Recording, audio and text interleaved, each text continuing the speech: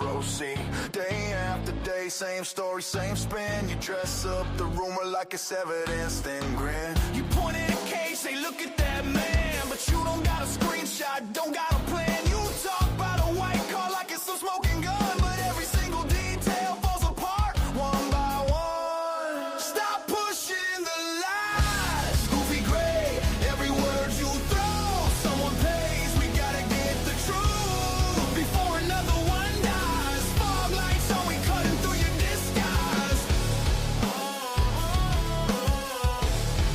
Stop pushing the lies, goofy gray. Fog lights blazing, you still mumble in the haze. Goofy gray static, every channel, every day. You shout, I got proof, but your pockets stay bare. Just echo in an alley, just dust in the air. Just another idiot, storytelling every day. You build crooked houses out of things you can't say. You sell loaded rumors like they're holy signs, while family sits shaking on the other side of the line. Stop pushing the lies, goofy gray, every word you throw, someone pays, we gotta get the truth before another one dies. Fog lights on, we cutting through your disguise. Stop pushing the lies, goofy gray.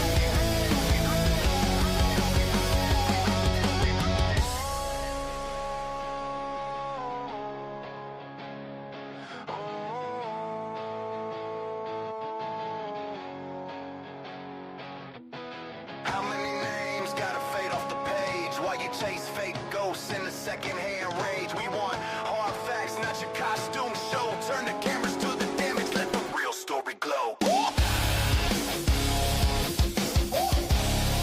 Let the real story glow. Stop pushing the lies, goofy gray, every word you throw, someone pays, we gotta get the truth before another one dies. Fog lights on, we cutting through your disguise. Stop pushing the lies, goofy gray.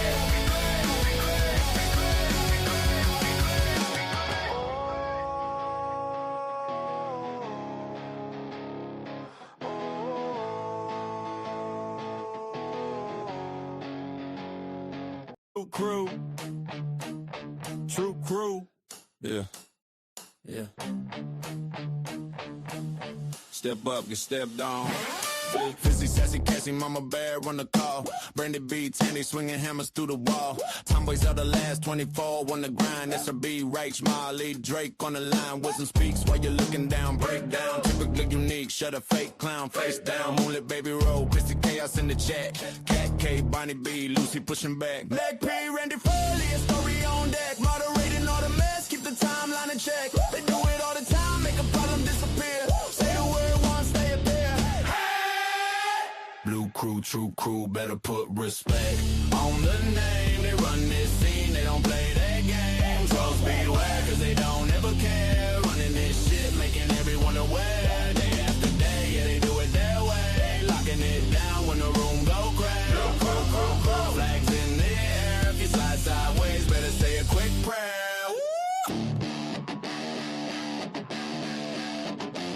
They keep it in line. Keep it in line. From the first loud ping to the late night side.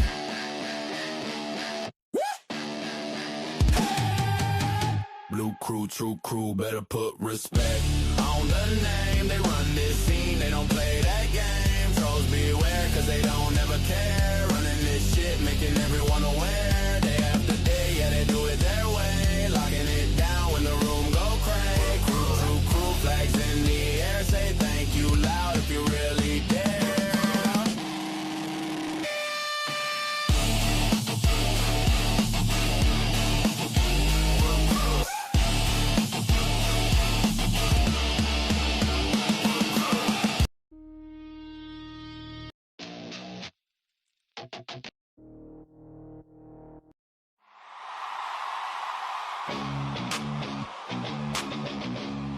What's up, this all fucking crazy out there, right? A true crime cafe, they go to softballs. Cold brew, cold case, chalk lines on the gloss. Seeking the truth, finding the time, files on the counter, grind with the grind. Blue crew backs him, keeps him in line. Sirens in his pocket, eyes on the sign. Got a wall full of faces, string tied tight, every red pen circle, another long night. True crime cafe, where the real ones bleed, busting these cases till the lost get free. Gotta find answers, gotta make time, everything will be fine if the truth aligns. If the truth aligns. If the truth aligns. Moving the bullshit, praying low real. Knuckles on the table, fighting for the next meal. True justice far out of view. Smoke in the doorway, what else can he do? Hoping he can answer just a few names in a notebook, voices breaking through. True crime cafe, where the real ones bleed, busting these cases till the lost get free. Gotta find answers, gotta make time, everything will be fine if the truth aligns. If the truth aligns. If the truth aligns.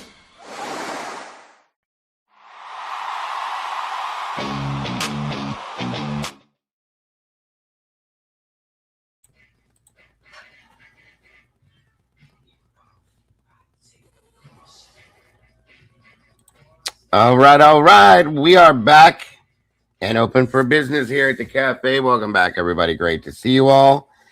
And I thank you all for joining us today. You guys are amazing. All of you beautiful people. It's great to see you today.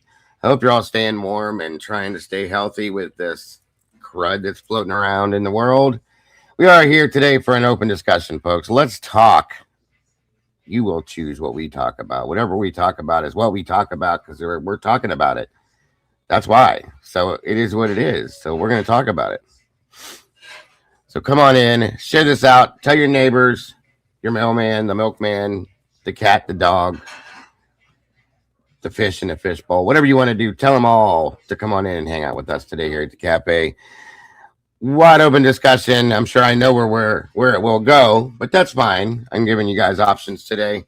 Please hit that like button on your way through the door. Share it out, like I said. And, well, you guys know what happens after this. So let's do that and get this show on the road. Let's do it.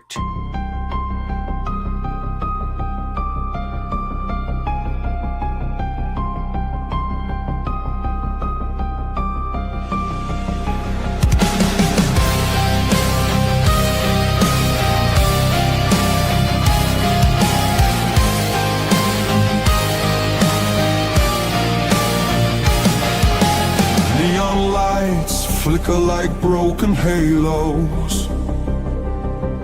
Whispers gather in the smoke-filled air. Tables carved with secrets and shadows. Every story's a wound laid bare. The kettle's boiling with a restless rage. Justice written on an unseen page. I sip the silence, bitter taste, waiting for the ghosts to show their face at the True Crime Cafe. We serve up the pain they try to hide away. Pour another cup of the truth you crave. Raise your glass to the names they betray.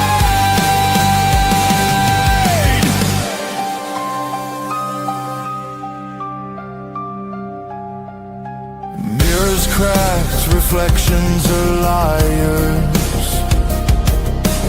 Ashes fall where the guilty once stood. The jukebox hums like a funeral choir. Echoes pounding through the neighborhood. Every scar is a candlelit vow. We hunt the how, we demand the now. No more silence, no more disguise. We'll paint the night with sharpened cries.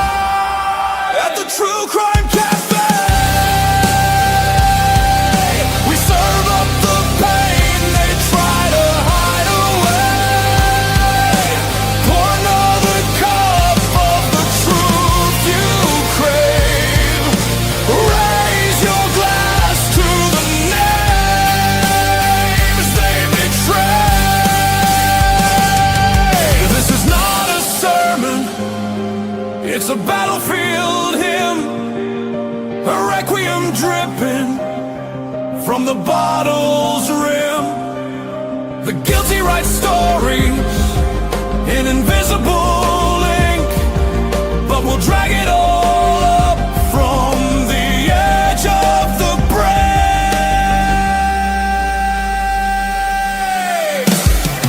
At the True Crime Cafe,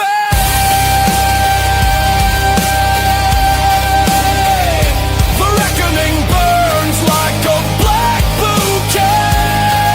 Every shadow will pay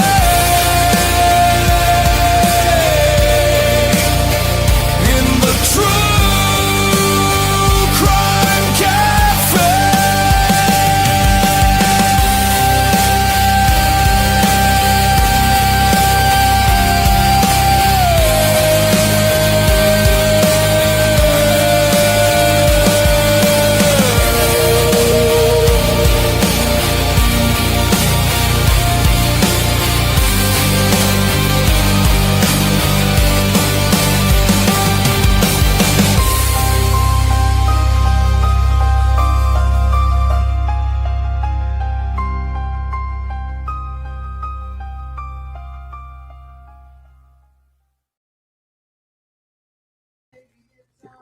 What it is, what it do. I'm doing better. How about you? Welcome back, everybody. The doors are open. Find a seat, get comfortable.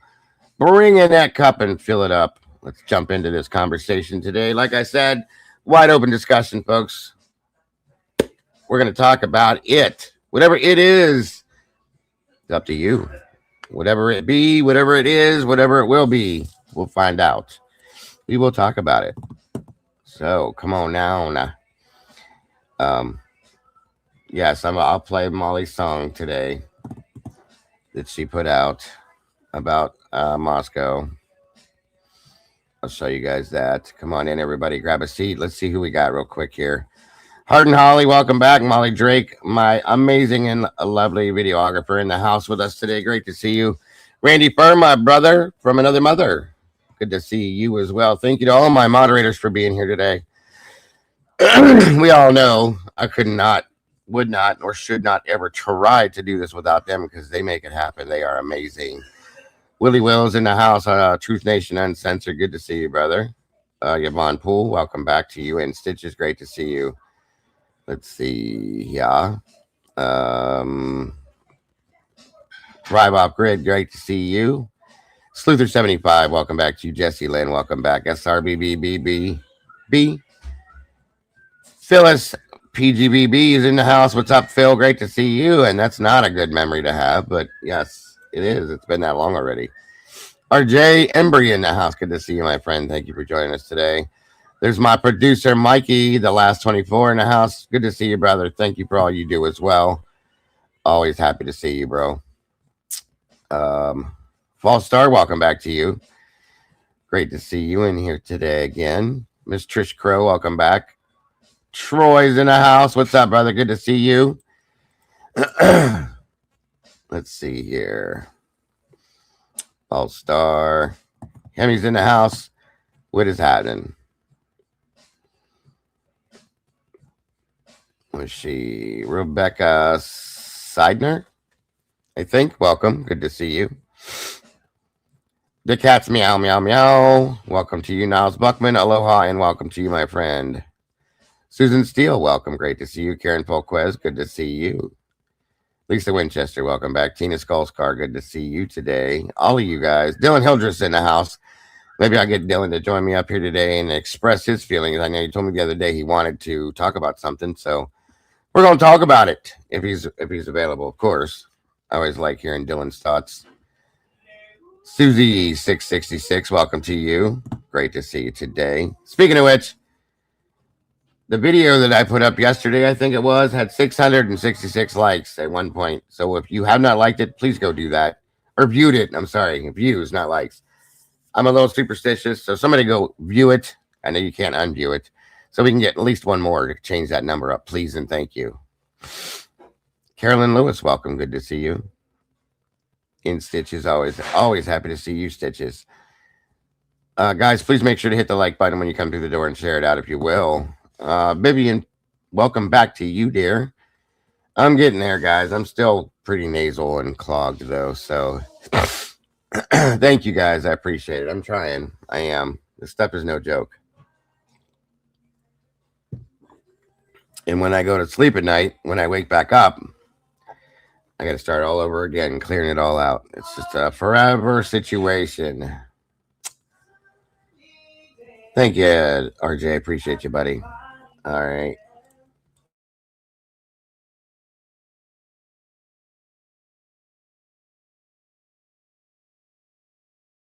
Willard, what's up, brother? Hola, Malaka, te ganas. Same to you. How you doing? I'm all right. Good. Good. How much Greek do you know?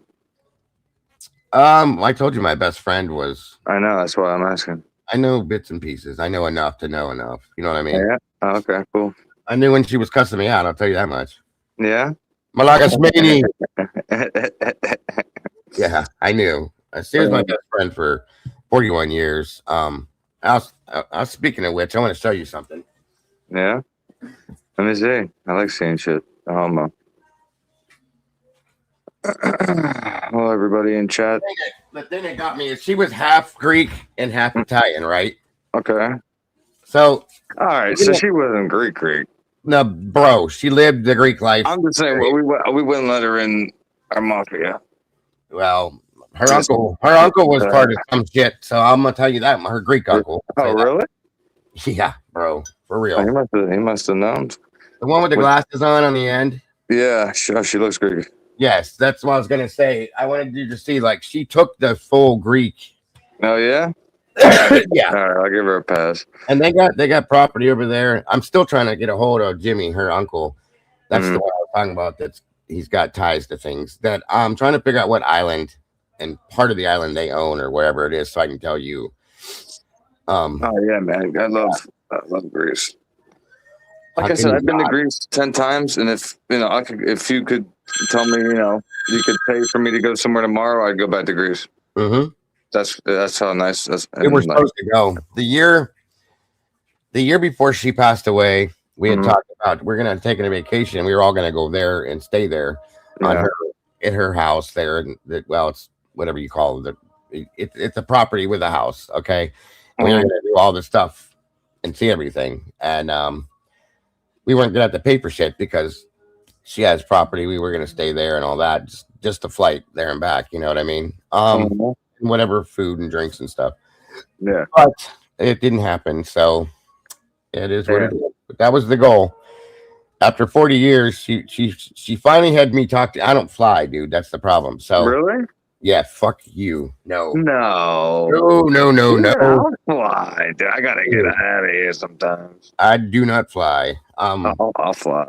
That's what kept me. I owned property was left to me in Italy and in Sicily that I left there because you got to go on like a ship. I know. Will you sail? Yeah, I can go in the water. That's no problem. All right. See, that's how some people are. And I used to be like that, but then I was like, what I don't like. Here's what I don't like. Right. Planes have been around for so long, and they still don't have a system to where, like, if the plane's going down, they can just pop off half of the plane, and there's like a parachute that'll safely lower it down to the ocean. You know what I mean? Nothing. You would think that's we're putting bombs that are 50 times bigger than the one we drop on Hiroshima. Why? Right. Why can't we just build a fucking safe airplane? Do it, bro. Like, that's an idea. Like, do something that would create where the top pops off and a big chute comes out and then it safely lands in the water. Well, I asked the TSA guy. I said, can I wear my parachute on the flight? He said, no. I think it's a crock of shit. I don't know why they wouldn't allow you to keep that as like a carry-on pack. Like, you know what I'm saying? Well, to me, thank you. That's what shouldn't drop from above you. Or the oxygen tank shouldn't drop. It should be parachutes. That's a good. And maybe a couple people get sucked in. Maybe a couple people get sucked in the engine. A couple people freeze. It's better than everybody dying.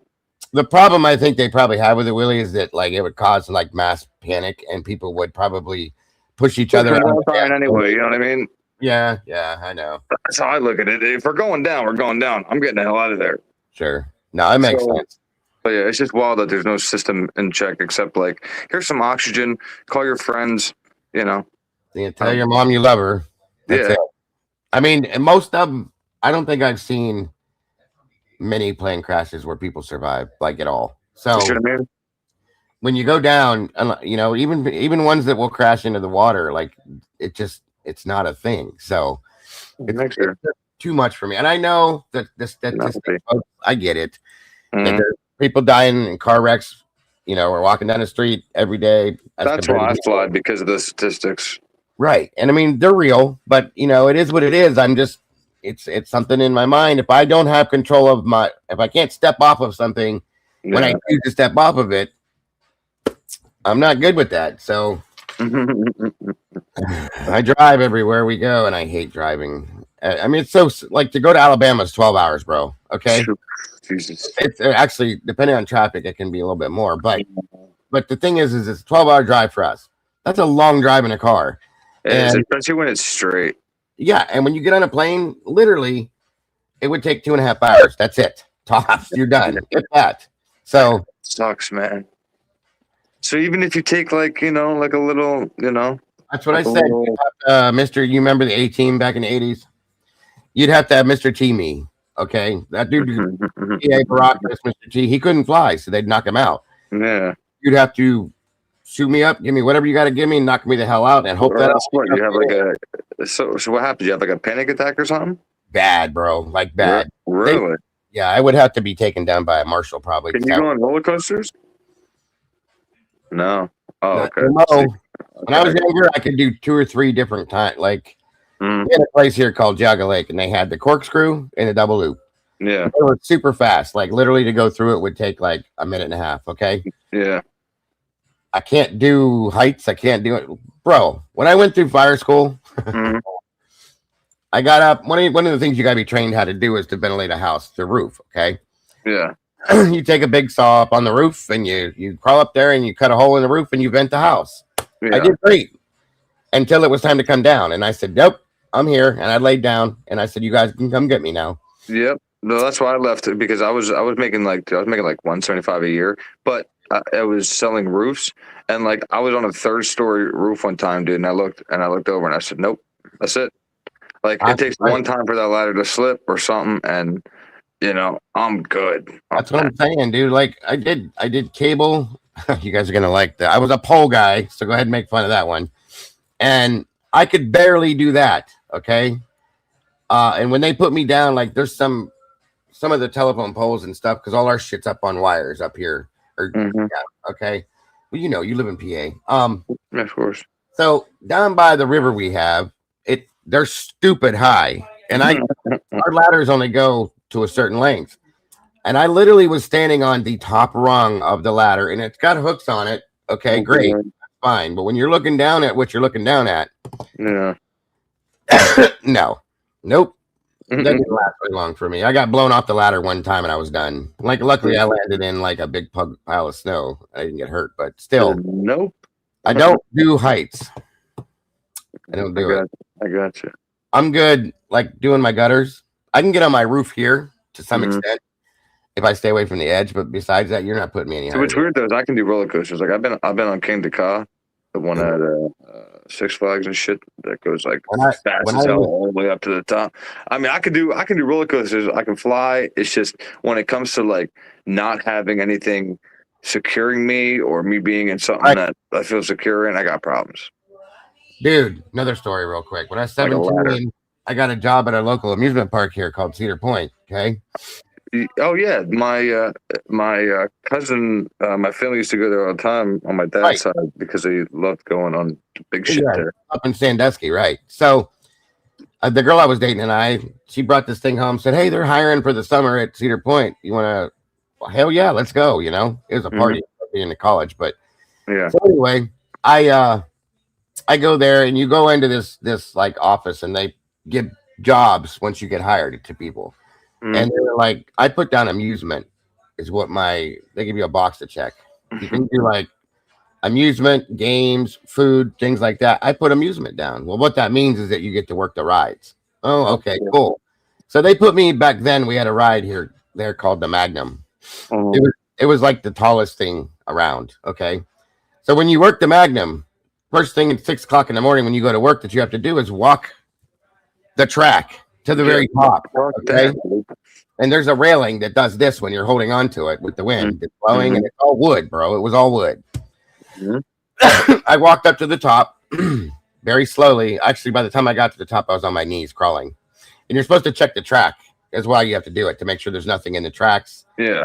and that kind of shit like that. So I got up there, and we had little radios we had to carry around and talk to people. And I radioed and I said, "Okay, you can come get me now." I said, "Fuck this." Bro, 3 of them had to come up there and walk down with me on sitting on my ass, sliding down. I said, "Put me in the games." And that's 100%. I went to the office like 10 minutes later. I had a massive panic attack. I almost pissed my pants when I got up there. Oh my Because god, I would have. swaying like this when you're sitting up there, okay? Yeah, no, see, I couldn't do that. And you could see all of Sandusky, Ohio from up there, and then some, probably the next county over. I'm good. Yeah. So I got down. Finally, it took them almost 2 hours to get me down. Of course, they laughed at me, and they're like, "What the fuck did you take this job for? You can't do heights." I said, "I didn't know. I thought I was going to stand there and push buttons." You know what I'm saying? You guys fucking lied to me. Nope. And I went and I ended up working the they had like the game things where you toss the rings and all that shit. Yeah, that's what I'd be doing. They transferred me around from booth to booth every day. When you work their games, you do different things. So yeah, that's what I did. That's what I'd be doing because I'd be able to interact with people more rather than them just getting rides. Yes. Yeah, very cool. Until I realized how many girls come there in the summertime, and my girlfriend caught on to that too, and then we had problems. So, you know. There you go. I was young, folks. So bear But with anyway, me. so I mean, I see you have no topic. Do you? Whatever you want to talk about, bro. Well, listen, bro. I have a problem. Let's talk about it. I think Jeffrey Epstein's alive. Here's why. Oh shit. Oh, here's Okay. why. Here's Wait a why. minute. Wait a minute. Maybe. Okay. Maybe you can bring up my channel real quick of the document that I posted today. Of course. And that's and this is why, right? I do not believe that the footage is missing because Jeffrey Epstein was taken out in his cell, like harmed in his cell. I believe that he was taken out of his cell, not taken out in his cell, taken out of his cell. Are you with me? Removed, extracted. Yeah. Thank you. Now, when you look at this, if you're able to bring up the document that I had brought up today, the other one just shows, I think I might have brought up 2, but the other one just shows that the FBI was working with Jeffrey Epstein at one point and they made like a deal, which is still disgusting to me. And that's why I don't put anything past the fact that he might still, be somewhere.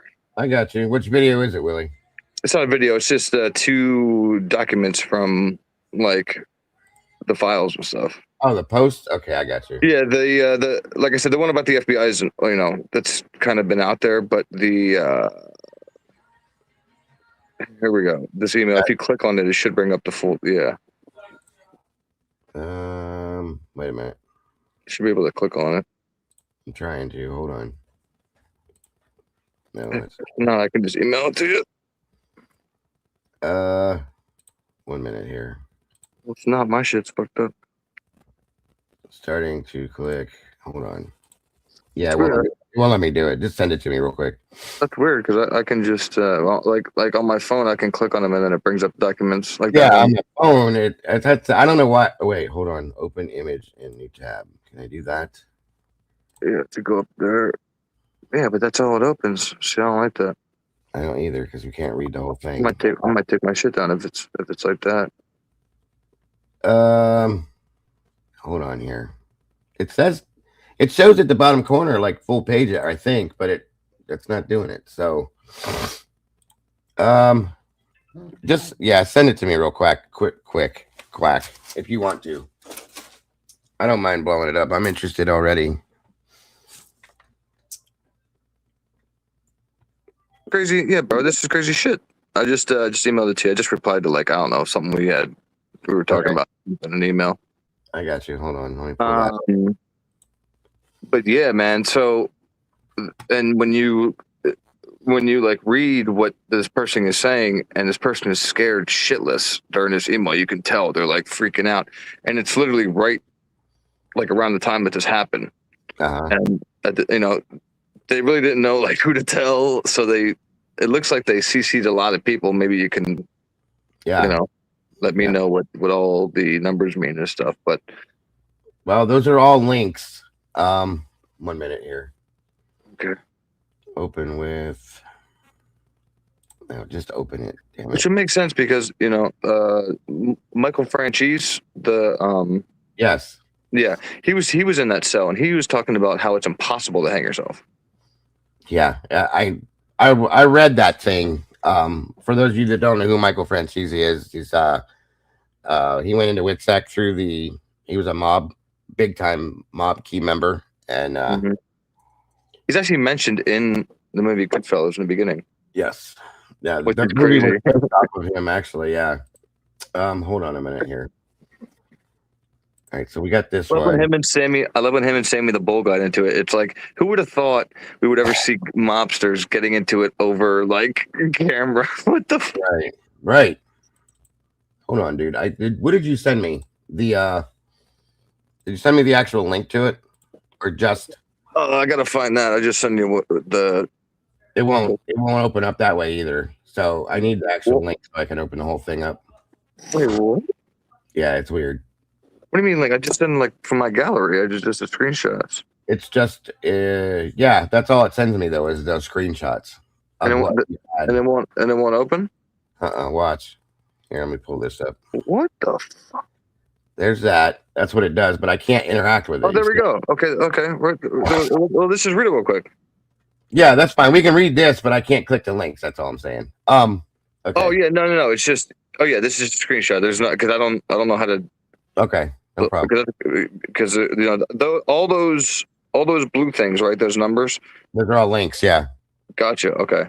So this is 8/10/19 14 2:44, right? Yep. August 10th, 2019 at 2:44 p.m. So, not saying anything after this. Please do not try to dox me. But last night, after 4:15 count, they took him. They took him medical in a wheelchair, front cuffed, but not one triage nurse says they spoke to him. Next thing we know, a trip van shows up. We do not release. We do not do releases on the weekends unless the judge orders it. Next thing we know, he's put in a single man cell and hangs himself. Here's the thing: the trip van did not sign in, and we did not record the plate number. And the guy in the green dress military outfit was in the back of the van, according to the tower guy who let him through the gate. You guys, I'm shaking right now, but I think they switched him out. And this is like somebody that's there. Listen, bro, WITSEC is a real thing. It is truly 100% real. Dude. And I'm going to tell you right now, money buys everything. Footage missing. I don't disagree with you. Money buys everything. Yeah. And the people that he knew. That's what I mean. Okay, the people that he knew, the money that he had and the money that the people he knew had. The problem is the shit he had on people. That's the whole problem. That's probably why. Forget the money, right? Forget the money for a second. It's the shit. It's the blackmail. Of course. You know, and if you have blackmail on the right person, unfortunately, as you see in the next document, you can do whatever you want as long as you make some kind of deal with, the ones above. So let me flip. Yeah, the other one is the deal between him and I believe it's the FBI. Yep. No, it's an interesting topic. It's a good topic, Willie. I'm glad you brought this up. Well, yeah, I mean, dude, they released so many, and there's so many like people going through them right now. Right. That like I don't have time to go through every single one, but no, I agree with you. So this one says, for those you can't read this, general forfeiture matters of Jeffrey Epstein, WSTA child prostitution. And it says the synopsis here: request closing of forfeiture subfile FF. Investigation has revealed that And then it goes on to say, here he comes. What is up, brother? Oh, just another wonderful day in paradise. Gotta What's love up, it. man? How are you? I'm doing all right. Just got off work. Dago's finally doing this at a time where I'm not working. I try sometimes, buddy. I'm sorry. 'Cause I don't know if you saw the conversation I had with a couple people in yesterday's chat, but I think I know the reason why Bethany put at the very end why she added in Kaylee was actually not moving to Texas. Good. Hold that thought. We will get to that in a minute. I'm very interested in that. But with Jeffrey Epstein stuff, I don't know much about the files. I just know that somehow Glenn Quagmire didn't make the list. Somehow. He probably should have. I would imagine, yeah. But this says, let me read this real quick here. Yeah. On September 11th of 2008, case agent advised Ryder that Epstein is currently being prosecuted by the state of Florida and is complying with all conditions of his plea with the state of Florida. Epstein has also provided, and this is highlighted, information to the FBI as agreed upon. Case agent advised that no federal prosecution will occur in this matter as long as Epstein continues to uphold his agreement with the state of Florida. So he made a deal, folks. Okay. Case agent also advised that no further forfeiture assistance will be required for this case. Case agent is requested to contact Ryder in the event this matter moves forward on a federal level. In that no further forfeiture related action is deemed necessary in this matter. It is requested that subfile FF be closed, and that's dated 9/17 of 2008. For child prostitution, they're doing a deal with some, like, it's disgusting, dude. There should be no deal on something like this. It is what it is. But here's the thing, Willie. Like you said, the shit that he has on people, they know that he's got power and the money. Those two things alone, you can run the world, bro. Truly, like you could run the whole world with knowledge. Because nobody even knows where he got. It's crazy because nobody even knows where he got the goddamn money. He just like had money. It just happened. Yeah, that's one of them deals that it just came about, right? Yep. And there should be no deals for anybody like this. Just as much as I said yesterday, when we were talking about capital cases and stuff like that, that there should never be a plea deal on a fucking capital case, folks. No, you should not give anybody the option to slide out of something as horrible as what went on with this stuff. Okay, but they do. Yeah. Because of this and power, money and power, bros. Folks, that's exactly what runs this world, and it's disgusting to me. It's sick and it's sad because there is no true consequence for if you have the right amount of money and you know the right people, you can do whatever you want. Yeah, but yeah, it's sick. It's sad. It really is. So yeah, man, they dropped a ton of files. You know, obviously they redacted a ton of stuff, but I mean, there's a lot, man. Let me ask you. Yeah, I know. I was going to go through this at one point, but there's been other shit, and there's so much of this that it would take me forever. Let me ask you something. This is based on your statement, bud. And I don't know if you were in here, Dylan, if you heard it, but Willie said he thinks that Epstein might be alive. So, why? Re-explain for some of the people that just jumped in here, Willie, what you said when you first said that about why you thought that. Well, again, you know, we have that, we have that document that's, no bullshit. That's not like just something that, somebody made up. So where would you think they would take him? I almost said to an island. I mean, it makes sense. I mean, listen, dude, like we were talking about, you gotta say he has blackmailing everybody. So it only takes one big person to, order, him to be taken out of there, knowing that, if the feds, I don't know what the feds took. I don't know what the feds didn't take. I don't know how all this works with, the deal they're making with him and stuff like that. It's all corrupt, dude. Of course. So, pure corruption, yes. So that's why I think, again, those minutes missing, obviously, is bullshit that the camera's not just going to malfunction. But I don't think it's because they went in there and killed him. It's because I think they went in there and took him out. See, that's first off, they tried to say he took his own life. I never believed that. Okay. I think we all automatically assumed that that he was taken out. Okay, because of the situation, like you said, the knowledge and information that he has against people such as Donald Trump, the Clintons themselves are scary enough for me by themselves. Okay, I'll say that much. Especially how many times Bill went there and how many pictures Bill's in. It's disturbing. And if I said this a long time ago, I think if in my opinion, this is an opinion, if all the bodies that were buried on Clinton's property were to stand up at one time, I think they'd have a population control issue. Okay, trust me, Bill's and Hillary's, because Hillary's not no saint. I agreed. I'm talking about them combined. Okay. Yeah, they're both. Yeah, So there's money and power, though, dude. Yeah. It'd be a block party. Yeah, 100%. 100%. All these missing people and all the shit that is going on around them, like I guarantee but here's you. my problem. But here's my problem I have with this country, right?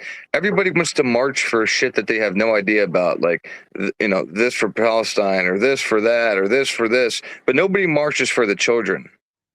Where's the big marches, against the violence against children happening that we're seeing?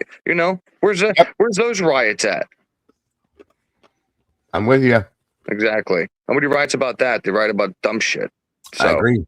I fully agree with you, bud. Anyway, I just wanted to bring that up to you because I found these two documents pretty interesting. They are.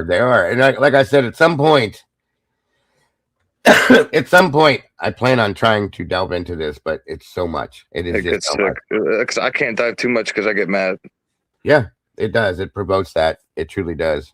I will say, and I don't know if Willie brought it up, but when that the first post came out where he said it was a prison guard shaking all that jazz, the FBI allegedly went into a full tizzy trying to find out who posted that. They sent. I think that was the email that was sent to. I don't know who it was sent to, but yeah, I'm sure. Yeah, the FBI legitimately went into a full blown. Oh my god, who did this? I'm sure. And that person would have probably disappeared. And if they have if they found that person, I'm going to tell you right now, that person no longer exists. Exactly. Everyone is scary about this country, dude. It is. Truly, it is. And this is Idaho, folks. This is what we've been looking at in Idaho. It's almost the same exact type shit. So I mean, and again, and I was thinking to myself, it wouldn't take a lot for me to plead, dude. It would take me to think that the person who is, say, knock on wood, right? So, if they were to threaten, my daughter or something, right? And I felt like there was any percentage at all that it was serious, right? I'm playing. No ifs, ands, no questions, no buts about it. I'm playing. I'll sit in jail for the rest of my life to know that my daughter's safe. If I feel at all that, it's serious in any way. You know what I mean? So again, what they had against Brian is, his parents. And I don't know if they threatened to arrest one of them or do something. I don't know. But you don't have to do much of anything, Willie. They could threaten to take away knowing his mother was sick. And I know this sounds stupid, you guys, but does it really when I say this? Listen to me. They could threaten to take away their family's insurance. Okay. Yeah. Mm-hmm. What does that do? It's as simple as that. And his mom's sick, and Brian's smart. He knows you take away mom's insurance, she can't get her medication, she's gonna die. Yeah. Okay. They do sick shit like that to people. Just saying. So anyway, no, good point. Very good point. I'm glad you're up here for what Dylan wants to talk about too, because I'm curious what your thoughts and feelings are on this, because Dylan comes up with some interesting points. Are you done with that, Willie, by the way? Oh yeah.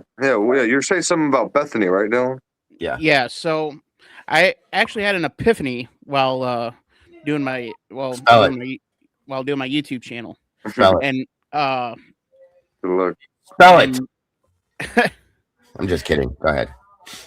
So the epiphany. was, so I was thinking, for some reason I was going through my reasoning on why I think Jack DeCour has a huge part in this. And I started thinking about Bethany saying, why would she just randomly put in that, she was moving to, Kaylee was changed her mind about moving to Texas. Right. And the reason being is that she just wanted to hang out and stay in Idaho, which, if you want to stay in Idaho, you're nuts. Right. So I agree. So I would never go to Idaho. Never voluntarily. Nope. Or Massachusetts. No. But anyway, so I'm sitting there and I'm kind of thinking it through. It's like, wait a minute. So Kaylee moving to Texas, taking the dog, assuming she's taking the dog with her, Mm-hmm. that would be the trigger point. That is something that you could point to, oh crap. It's now or never, that's going to set them off. Yeah. And in the documents, it says that Jack had to go to counseling to get over Kaylee. Yes. Obviously, you're not going to get over somebody if you need counseling in 3 months. And let me add to that too, Dylan, for those of you that are listening or don't know this, by the way, because I know some of you guys are new still to this somewhat.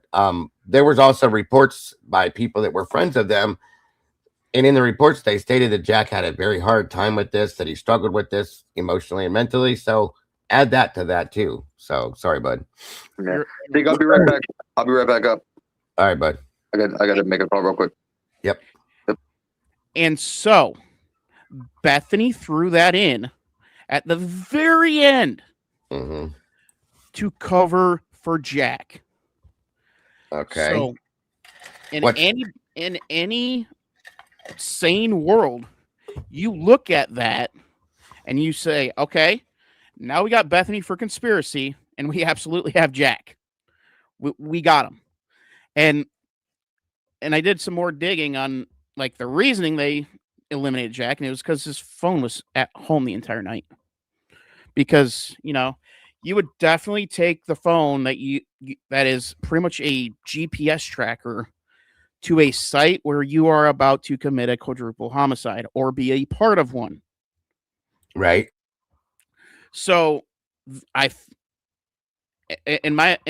would love for someone to come up with a better reason on why Bethany added that in, but she added that in to cover for Jack.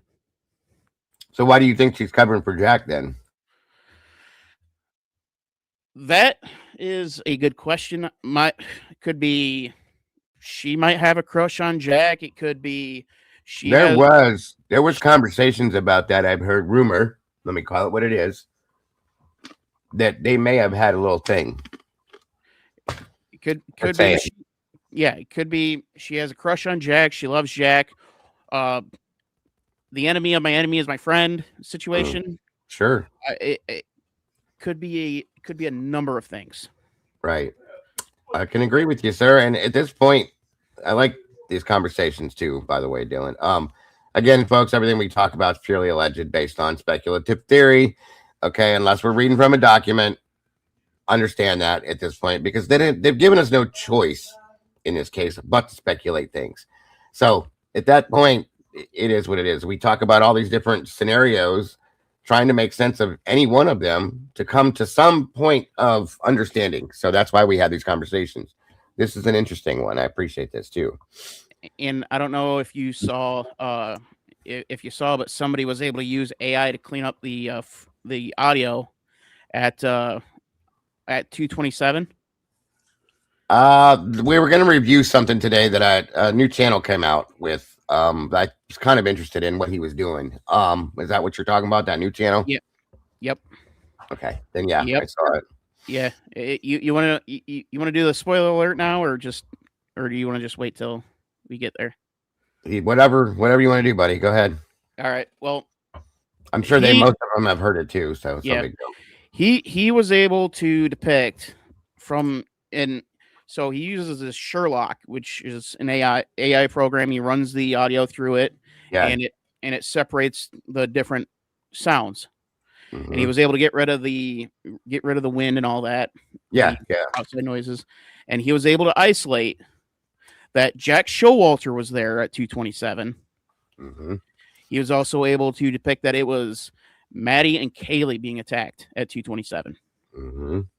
And it was the and he says it was the scream of Maddie, but it could be Maddie or Kaylee. But Yes, it was one of those two. So it goes back to So do you think, let me ask you this then. Let's go with this for now. Okay. Hold on a minute. I'm trying to find, I know Bronx ran it. I'm just trying to find the actual channel, but that way we can look at it while we're talking about it too. Do you think, okay, let's say something like this did go down. Do you think Jack himself was there, or do you think people that he knew did this for him? I think he was there. Mhm. He was absolutely aware of what was going on. Mhm. He knew whether and given the injuries to Kaylee, I think he was there. I think he was the one that actually did the beating on Kaylee, Yeah. which and that is the reason why at least Maddie and Kaylee were covered up, or one of Kaylee or Maddie's friends was there as well. Could be anybody, but Well, and here's the thing. Going along with that, we watched a video. It was the last week or the week before. Okay, and that video came from a channel called Choppa. Okay, and Choppa. My understanding is that she was a police transcriptionist. So she did her version of this and broke it down. And throughout what we're hearing, and again, folks, it's all speculation. Okay, none of it is based on any kind of. Thank you, 1-1. Appreciate you, bro. Thanks for being here, by the way, too. Welcome everybody that's jumped in. I appreciate you all joining us today. Nothing. We don't know of anything for a fact. Now, I will say that this channel, I'm gonna drop the link in here for you guys because I want you guys to check him out too. If I can get it to work. True Crime Forensics is the name of the channel. Okay, he created this software called Sherlock, and he did an amazing job with it. The way it works, it's just unbelievable. So, and when we show it, I'm going to let him explain to you how he did it. So, if one of you guys have the link already, drop it in here so everybody can see it, and go over and check this guy out. Give me 1 second. I'm sorry. I got the link. I got it too. I'm sorry. I got it. No problem. Okay. Thanks, buddy. You are awesome, sir. Anyway, here's the channel link right here. Go over, subscribe, hit the like button, and hit the notification bell because this guy's going to keep going with this stuff. Again, I'm very curious about the technology of how this stuff works. And if it is true to form, wow. Okay. Welcome, JC. Good to see you. So anyway, which video do you think is the best one to refer to, Dylan? The newest one or the one from yesterday or 2 days ago, or which one? I'm trying. Let me. It would be the one from 17 hours ago. Is where he actually looks at the screams and says that it's Maddie or Kaylee. And I also, and I don't know if anybody else has, but I also put the 2 and 2 together when the autopsy reports came out. There was no way on God's green earth, zero chance, Maddie let Murphy out that night. Because of the intoxication level? 911 probably should have been called that night before anything went down. Their blood alcohol levels was enough to. Is that who blew him as a 0.3? Somebody blew him as a 0.3. Maddie. Maddie, yeah, that should have been. She should have, in my opinion, I've dealt with this before. She should have been deceased, okay, or at least gone into a coma of sorts. Yeah, but here's the thing, dude. Like, I mean, shit, not really. Like, you'd be surprised once you build a tolerance to that shit, how much you can handle. as Like, big as she like. I That's should. Well, then I should have died multiple times in high school. we probably should have, bro, because I did the You same thing. know, especially when we had like, I was drinking Mad Dog and Vladimir vodka and disgusting shit. 151 or Everclear, stuff like that. Everclear. Oh Okay. gosh. Yes, and when they make a specific type of alcohol illegal in a state, there's a reason for it, and that could have killed us a few times. So Yeah, that's what I mean. So I mean, again, who knows the tolerance that they've built drinking so much every single weekend? I mean, I guess, but that was high, especially for a small female like that. Very Oh high. yeah. 110 pounds, blowing damn near 3.0. Yeah, That's why it doesn't take a lot to get her there because of her size. So So, and that's true too. yeah, but I don't think she was at that point of alcohol poisoning. She was close. She was flirting with it, Mhm. but it also begs the question: how the hell she got up the stairs twice, Mhm. assuming they went through the front door, And then and back outside to walk the dog, and then back in again. Right, I got you. yeah, and then go back down the stairs to ask Bethany where Murphy was. Right. I mean, So it's pretty wild. Yes, I agree with you. that is yet And another lie of Bethany Funk. Yeah, makes sense. It makes sense. So, okay, go ahead and re-explain real quick because I know a couple people just popped in here again. Welcome, Jules. Good to see you. Donna, Astastic, Mystica.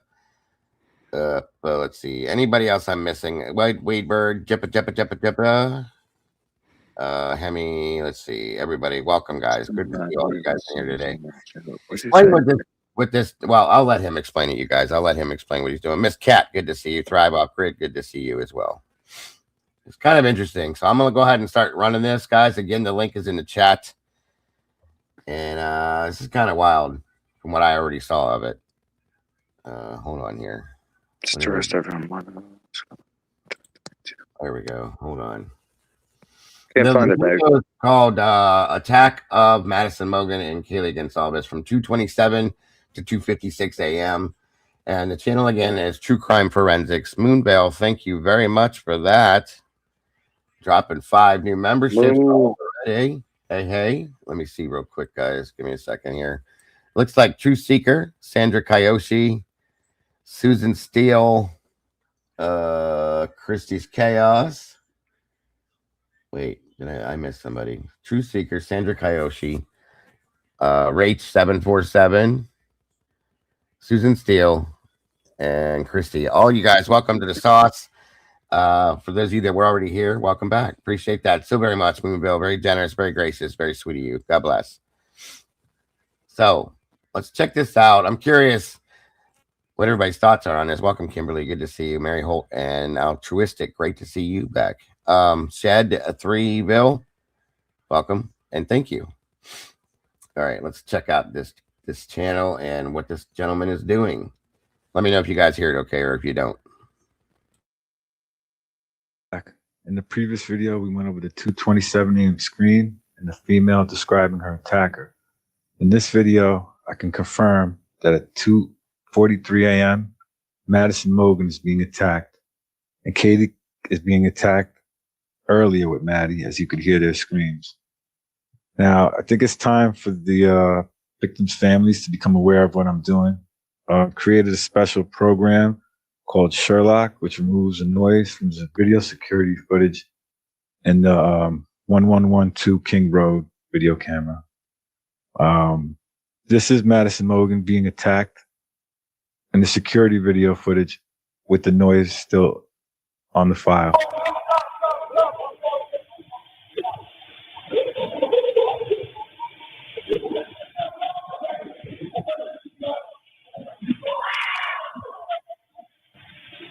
Okay, so this is Sherlock. Trigger warning. This video includes sensitive and violent content that may not be suitable for all viewers. This video is for 18 plus only. Just in case, folks. Sherlock program is created to remove that noise. This is Madison Mogan being attacked with the noise removed.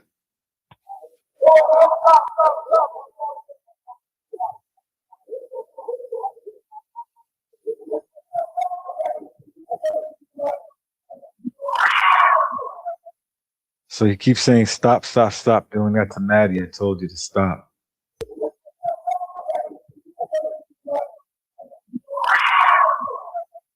And then she screams.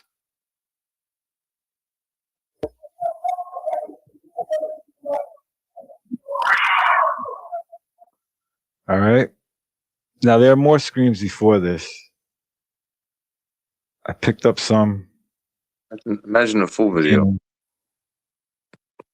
And this is after the first scream, where the female screamed that she's been stabbed. What'd you say, bud? I said, imagine like, you know. Yeah. Like, No, you know, there's a full version of this somewhere. Right. Agreed. Insanity. Where's that at? It'd be nice to know. And it's definitely a female scream. 100%. Oh, yeah. I think Moscow PD was trying to say that it was coming from the house at the end of the street there. Really? No way in hell. Come on now. But yeah. Listen, this camera's good, but it's not going to. No. It ain't that good. I'm actually surprised it was able to pick up as much as it has. Meaning, I agree. Meaning, like somebody said in the comments, this likely started outside. Very plausible, yes. Very plausible. And then it would make sense too, Dylan. Or it could have very well started in Maddie's room as well. Well, you know, I've wondered, you guys. Haley's room. That's what I was going to say. Let me add to that real quick, okay? We all saw in Hitler's affidavit that he put out, that statement that he made, okay? Where they had their little powwow at 2 a.m. in Kaylee's bedroom, and it was Kaylee, Maddie, Bethany, and Dylan in that room. I've always wondered if there was something a little darker going on within that, okay? Not just a little hangout, let's get food type thing. I wondered if there was something more to that. Did a confrontation happen and start there?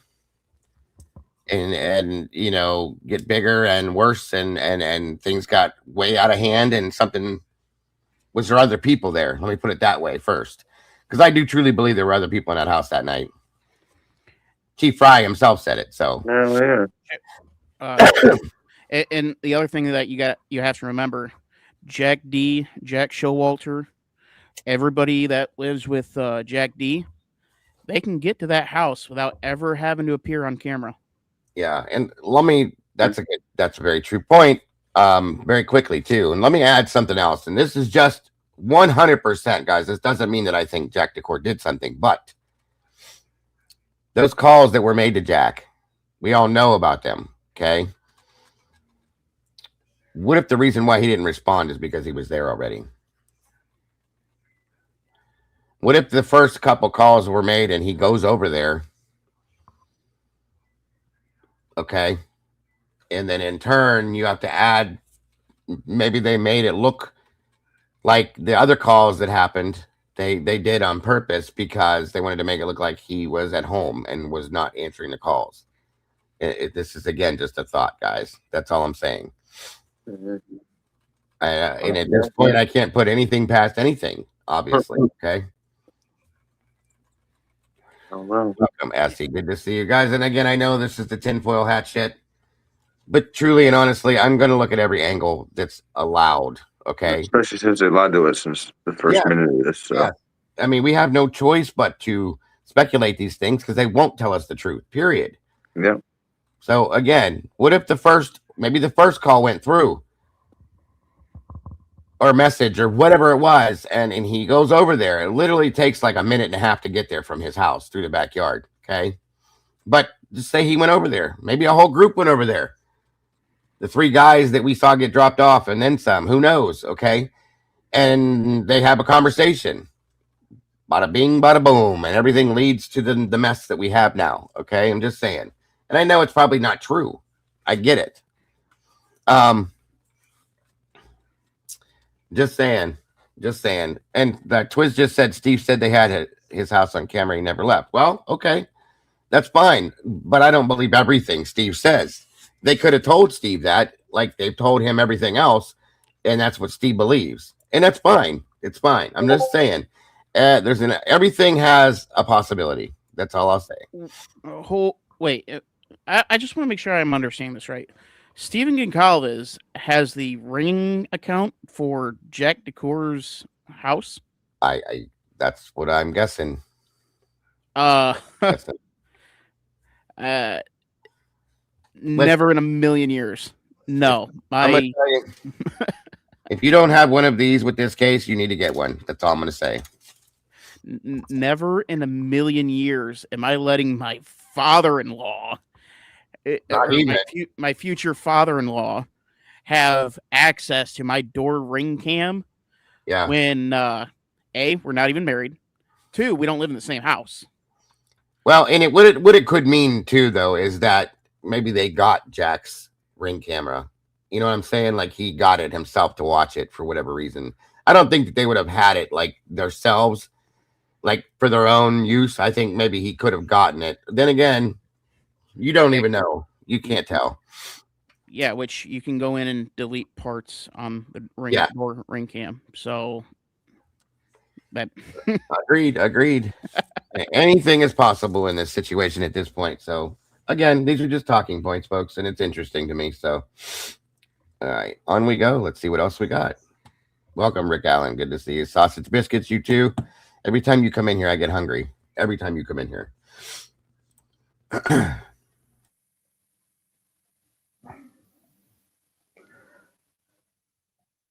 There's another scream at around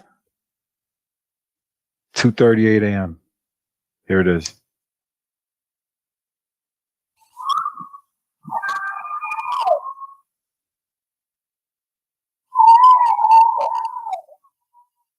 Those two females are probably Kaylee and Maddie. Since I hear two voices there. It's about, let's see. Here's more screams at 2:40.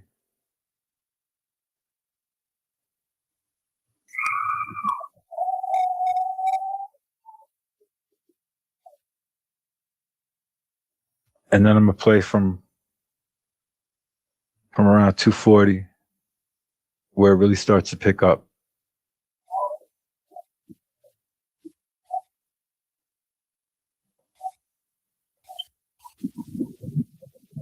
See, that's people running in the house.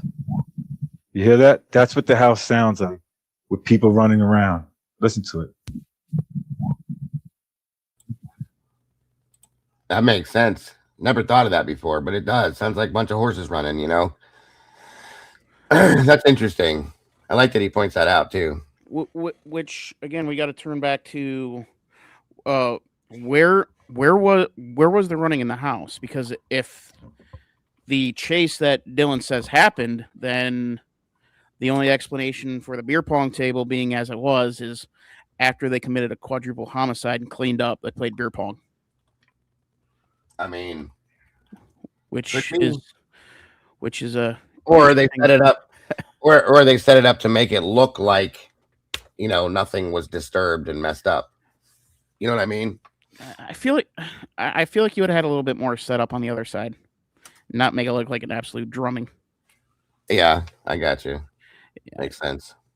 So, I mean, I guess it could have been in the upstairs or the first floor, but there's no evidence upstairs of any sort of struggle outside of Maddie's bedroom.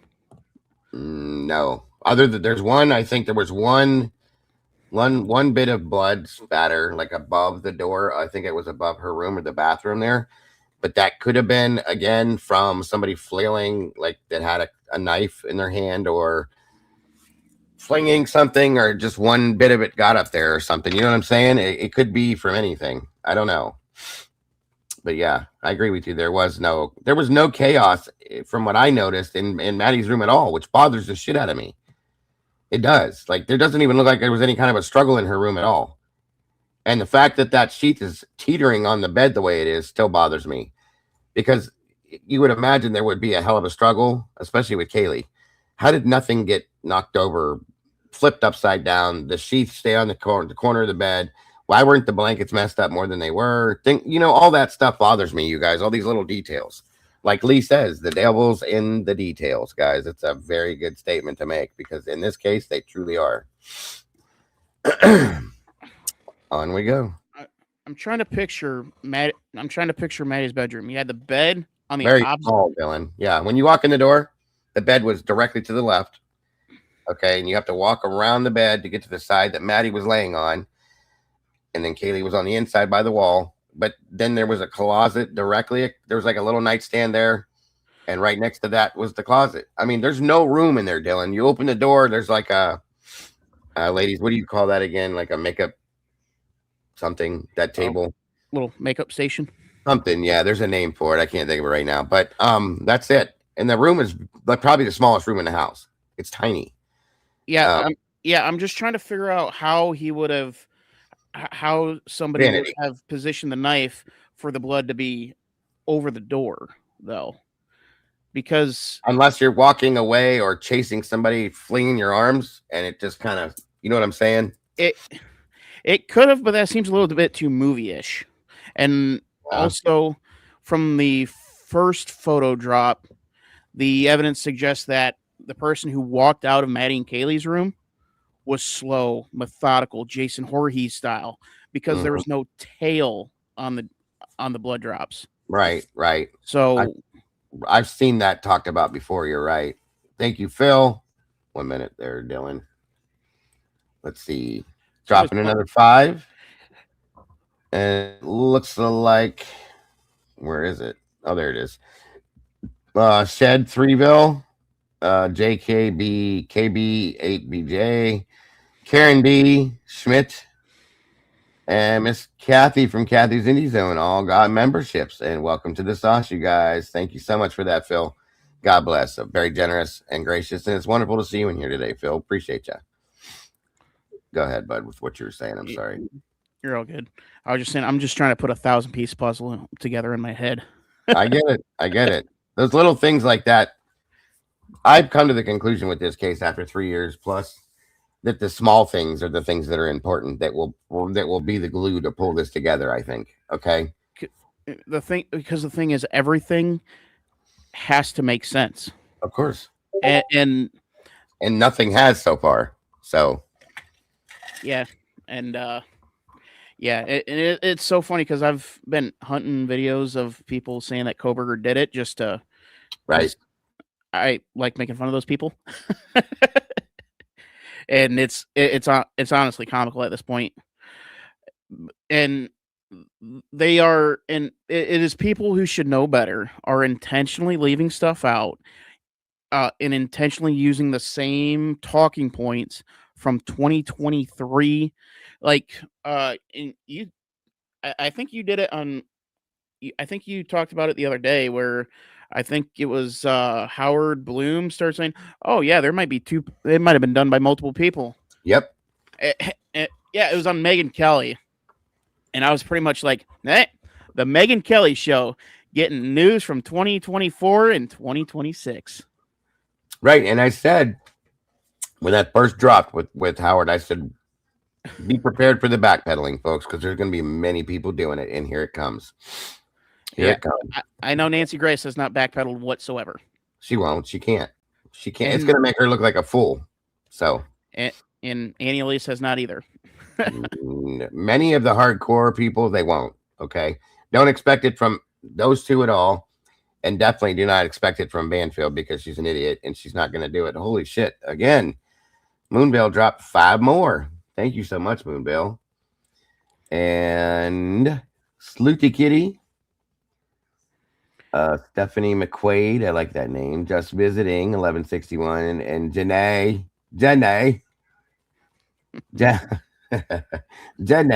22, Gemini 33 NAC. All you guys, welcome to the sauce. I have meatballs. I have a confession, Dago. What is that, sir? I never watched that movie. What movie? Forrest Gump. How did you know that what that was from then? Because everybody talks about it. Oh, okay. I love that movie. It was a good one. They are like peas and carrots. They are. They was running. Kathleen Bell, welcome. Good to see you. Thank you so much, Moonbill. You're a sweetheart. God bless. Very generous and gracious to you. And Jenny Jones in the house today. Good to see you, Jenny. All right. So, all of that stuff, very, very good points there, buddy. Very good points. Haley, welcome. Good to see you as well. And Firebox Perspective, all of you. Daisy Lady, welcome to you. And here's the thing. That's a good point Sausage just made. Not all speculation because there is evidence, and the evidence just doesn't match the official narrative. Bingo. Thank you for that, because that's a fact and a point. Poetic Justice, hello and welcome. Here's the reason I feel Dylan and Bethany not there. Lots of screams and thuds, and their voices are not picked up on that audio. No way you could sleep through. No. Well, okay, I agree with you on that one, the last part of that. And I don't believe they were sleeping, though. I don't think anybody slept in that house that night. I never have, and I never will. I think they were awake all damn night. Well, there's Karmic in the house, guys. Make sure you go check out this awesome lady's channel. She does some great work. She's going to be joining me here soon, too, by the way. We got to work out a date, but Karmic Retribution will be a guest here very soon, and I cannot wait for it. Good to see you today, dear. I hope you're having a great day. Thank you for that. Make sure you guys drop her link in here so you guys can all subscribe to that channel. She puts out some really interesting thoughts and feelings, and I really respect her feelings on this as well. And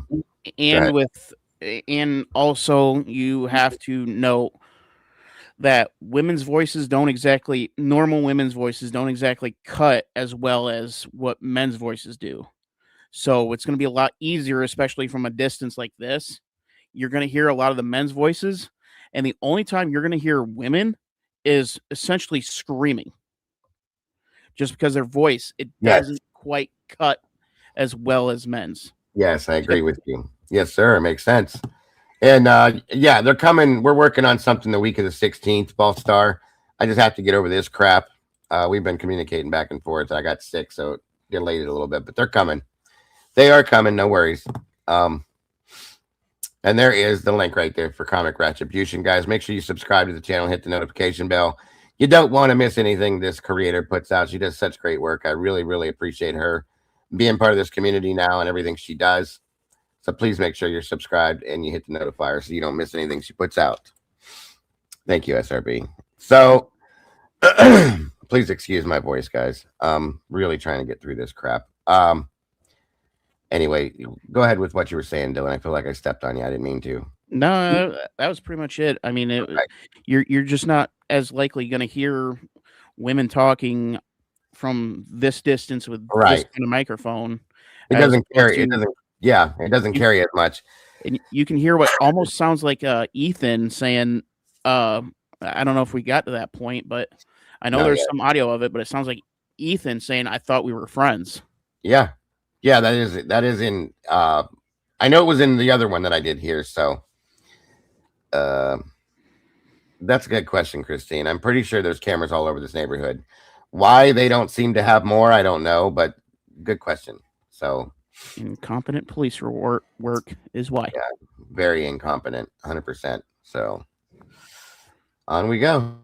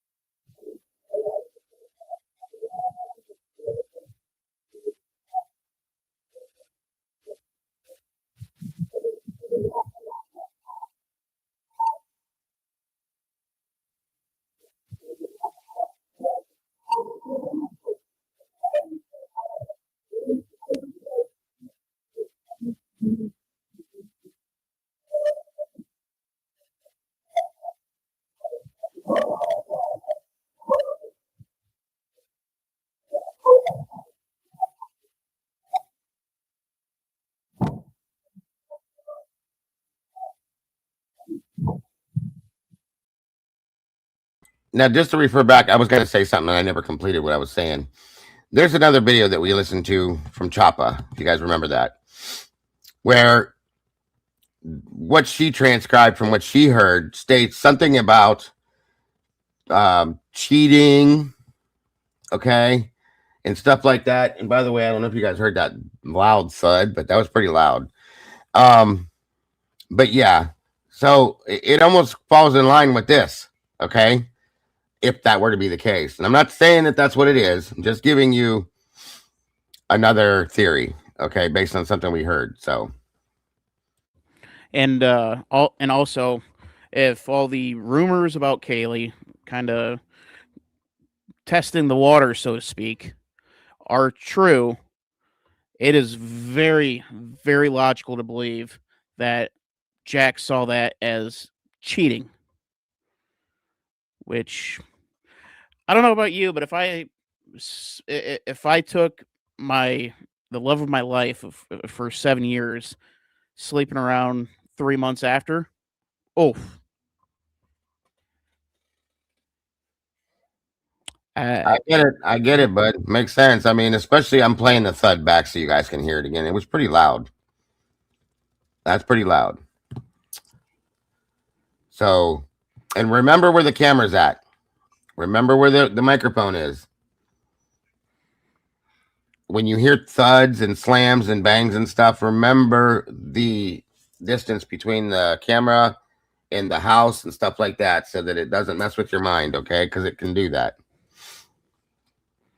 I'm going back just a tinge and we're going to hear that thud again. That was really kind of loud for that.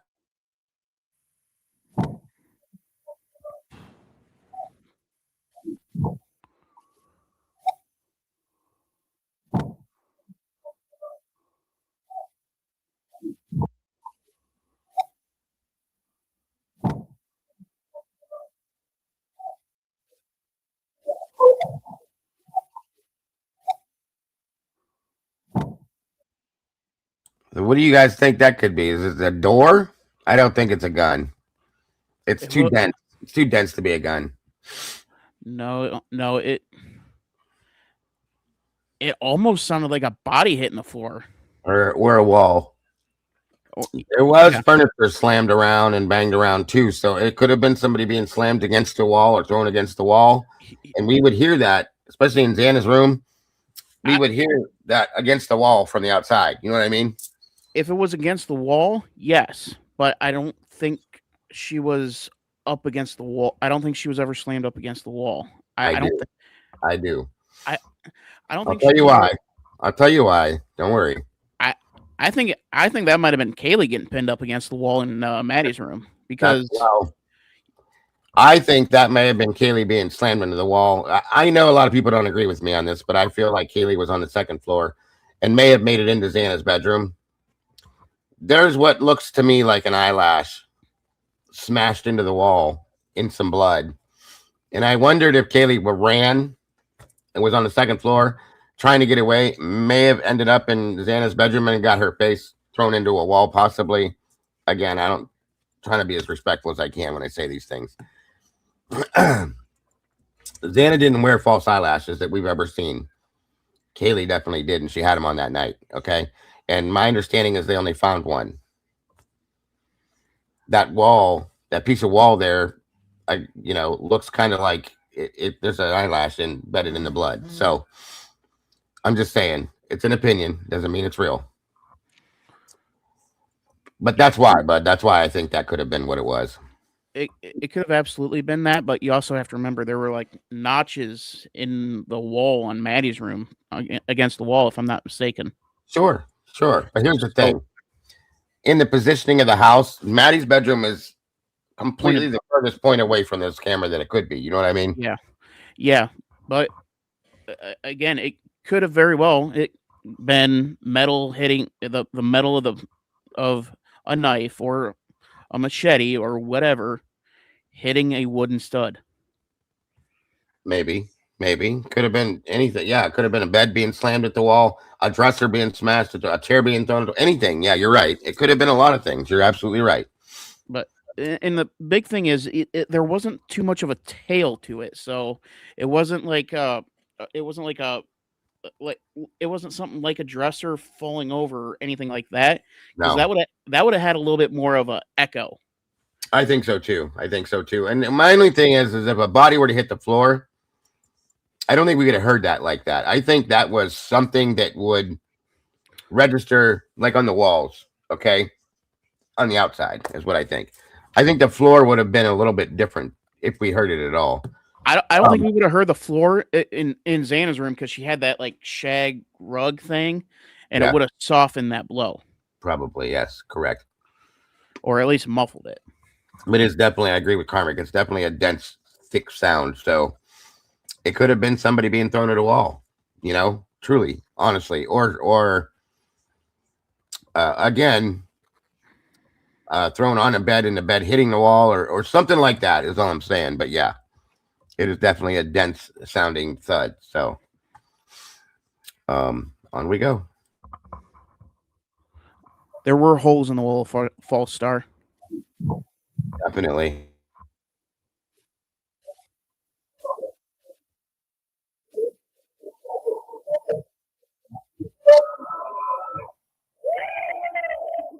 Yeah, this is where, as you can see from the waveforms right here, this is where it's going to start getting crazy. You're going to hear Madison Logan being attacked. And it's most likely Kaylee too, since they were together. So it's hard to say which is which, but when I heard the guy say, "Stop doing that to Maddie,"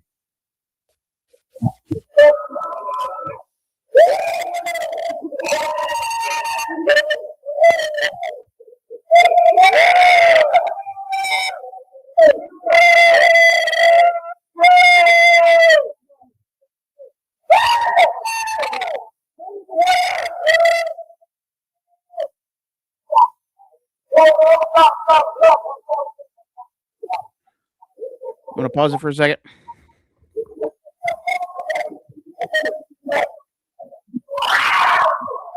yeah, that's unmistakable. Sorry. You're all good. You actually picked a better time than I would have. But yeah, that sounded like a mask type scream, or teasing is what that sounded like, because you can hear right underneath it one of them screaming. Right. Yes. Here, let me click that back one more time, just a little bit. Right there. All right. SRB's got a good question, and I got a better answer. So Why? the reason So much noise. why you would make those kind of noise, because it's a lot easier to explain why somebody is screaming like it's a toga party, as opposed to somebody screaming like it's bloody murder.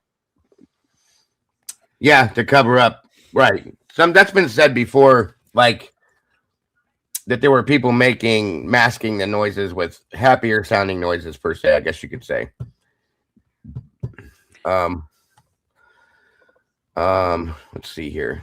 And you know, the cop, if it's the typical noise complaint, the cop's not going to do anything more than just say, "Hey, keep it down out there."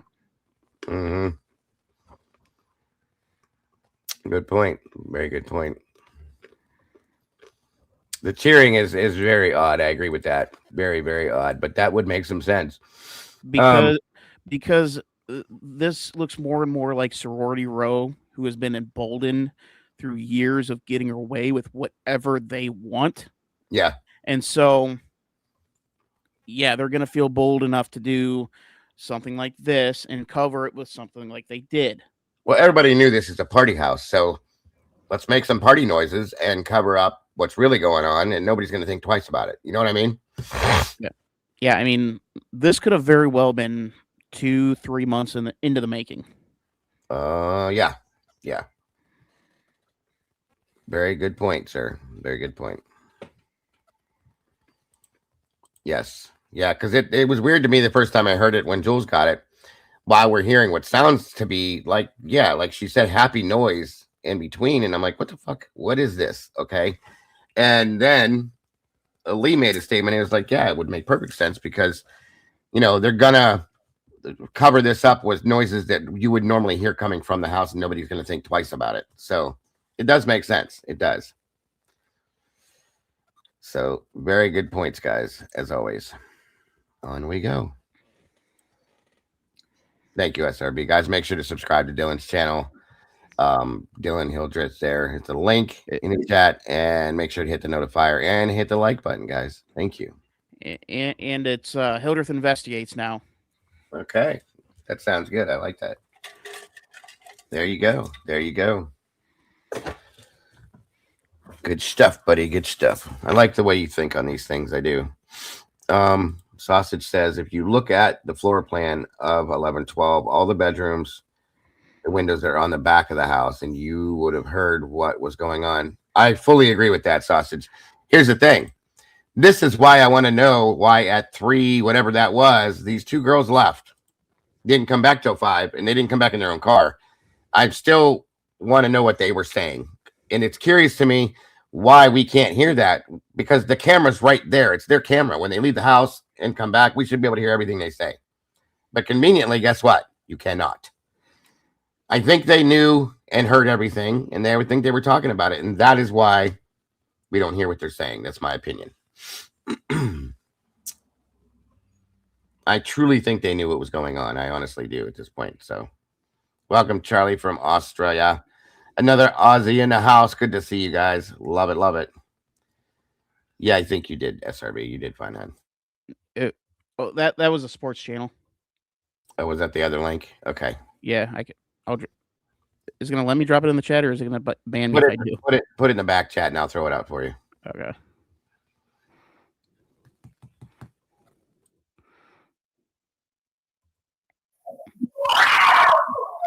Yeah, that's unmistakable. Stop doing that to Maddie. I told you to stop.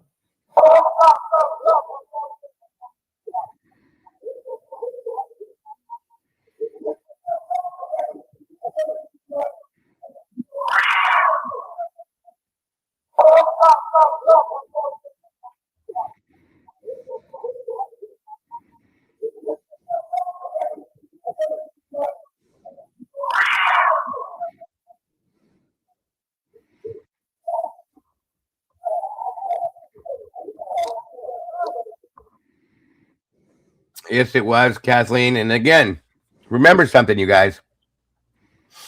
This is all like a fishbowl here, okay? Like literally probably 30 feet to the left is where the house is. Xana's bedroom wall is right there, okay? My understanding was that her bedroom window was cracked a bit too, but I don't know if that's true. There's that. I'll just say that, okay? Now, inside that house, there's no carpeting. There's no kind of anything to deafen the sound. And Dylan herself, due to her stupidity, after lying once, come out through her interview and said, you hear everything in that house. So there you go. Just saying.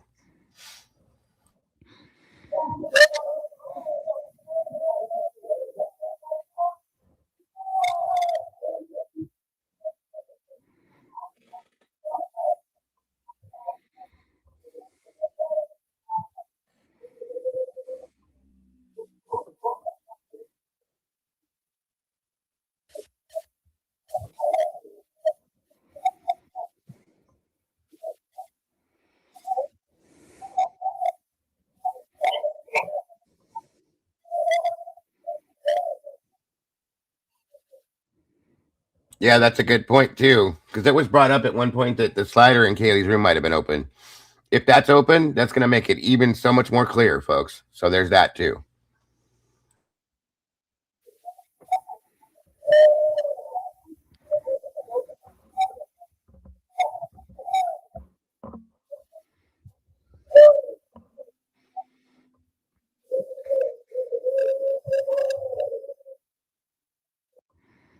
Now, what you're hearing there, in my opinion, is crying, sobbing. Okay, that's crying to me, because you hear how it's got, like Dylan referred to the tail of it as it's kind of like dragging out. That's crying to me.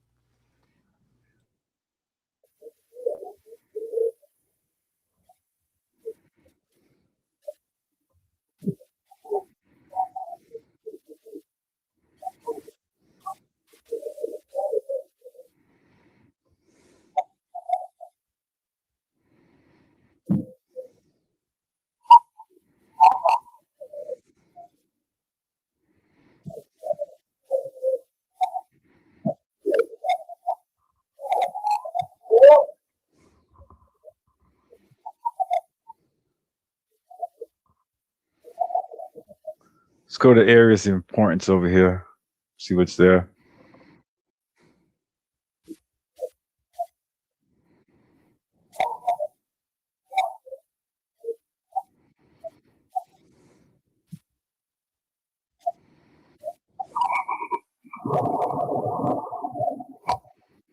That's somebody getting thrown in the house. It's a girl screaming, somebody getting thrown.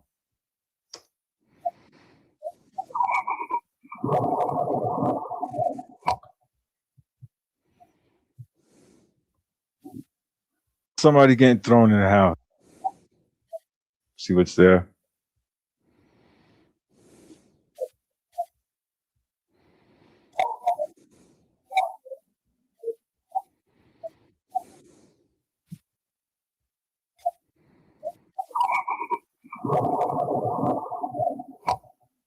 That's somebody getting thrown in the house. It's a girl screaming, somebody getting thrown.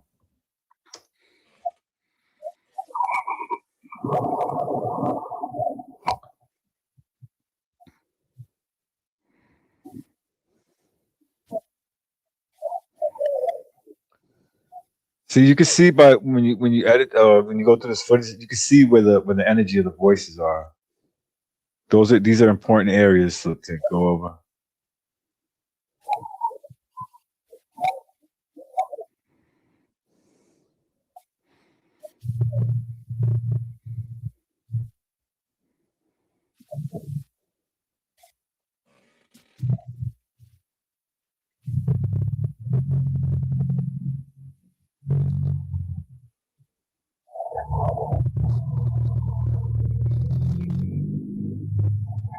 Bar. Other than this car right here making noise, the next areas of importance are 249.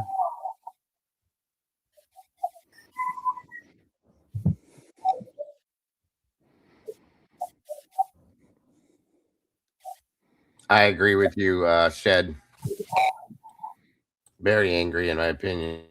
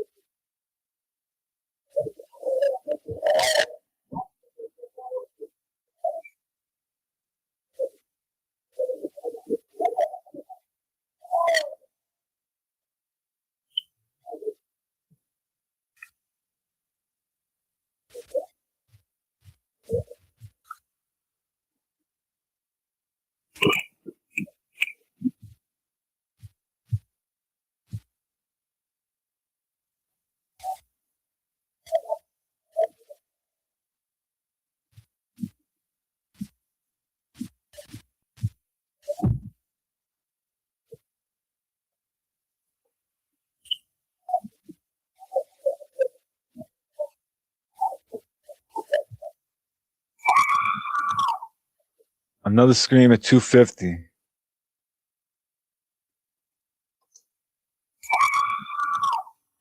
This was around the last time Kaylee stopped making phone calls around this time.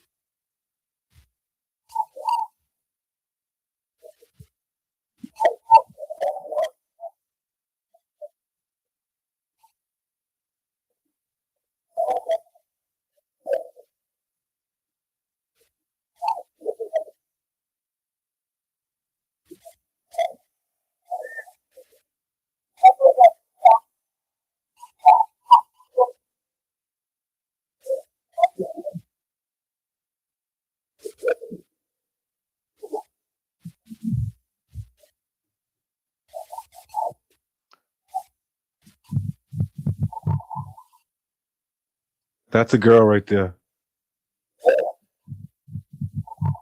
Getting thrown.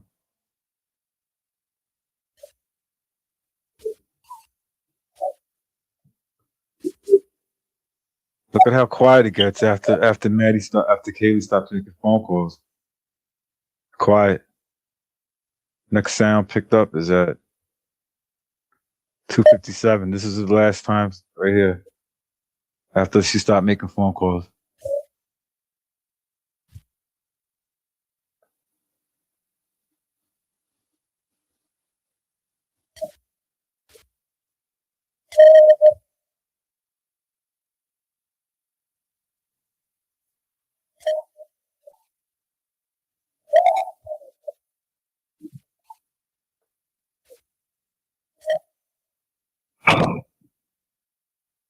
Huh.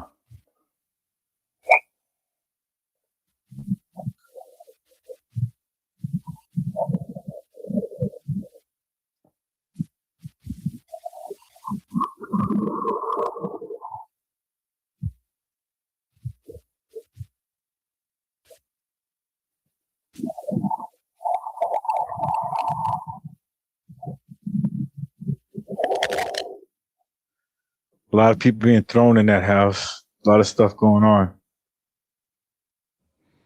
I mean, there's just so much to go through. I highlighted the area's importance, but from what I can tell, that's Madison Mogan being attacked right here.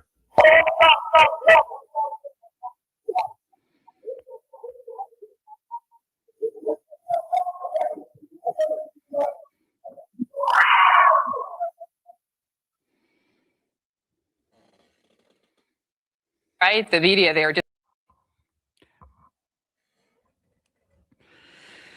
I got another epiphany. There you go. Well, What do we got, bud? so I don't know if it's already been said, but it came to my mind. What if it was Jack using Kaylee's phone to call himself? That's what I was saying. Like, you got to make it look like he's home the whole time. Maybe he was making it look like somebody was attacking them, and she was calling him to be the hero. You know what I mean? That's what I mean. I've said that once before. Yeah, it would make sense. What's up, CEO? Not only does it extend Kaylee's life, but it takes his digital footprint away from the scene. Sure does. Sure does. Truly. Let's see here. Let's see. He did one yesterday. It was just the front half of that. He was just depicting the different voices between guys and girls, and it's mainly just the girls screaming. Yeah. I'm sure he's trying to get the audio cleaned up a little bit more to see if we can figure out exactly what's all being said. Right. But I'm going to throw it back up here one more time, if that's okay with you guys. Because there's little things that I heard and I didn't hear and then I heard. So I think if we listen to it a couple times, it'll give us more of a stable platform to hear what we're hearing, if that makes any sense. Welcome, Witchy. Good to see you. And if you guys want me to stop things and back up, just tell me any given time. I'm telling you, it makes it so much different. These are my studio headphones, like that you would record in a studio with to make music with. I'm telling you, I hear things that I don't hear with these on or without them on. I'm saying, so yeah. Like, go dogs. I didn't hear, but I heard dogs suck. I mean, sorry. Yeah. What's up, Troy? Hey, buddy. How you doing? I'm doing. You ever met Dylan here before? No, sir. All right. Troy, meet Dylan. Dylan, meet Troy. This is Troy's somewhat newer here. He's a first responder, firefighter, medic again, that can kind of help with the things I've talked about with my experience, so on and so forth. And it's great to have him as part of the community. And thank you for joining us today, sir. Yes. What are your thoughts? Well, I'm listening to this audio, and I'm kind of like you, Dago. Our hearing's kind of been ruined over the years, so I don't really hear a lot of the things I that get are it. going on. I But get it. I have a lot of questions. Like one of my things, I don't hear the dog. Did anybody hear the dog? No. If your master's being attacked, usually the dog, even if it can't get to you, is going to bark. And you would think with everything that's being picked up, you would hear the dog bark. If he's there, yes, sir. You are Yeah. correct. So He'd be over at dear old dad's house. And well, that's a lot of people. I was going to say, I didn't know if you were going to say it, but a lot of people have said that it's plausible, Troy, that Murphy was not there. yeah, And if he was, very carefully and easily quickly taken over to the Decor household, that would not be hard to do at all. yeah. So good catch, though. Good catch. The one noise, it was, you played it just a minute ago, where it was a loud noise, and he said it sounds like something's falling or whatever. That I picked out. It sounded to me like the pong table. It sounded, because it very, like, it had a hollowy sound. It's on a wooden floor. There's no weight on top of it. Right. And that's just kind of what it sounded like to me, like it was being slid across the floor. Could be. That would make sense. So, Bethany stated during an interview that she heard something going on in that region upstairs from downstairs. So She said that she heard the cups hitting the floor. yeah, which I think that's kind of odd that you heard cups. Those cups are like an ounce is weight wise. To hear the cup, knowing it's a cup hit the floor, kind of like, what did you just say? You know. But okay. That I can see, because it's like, because you would say that sounds like a cup hitting the floor, much like you'd be able to tell if a bowl was hitting the floor just by knowing the upstairs and knowing what could possibly fall. Right. Yeah, So, I thought she said at some point she heard the table move too, but yeah, I agree with Witchy. I remember, I could be wrong, but either way, that table's always been an issue. I agree with that. yeah, and I follow Lana, you guys, everybody, and because I have the time to do that, and Right. you're all kind of hovering around the same thing. Everybody's kind of got the same feeling. Pav had a really good suggestion that sticks in my head, and it leads me, when you look at the blood in the second floor going down into the first floor in the stairwell and up on that header wall there, to me, it makes it seem that, and if you look at the mixtures, the way Pav likes to go on about them, it seems to me like Kaylee did go upstairs, came back down, and was attacked by the pong table. And if you look at the way the blood is there, that she was struck, and don't ask me how, but blood sprayed. It could have been a nose, and it sprayed out and down that wall and up onto that header. And that could have been, like Pav is saying, he believes people came in the slider in the kitchen, and the mixture between Maddie and Kaylee could be the attacker from the third floor who was up there, came down to help because he saw Kaylee chase her down the steps, and then somebody came in through the kitchen and they struck her. And it just appears to me that blood appears to be spread out onto that wall and onto that header and that rail, the divider, or whatever you want to call it there. Right. And so, and everybody seems like all of you are kind of we're all dancing around the same thing, and nobody knows for sure. I mean, we know that, and but it just seems like everybody's so close. And I think when everybody starts kind of saying the same thing, you're really close to, I think, what happened. I think so too. And I've said, I think I've told you guys, I truly agree with what Pop thinks as far as the pong table, the half wall, that hallway. I said that myself last week or a week before. I think that Kaylee got to that point and got attacked. That's why I think we find the blood on the half wall, on the pong table.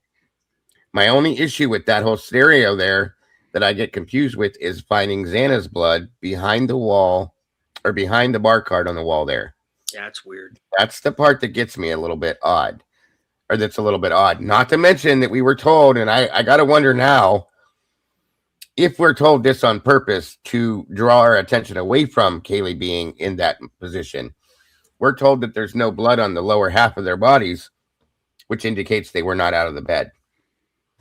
But when you look at the bed in Kaylee and Maddie's bedroom, it doesn't match with Kaylee's wounds, in my opinion. It just doesn't. No, I think I'll put it on my tinfoil hat.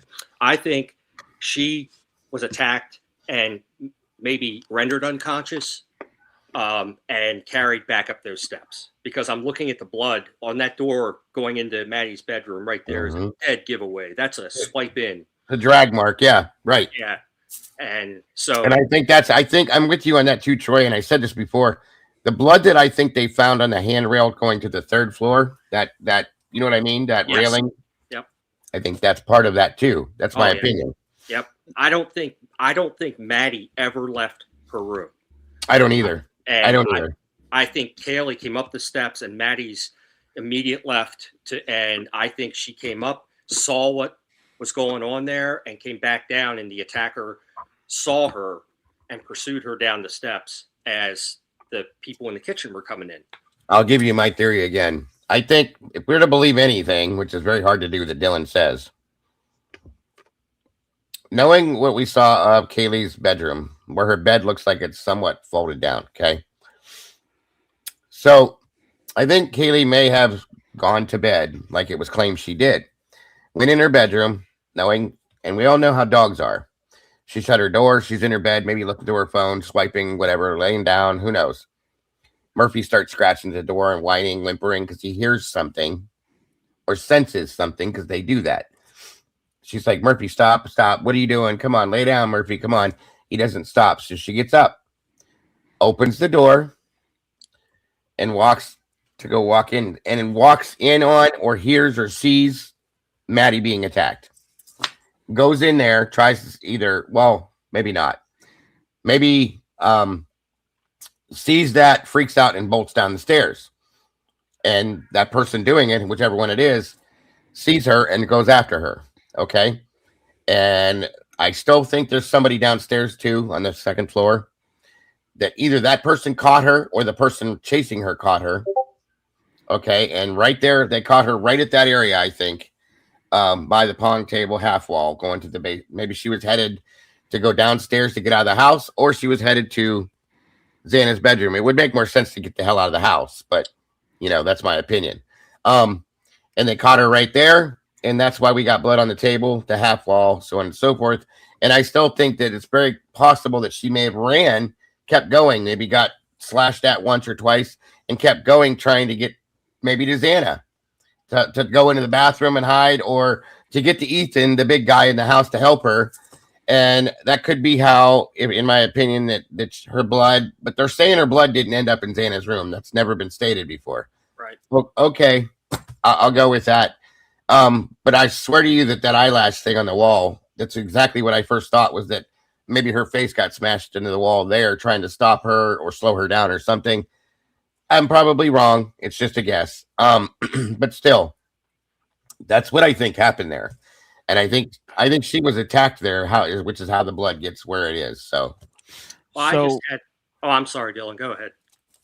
I was just going to say the only problems that I have with those are the fact that as soon as it would have started, you would have heard Murphy going batshit crazy. Yeah, that's one thing that I would have an issue with on that. And then unless when Kaylee got smashed up against the wall, she would have had to hit a stud, or there would have been a hole in the wall. I can agree with that too. Yep, that's true. I agree. That's probably 1/2-inch drywall if you're lucky. It's very cheaply built. The house felt like a house of cards when they tore it down. So yeah. Well, and like I remember when the officers came for the voice complaint or the noise complaint, Rosenthal and the other guy, when they walked up, they said the house was illegal because there was no access from the ground to the balcony. There should be a stairway there. Right. So yeah, it's a piece of crap house. It was it wasn't even up to code. Yeah. No, they built on these really shitty addition, and it was a joke. The whole house was trash. That's why you could hear so much, because it was literally a 1/4-inch thick drywall. That's it. You know what I mean?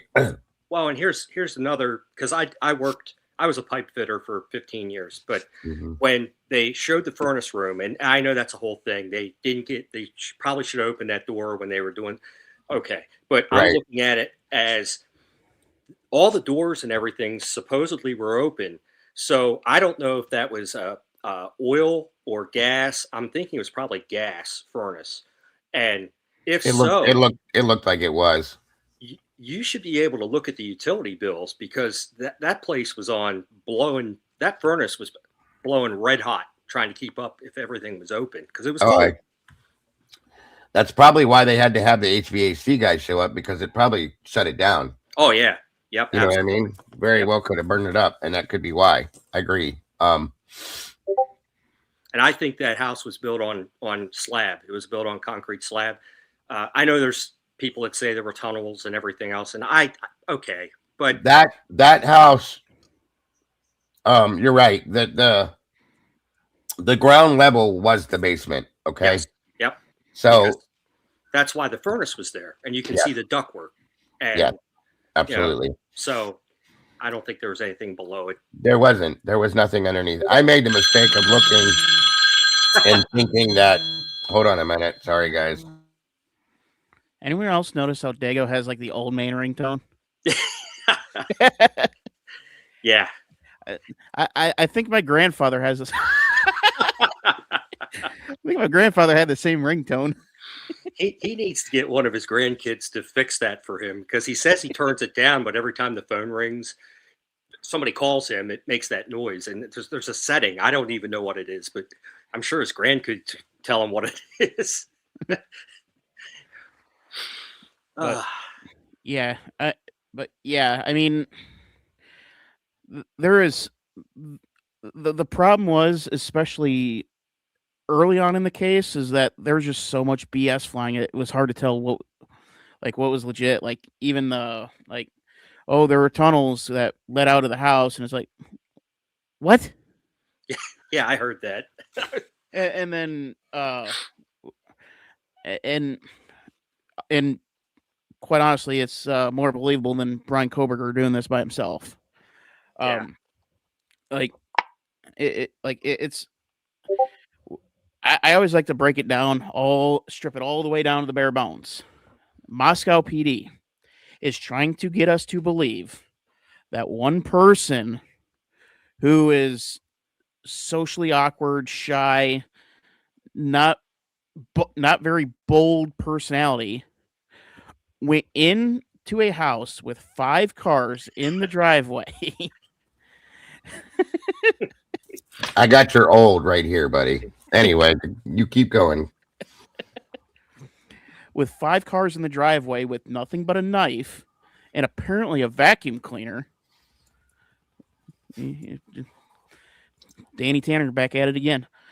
But and went in and killed 4 people, one of them being a 6'4" athlete, and somehow killed his girlfriend in front of him without him doing a single thing. And had a staring contest with Dylan, and then walked out the back door without leaving an ounce of blood anywhere outside of the 2 bedrooms. And don't forget something. We talked about it last night. Logan brought it up, and she's really had me transfixed on this. Looking at the photographs of Dylan's Xana's bedroom, where the fuck are the footprints in and out of that bedroom, or anywhere in that bedroom? Anybody show me where? Or in the house, in the entire house. Right. That's what I mean. Where? And I don't care You can tell me that they were barefoot. Where's the footprints? You can tell me they were wearing socks. When socks get wet, it shows your footprint. No boot prints, no shoe prints, no prints anywhere. Where the hell are the footprints? The killer was had superpowers and just kind of floated around. What I said last night to Logan, what the hell were they levitating around the room? Come on. Well, in all the pictures I've seen, they never took the Imodium. Is it Imodium black? I want to make sure I'm saying it right. No. Amido black. Imodium's for diarrhea. Good call there, buddy. I like that. I like that. Yes. Imodium black. Imodium black. Yes. It'll fix you right up. You're good. You're good, bud. They didn't. I never saw it sprayed anywhere down on the floors, like in the hallways, up and down, like totally covered. So you don't even know. They could have there could have been footprints there. I never saw it sprayed there. It was always like walls, handrails, countertops, door frames. And the only thing I can think of is we know that there was a cleanup. So whoever cleaned up, they had 8 hours. So in the hallways, I can understand. On the stairwells, I can understand. Somewhat in the kitchen, I can understand. How did you not leave footprints in Xana's bedroom is what I can't get past. How? Oh, yeah, I absolutely agree. I mean, the 911 dispatch, EMS dispatch that you played yesterday, they said PD's on the scene. It's bloody. Well, okay, it should be everywhere. You know, and yes, I do know the blood dries, some of it. Okay. The only thing I can think of is that the person was down on their knees, possibly. That's still dumb, though. That is so dumb. So I can't get past it, you guys. It kept me awake, just like I told Logan it would last night. I thought about it all night. Like, how could this be? What did they do? Did they stand on towels and walk on the towels? But still, you know what I mean? It's just crazy.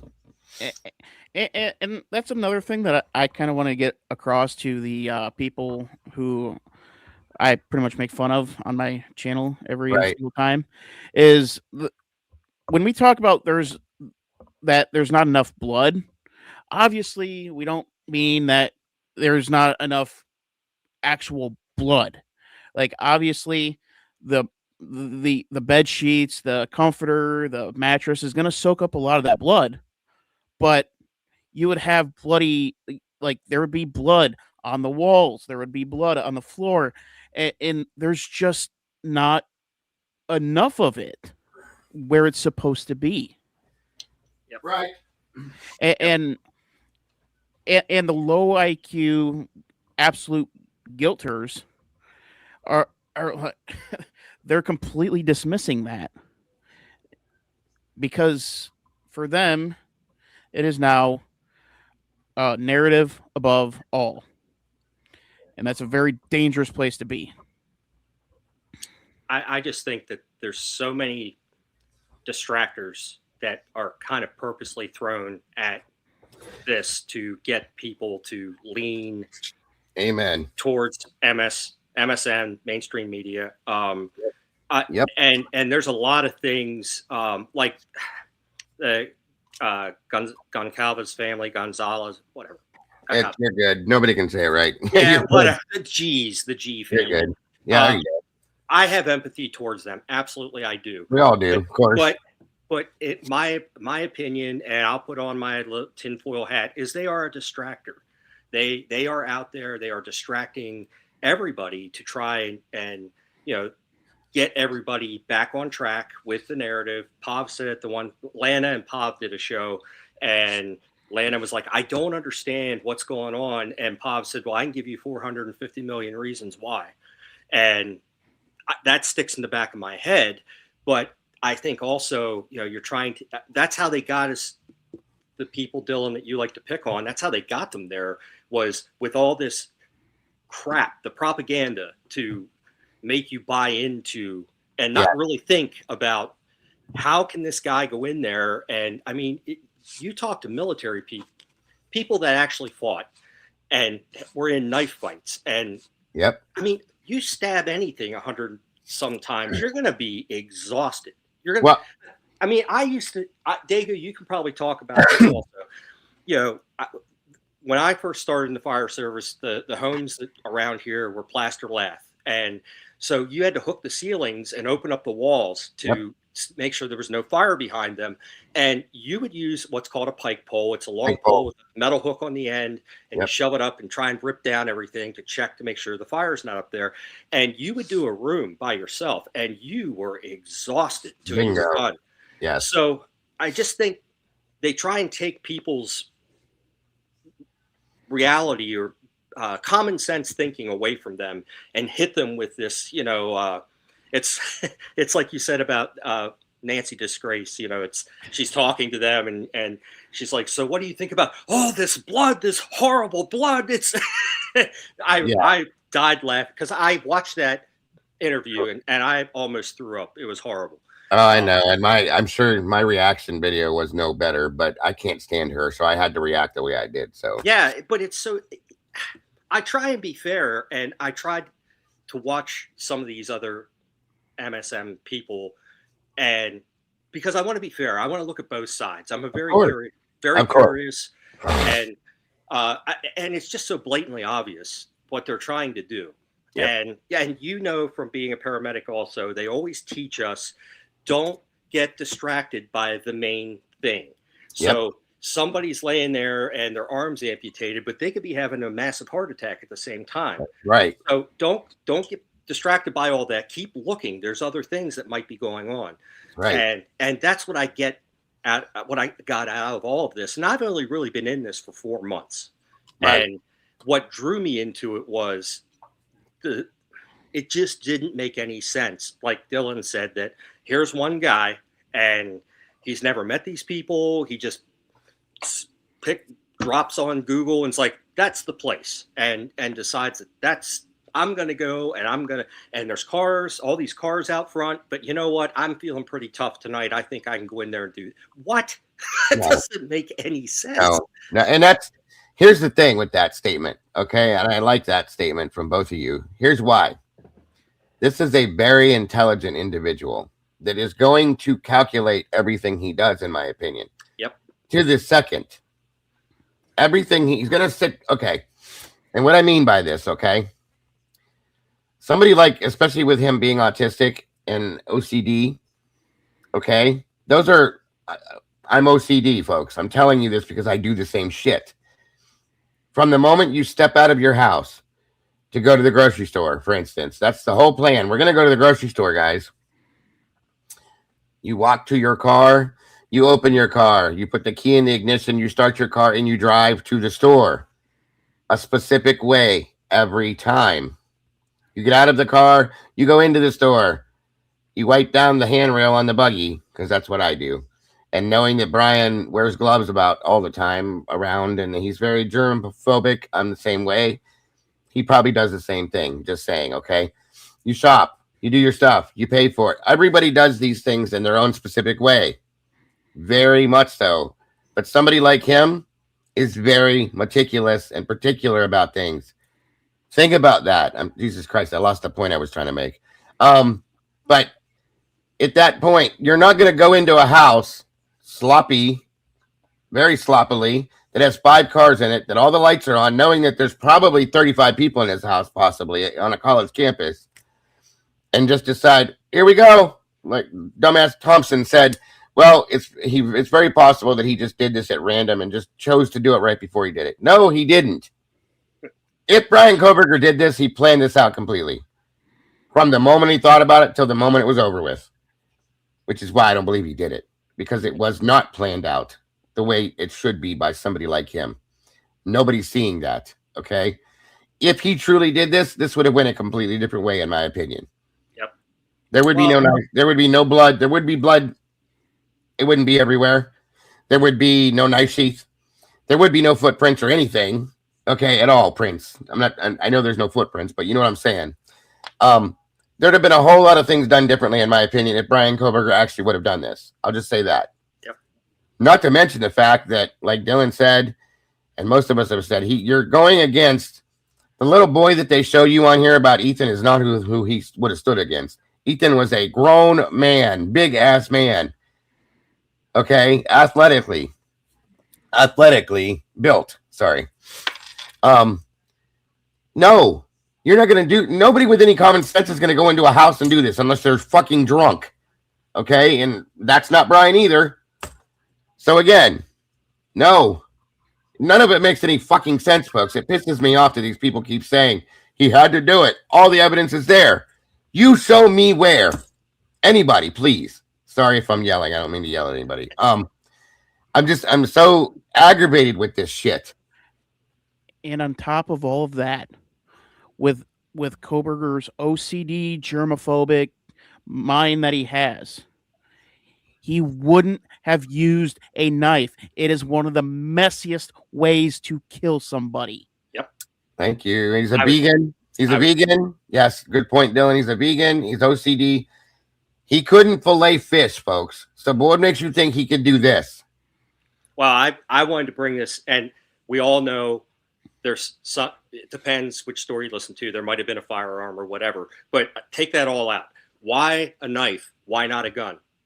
Why didn't you just go in and put 4 or 5 rounds, 3 tap, double tap them all, and walk out the door, clean up your casings, throw the gun in a pond, and that's move along. Thank you.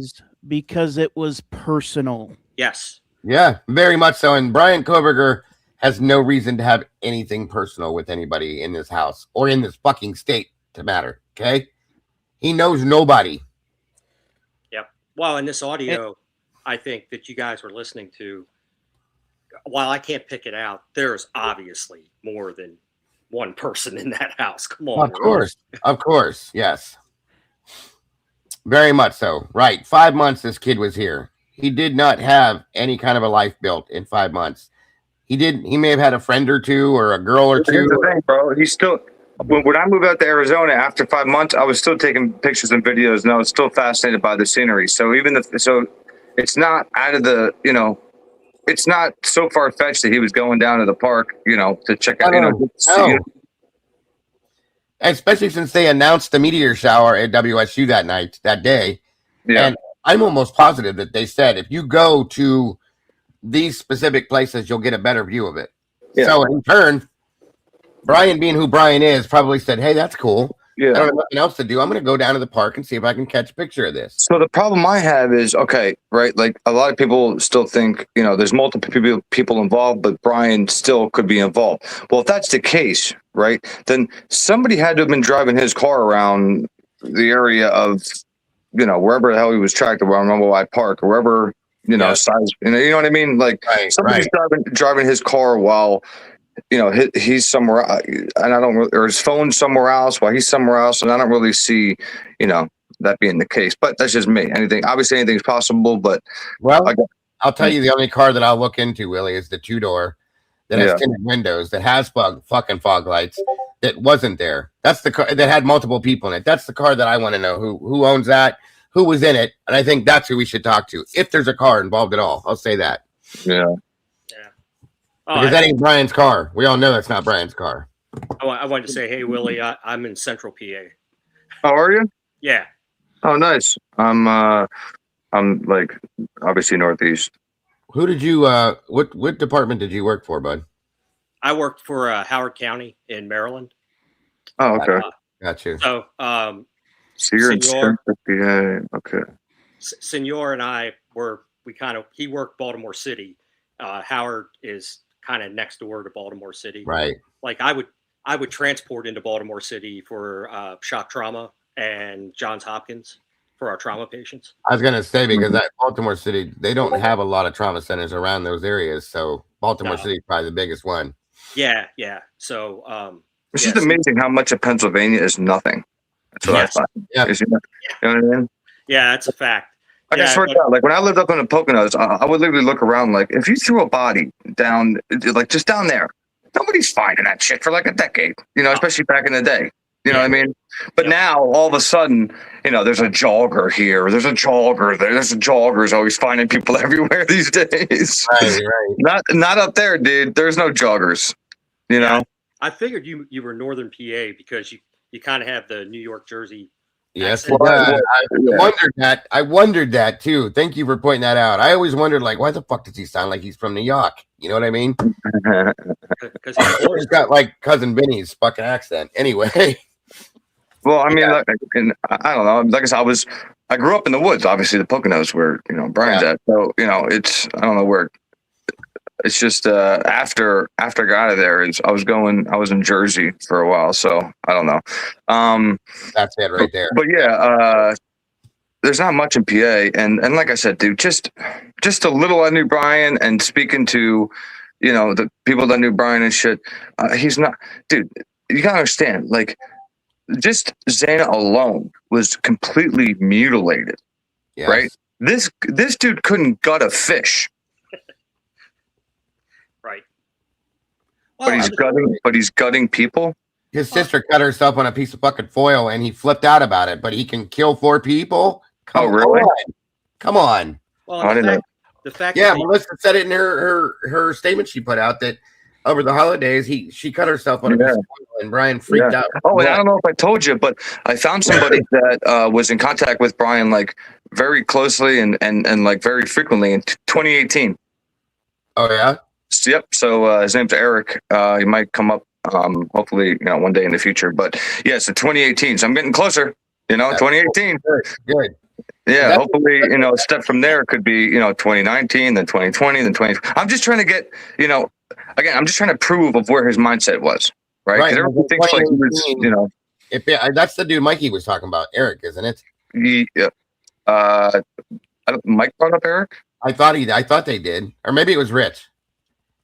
I don't know. I found out about Eric after Mike got off. Eric called Mike and was like, "Yo, dude, I was watching you," and he's like, "So Brian stopped reaching out to you in 2014," and Mike was like, "Yeah," and then Eric's like, "Well, he was buying, which again, it's not a big deal. He was buying bud for me in 2018, and we would Snapchat back and forth like."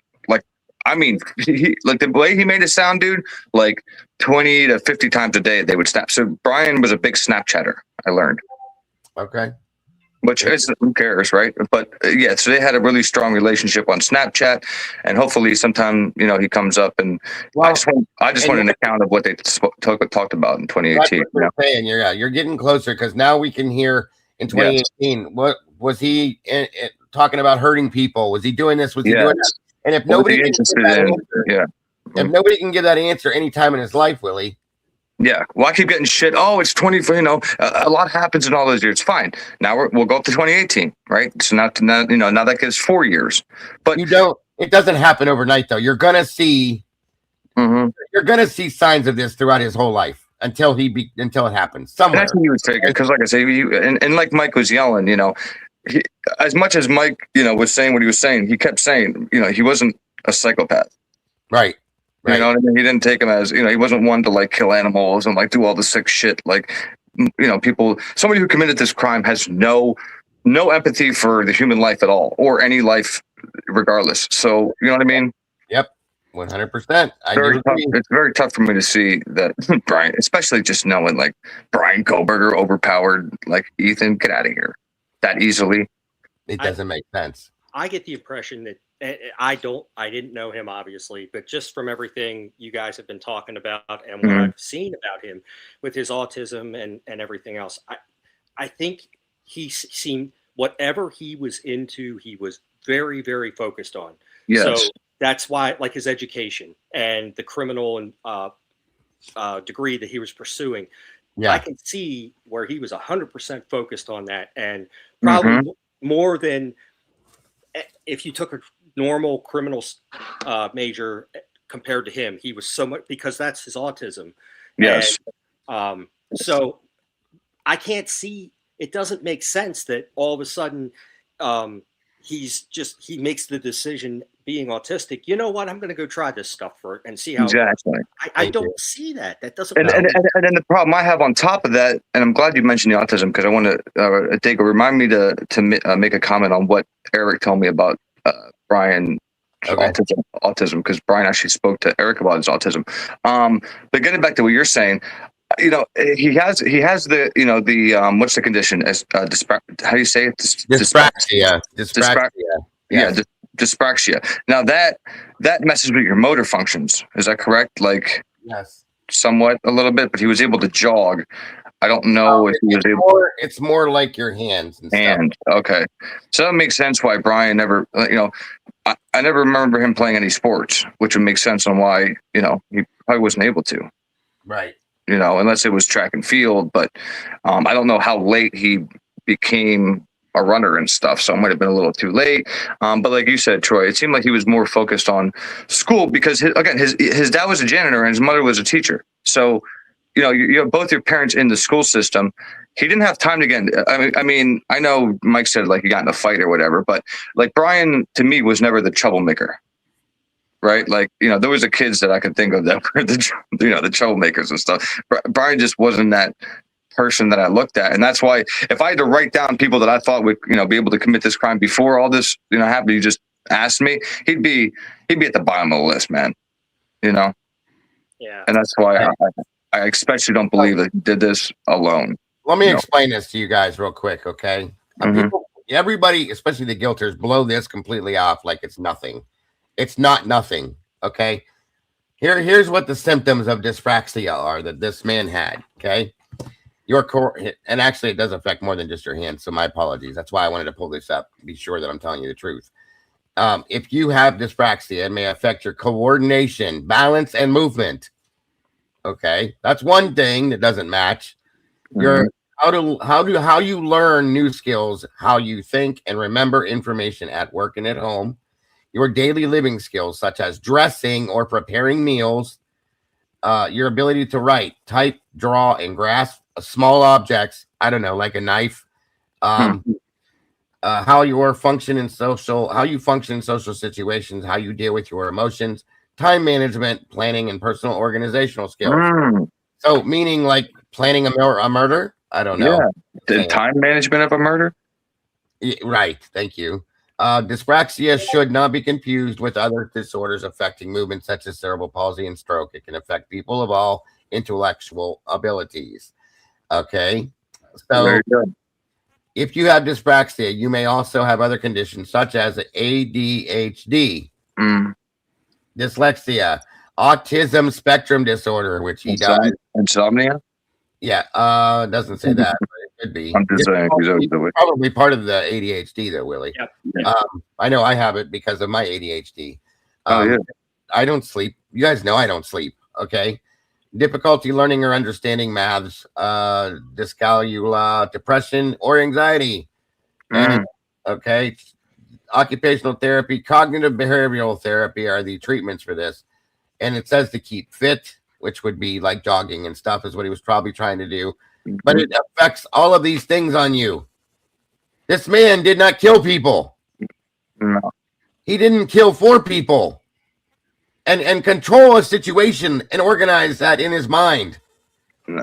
And we are supposed to believe he unleashed his inner Walker Texas Ranger and go in and killed 4 people. No. Not even Walker can do that. It's insane. Because again, I did the math, right? Them saying that, that's him coming in on camera, that's him leaving on camera, the amount of wounds, it came out to 150 wounds, 150 seconds, which is basically the same amount of time that they're saying he did this, which gives him no time to get in the house, to clean a little bit, to do none of the stuff extra that we know happened in there. So that's why, in my opinion, the state's theory is 100% lie, all of it. So, right. And it was as low as 90 seconds. Yes. So dumb to me. 90 seconds. His dyspraxia affects your coordination. Okay. Your agility, your ability to control. Okay. So how can I explain what I'm trying to explain? I know what you're saying. There's no way you're going to chase somebody through a house and fight off somebody, defend yourself against somebody. It makes you basically clumsy per se. Okay. Yeah. And whoever did this was not a clumsy person. And then what I want to tell you, Diego, so the other thing Eric said, and the only other thing Eric said was that Brian actually sat him down and he it was like something serious. Like basically, Brian told me it's something serious he went to talk to him about. So now again, I don't know if he because I don't know for a fact, right? I don't know if he learned this in 2018, but I'm just telling you what happened. He sat Eric down, and Eric made a joke. He thought that Brian was going to tell him he was gay, but Brian told Eric that he had autism. And then they kind of like, spoke about it. So I don't know if Brian like was diagnosed later on, right? But he was diagnosed when he was a child, I think, at some point. Do we know? But do we know that for a fact? Like, how do we know my that? Understanding, Lucy said that too. That my understanding was that they was diagnosed when he was younger, and then they re-diagnosed because of the crime. Okay, yeah, I don't know. It's just like I said. He said that Brian made it a big deal to kind of like sit him down and tell him that he was autistic. So that's why I thought we might have learned. Will take it as a big deal because they want people to understand them. You know what I mean? Yeah. No, I just thought maybe like he was told the news, and that's why he wanted to like kind of like talk to him about it. But yeah, I don't know. He was diagnosed because of HIPAA laws and shit. So you just went out, Willie. No, I was saying I don't know when he was diagnosed because of obviously HIPAA laws and shit. Sure. No, I get it. I That's understand. the correct way to use HIPAA, Steve, if you're listening. Jackass. And I heard right. I think it was like 8, 9 years old or something. I heard. I may be wrong, but that's what Lala said he was 7. Okay, there you go. I heard his mom being a teacher, she probably noticed things that were different and said, "Hey, what's going on?" So on and so forth. You know what I mean? So yeah, but yeah, like I said, that was the last thing that Eric told me. I found that interesting. So we have a man that's autistic, that is OCD, ADHD, his dyspraxia. But I guess the most important thing I'm trying to get at, man, is he wasn't back on, anything. Right. No, I know that. What I'm trying to, No, I mean, right. Who knows? He could have relapsed. Like we don't know, right? But to hear that he was just like smoking bud, and that's kind of what he rode with the whole time. Who cares? It doesn't matter. That's especially in Washington, right? So, and he had visual snow. I forgot that too. Okay, visual snow. Yeah, guy had a rough life, man. 100%. Like, there's too many things going on there. There's too many roadblocks there to be able to do this. Number one, yourself, or number one at all. Thank you. Yep. So, yeah, and none of that shit makes him a killer. In my no, I smoke bud. I smoke bud. Am I a killer? You know what I mean? Like, right. You know what I mean? That's what I think it was too. He self-medicated because of his issues. Again, if he was doing meth, if he was doing stuff that would throw you into psychosis, okay, then I can get there. But again, it's hard for me to hate the neighbor diagonal from me, right? Or the neighbor that's 10 houses down from me when I don't even know these people. So that's why I find it hard for him to have so much hatred to do what we saw in that house to these people when he didn't even know them. Right. Instead of his students or his professor or somebody at the university that gave him a wrong look or bullied him or something of that nature.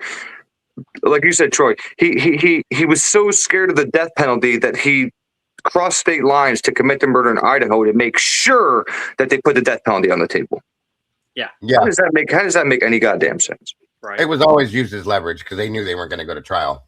I'm just saying, if he was so scared of death penalty, then he would have just done the crime in Washington, and he would have done it out in.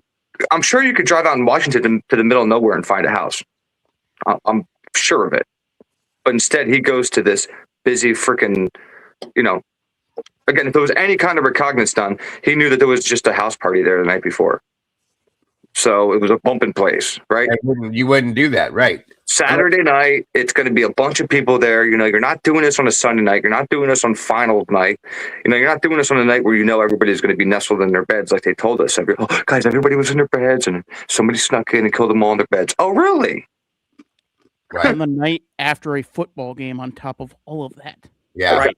Not even that. No, the night of a football game. Well, I mean, you can call it because it went, the next morning, but basically the night of, because this night don't really stop until 6, 7 in the morning, that Saturday night, you know what I mean? The next day. That's only for lightweights. Yeah. Something else to add to you guys. We had this ARFID syndrome, which is avoidant restrictive food intake disorder. Okay. So there's that too, to add to the mix of his issues. Yeah. Anyway. I turned my camera on, but I cut myself shaving, and I have a Hello Kitty Band-Aid on my face.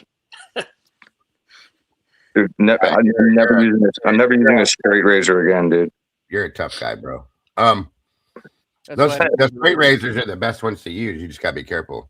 I know, and I just touched it. I just touched my skin, and I felt it go, and I was like, no. That's all it takes with those blades. If they're No, sharp. no, no, no. Anyway, you gotta be careful, bro. that's Yeah. why no caveman. Oh, isn't that Oh cute? wow. I told you. How I'm you on can tell, well, he's got kids. That's all I could. That's what I'm saying. I cut it down to size because the rest, shit would fall off. But yeah, Right. got me, bro. I was bleeding like a stuffed pig. Anyway, are you guys still going over this same video? We got into a conversation. We haven't hit it yet. I was gonna say, holy macaroni. No, we didn't get to go back to it a second time to hear it because we started talking about all the other stuff that we always do. Gotcha. But it's got some.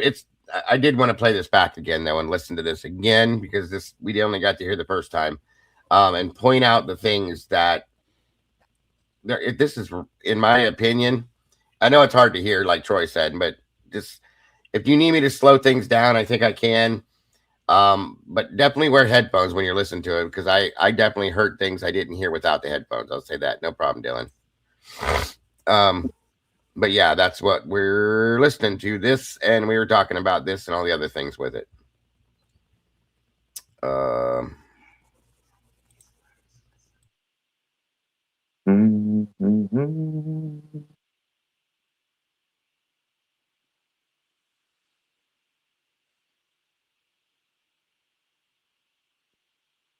I here?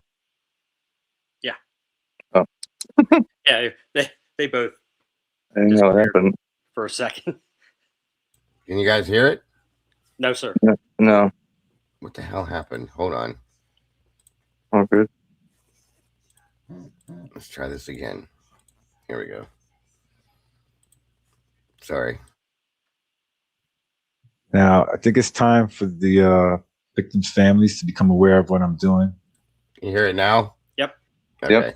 Yep. Created a special program called Sherlock, which removes the noise from the video security footage in the 1112 King Road video camera.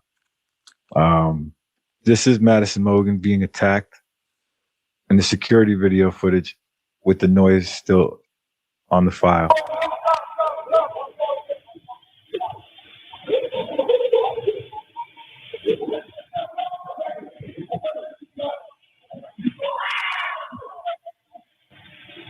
Okay, so this Sherlock program is created to remove that noise. This is Madison Mogan being attacked with the noise removed.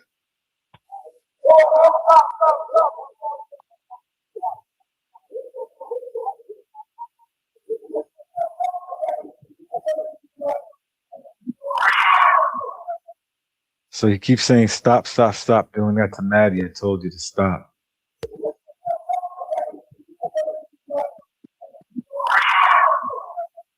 And then she screams.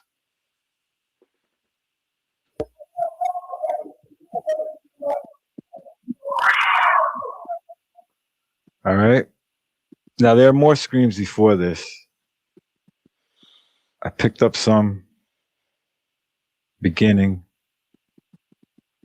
And this is after the first scream of the female scream that she's been stabbed.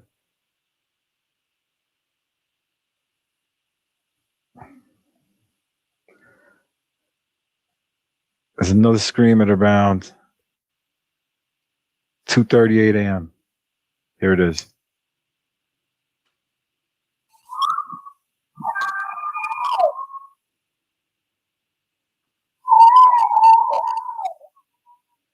Those two females are probably Kaylee and Maddie, since I hear two voices there.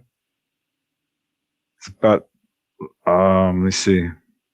Here's more screams at 2:40.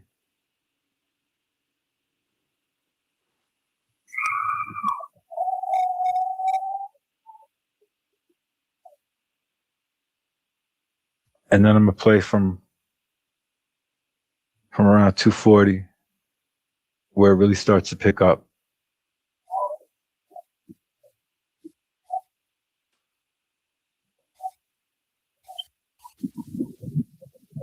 See, that's people running in the house. You hear that? That's what the house sounds like, with people running around. Listen to it.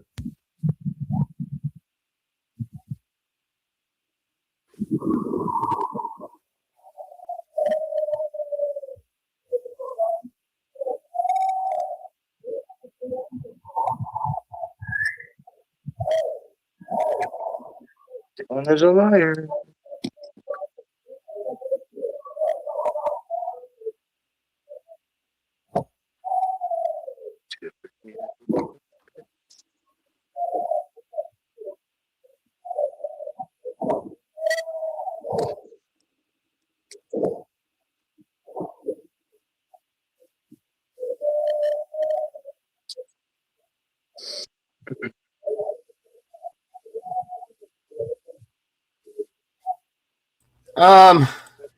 I wondered if they're running up and down stairs, I think it might false start. You know what I mean? Yeah, But yeah. right, and I want you guys to understand this. Listen, the proximity for this camera, I've stressed this more than once.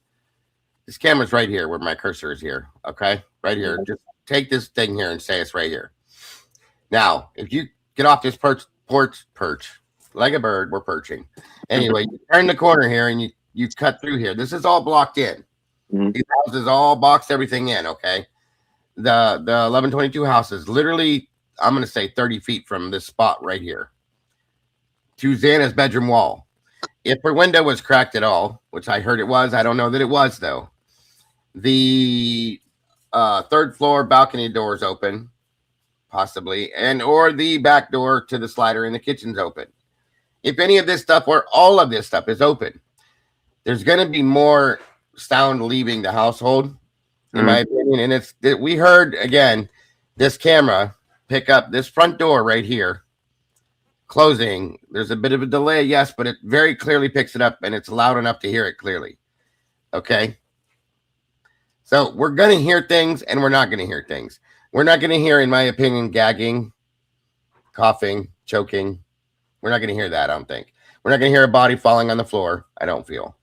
We're not going to hear talking between two people talking in another room in the living room or something. We're not going to hear that. We're going to hear screaming, yelling, slam, bang, gunfire, weapons being used and slammed against things. We're going to hear that, I guess. Maybe, again, like I was saying, false star. Maybe people running up and down stairs. Maybe, because it is a very wide open house. There's nothing to deafen any sound. So it's, again, an opinion. But that's really all we're going to hear, though. Whimpering, crying. If it's loud enough, yeah, we could hear it slightly. But, not like it's right on top of it. So. But again, if we can hear it like this, this loud on a camera, imagine Dylan. Same level. Same everything. That's not even a question to me anymore. That bullshit from the very beginning that they didn't hear shit. We all know that. Thing, dude. Like, I'm just saying, it takes a special kind of evil to sit there and listen to all of that. Well, I mean, yeah, or an absolute horrendous amount of fear. And the reason we know she's 100% awake is because she's entering a number in her phone at 3:51. So nobody can even fight that. They were awake all night. Absolutely, yes, wholeheartedly. And like Willie said, it's either you're a complete piece of garbage, or you're absolutely petrified. Yep. Or a little bit of both. I'll say that. I'll give her a little bit of both. Okay. I have a opinion on that. Let's go for it, bro. That's why you're here. Pretty much. So petrified she went out there. Sorry, go ahead. So we see the interviews that they allowed us to see. That right. Where she's saying all these things, and there's even some conflicting statements, which we all point out. But how many interviews did they have with her that we didn't get to see, that were off the record? I don't know when she got the attorney, but she's giving these conflicting statements. And we can sit here and say the police department, what bunch of, but they had to have known about that. And maybe they didn't confront her on video that we get to see, but I'm sure they confronted her about all this garbage. And yeah, but can I hop in on real quick? If you watch the interviews, are you able to point out any moment that Dylan said she was in a frozen shock phase? No. So why did they just lie and say that she was in a frozen shock phase instead of telling the truth of what actually happened? Well, I have an example of that personally that I'm aware of. We had an incident at work. It was a LODD, and the ATF came to interview all the people that were on the scene. Fortunately, I wasn't there, thank God. But they interviewed one of the people, and the ATF agents knew immediately that this person was not telling them the truth. And so they had that person's interview, the initial one where they knew they weren't telling the truth. But they went back to the person and said, look, we know this isn't what happened. And for whatever reason, this person gave them a story that didn't make sense. And that's here or there. But they allowed that person an opportunity to come up and tell the truth. And that other interview just got pushed off to the side and nobody ever heard about it.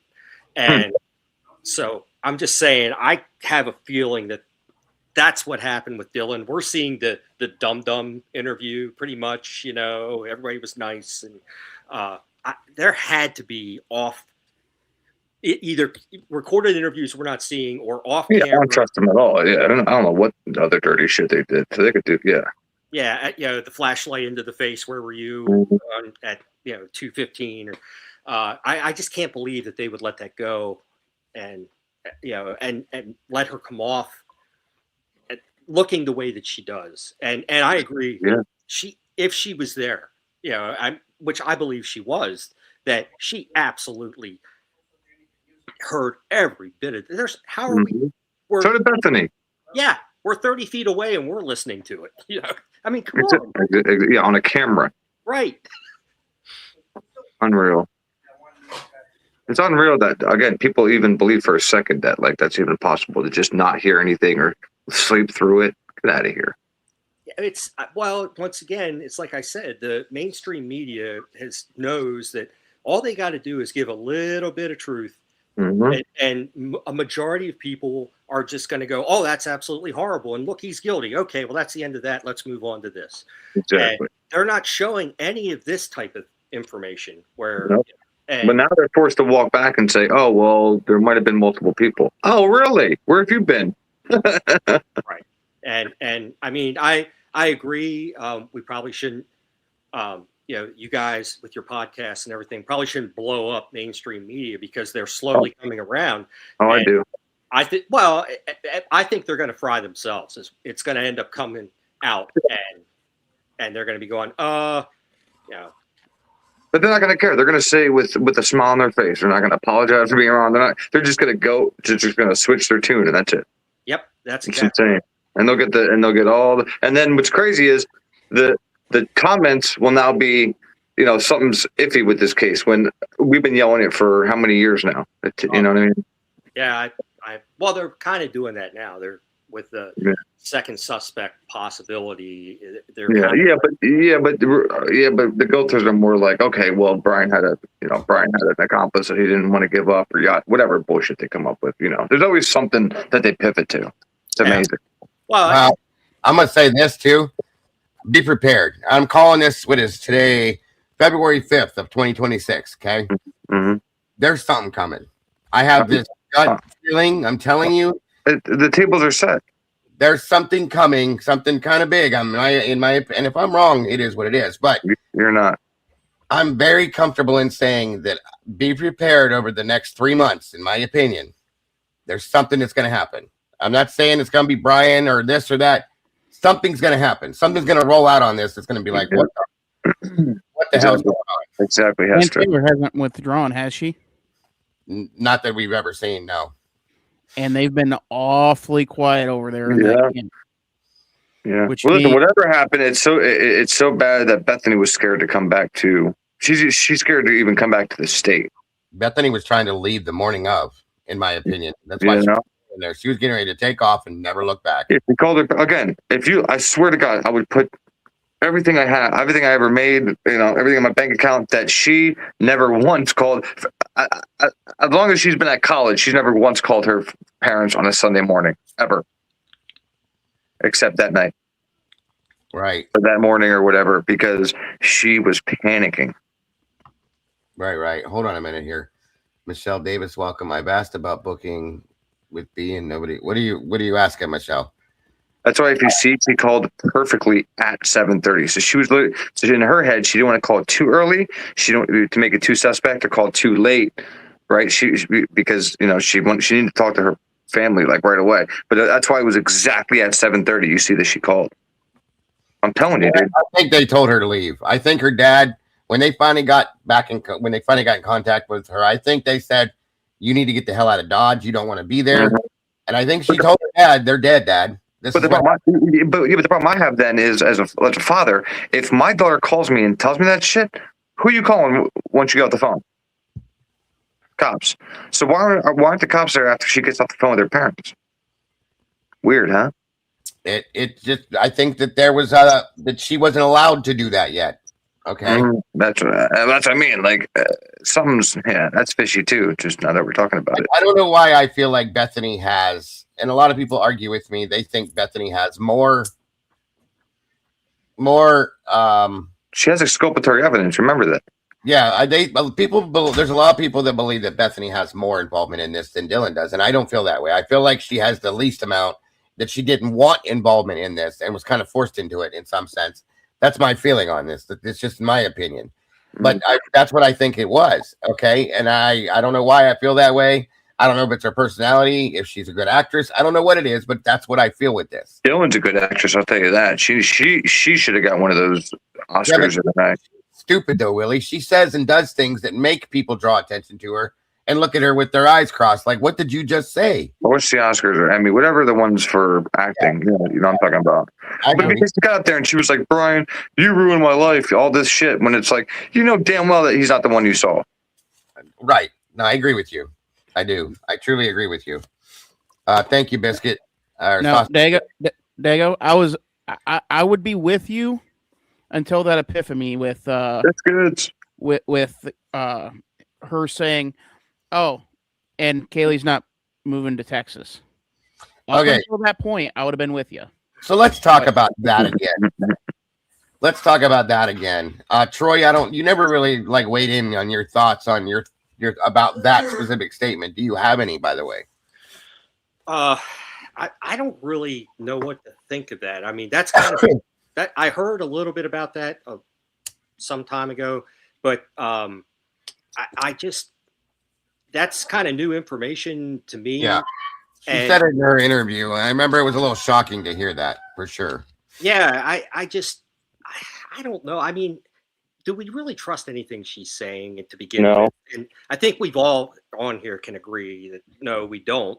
But Kaylee didn't move nothing out of her room. Exactly. Okay? Right. Nothing. Right. So why?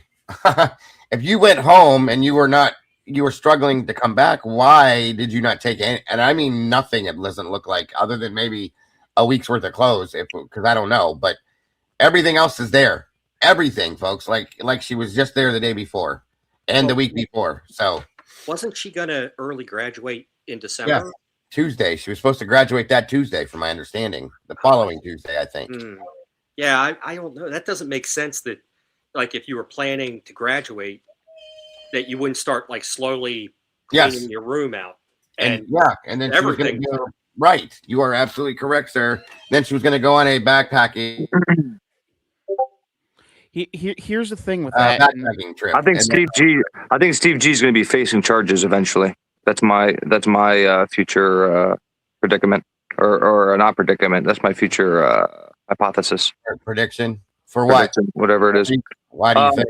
Because how stuff was kind of deleted off the phone, the passwords didn't work, all this, when they had to hand over the phones and stuff like that and give over the passwords, her phone was the only one that they had a problem getting into because the information that were given to them from the family weren't right. So I think that whatever Steve was doing with this whole crypto shit and all, what, I don't know, but all I can say is he looked scared as hell on this last interview with Brian Enton and the ones before.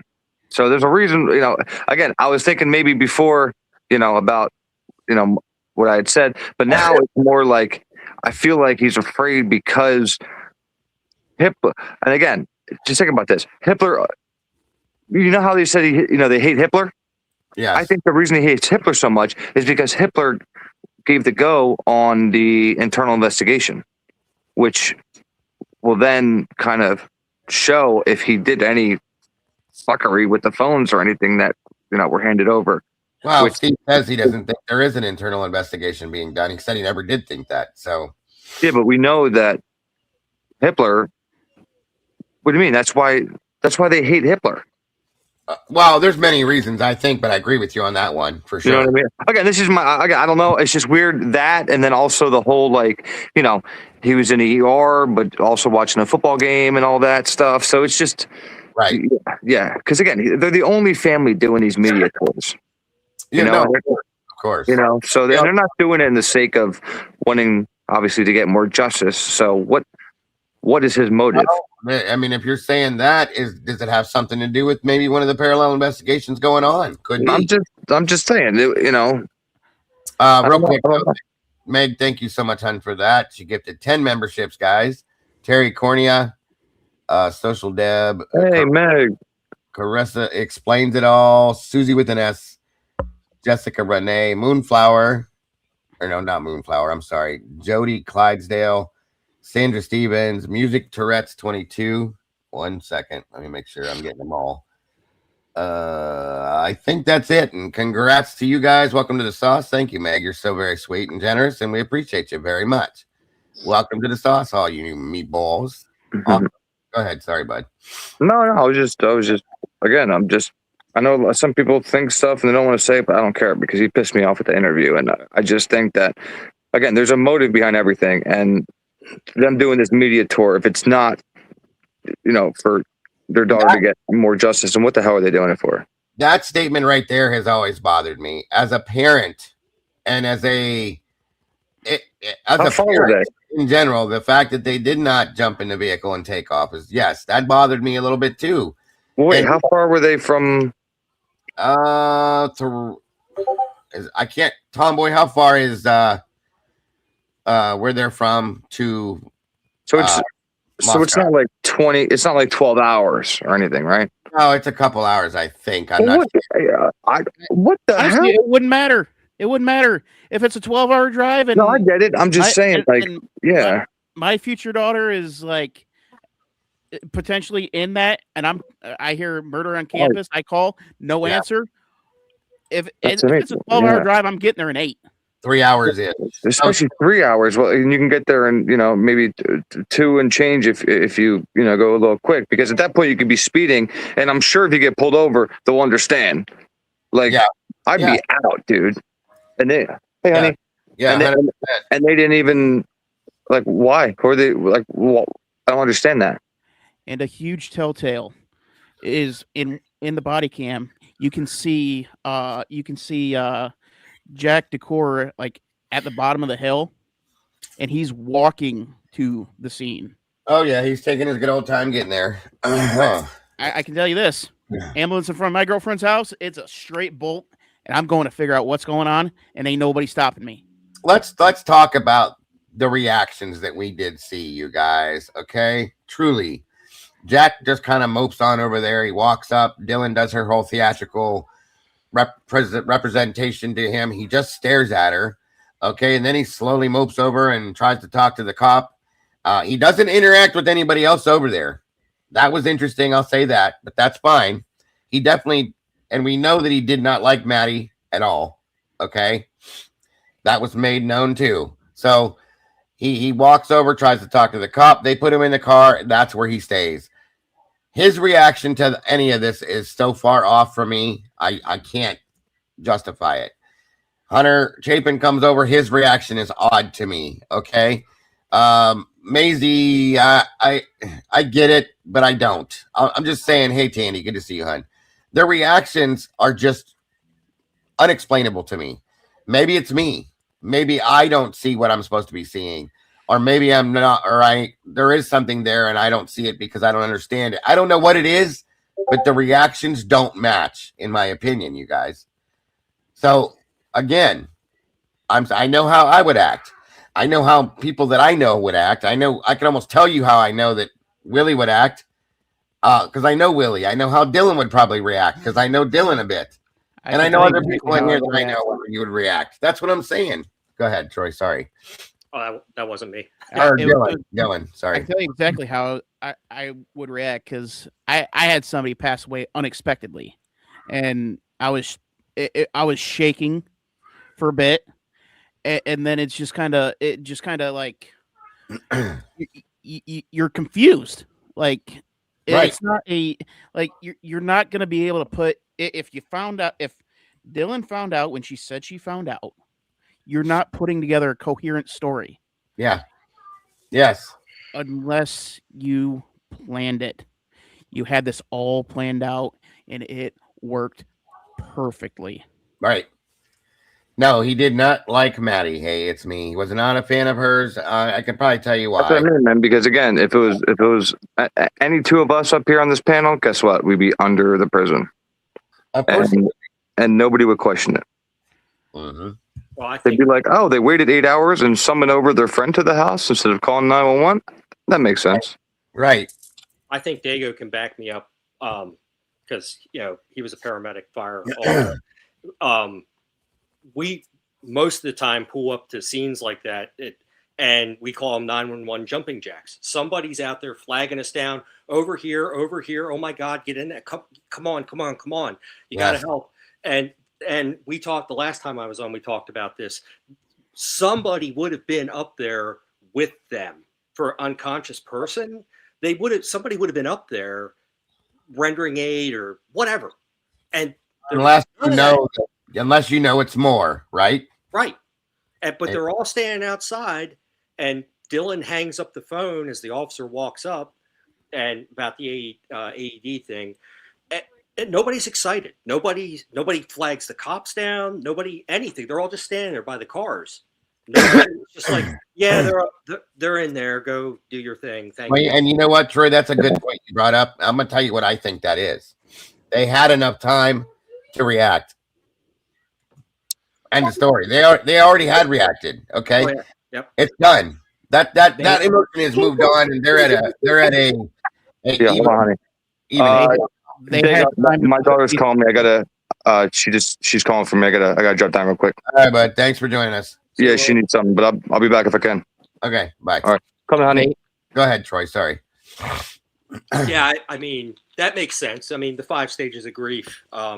They definitely probably were past at least one or two of them. If there was grief, I'll say that too. But yeah, you're right. Yeah, I mean that gets generalized into a lot of things, but it just didn't make any sense. And granted, we're saying it was at least 8 hours, possibly minimum. Yeah, minimum that this occurred. And like you said, we kind of think pretty sure that they were there, so they would have already had all the excitement, nervousness, vomit. I'm going to throw up. You're right. That's probably already gone. The hard part's over. Yeah, exactly. Like Cat Lady said here. Yes, right. Absolutely. But you would think if you were putting on an act, if you were going to act it, you would send somebody, hey, wave down the cops, and then we'll act like we're all excited, and they were all just like, oh. And the Bethany thing, I noticed that when I saw that video the first time. I was like, who is that over by that pole? Right. And then I found out it was her, and then I heard you explain that her friend was coming to pick her up, and I was like, that makes perfect sense. Yep. And it just, I don't know. And that's what I'm saying. I said those two things, we don't know that for a fact, but based on what we know about Bethany and how she likes to call her friends when things get scary and run, that friend was showing up that likes to come get her. And she's standing over there away from the scene, the situation, and the whole thing, waiting. And then here comes Jenna McClure right after the police cruiser. She was going to leave, especially after seeing that she called her dad and her mom. Right. Okay, in my mind, okay, I come to the conclusion that Bethany was going to leave and get away from the situation as far as she could, as quick as she could, because knowing after she does, when she's doing her body cam statement that she makes to Nunez, can I still go home? Right. She's trying to get the fuck out of there, you guys, in my opinion. She doesn't want anything to do with this. She doesn't want anything to do with the situation, the people, any of it. She wants to be away from it. That's exactly what I saw with that. So sorry to interrupt, but yeah. And the other thing about her being over there is another example of how much time has passed, because you and I would get on the scene reasonable time after the horrible thing has happened, and the family and everybody is trying to support each other. So it would make more sense for her to be over with the rest of them, hugging and crying and everything else. But she had already separated herself and wanted to go be by herself. Yep. Did you hear the fire EMS audio yesterday? Yes. Okay.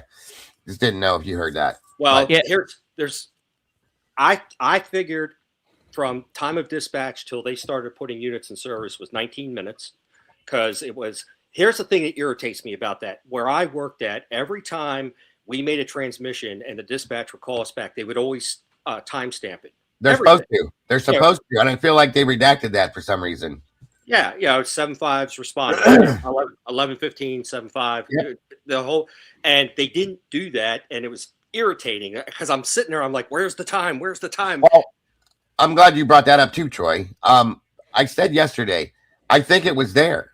I don't think you can't not timestamp it. I think it was redacted. Here's my question to you. Why would they redact the timestamps on this? Here's something interesting, because you can go, there's a website, it's called Broadcastify or Radio Reference. Yep. There's archives. So after I heard you play that, I went and tried to find the feed.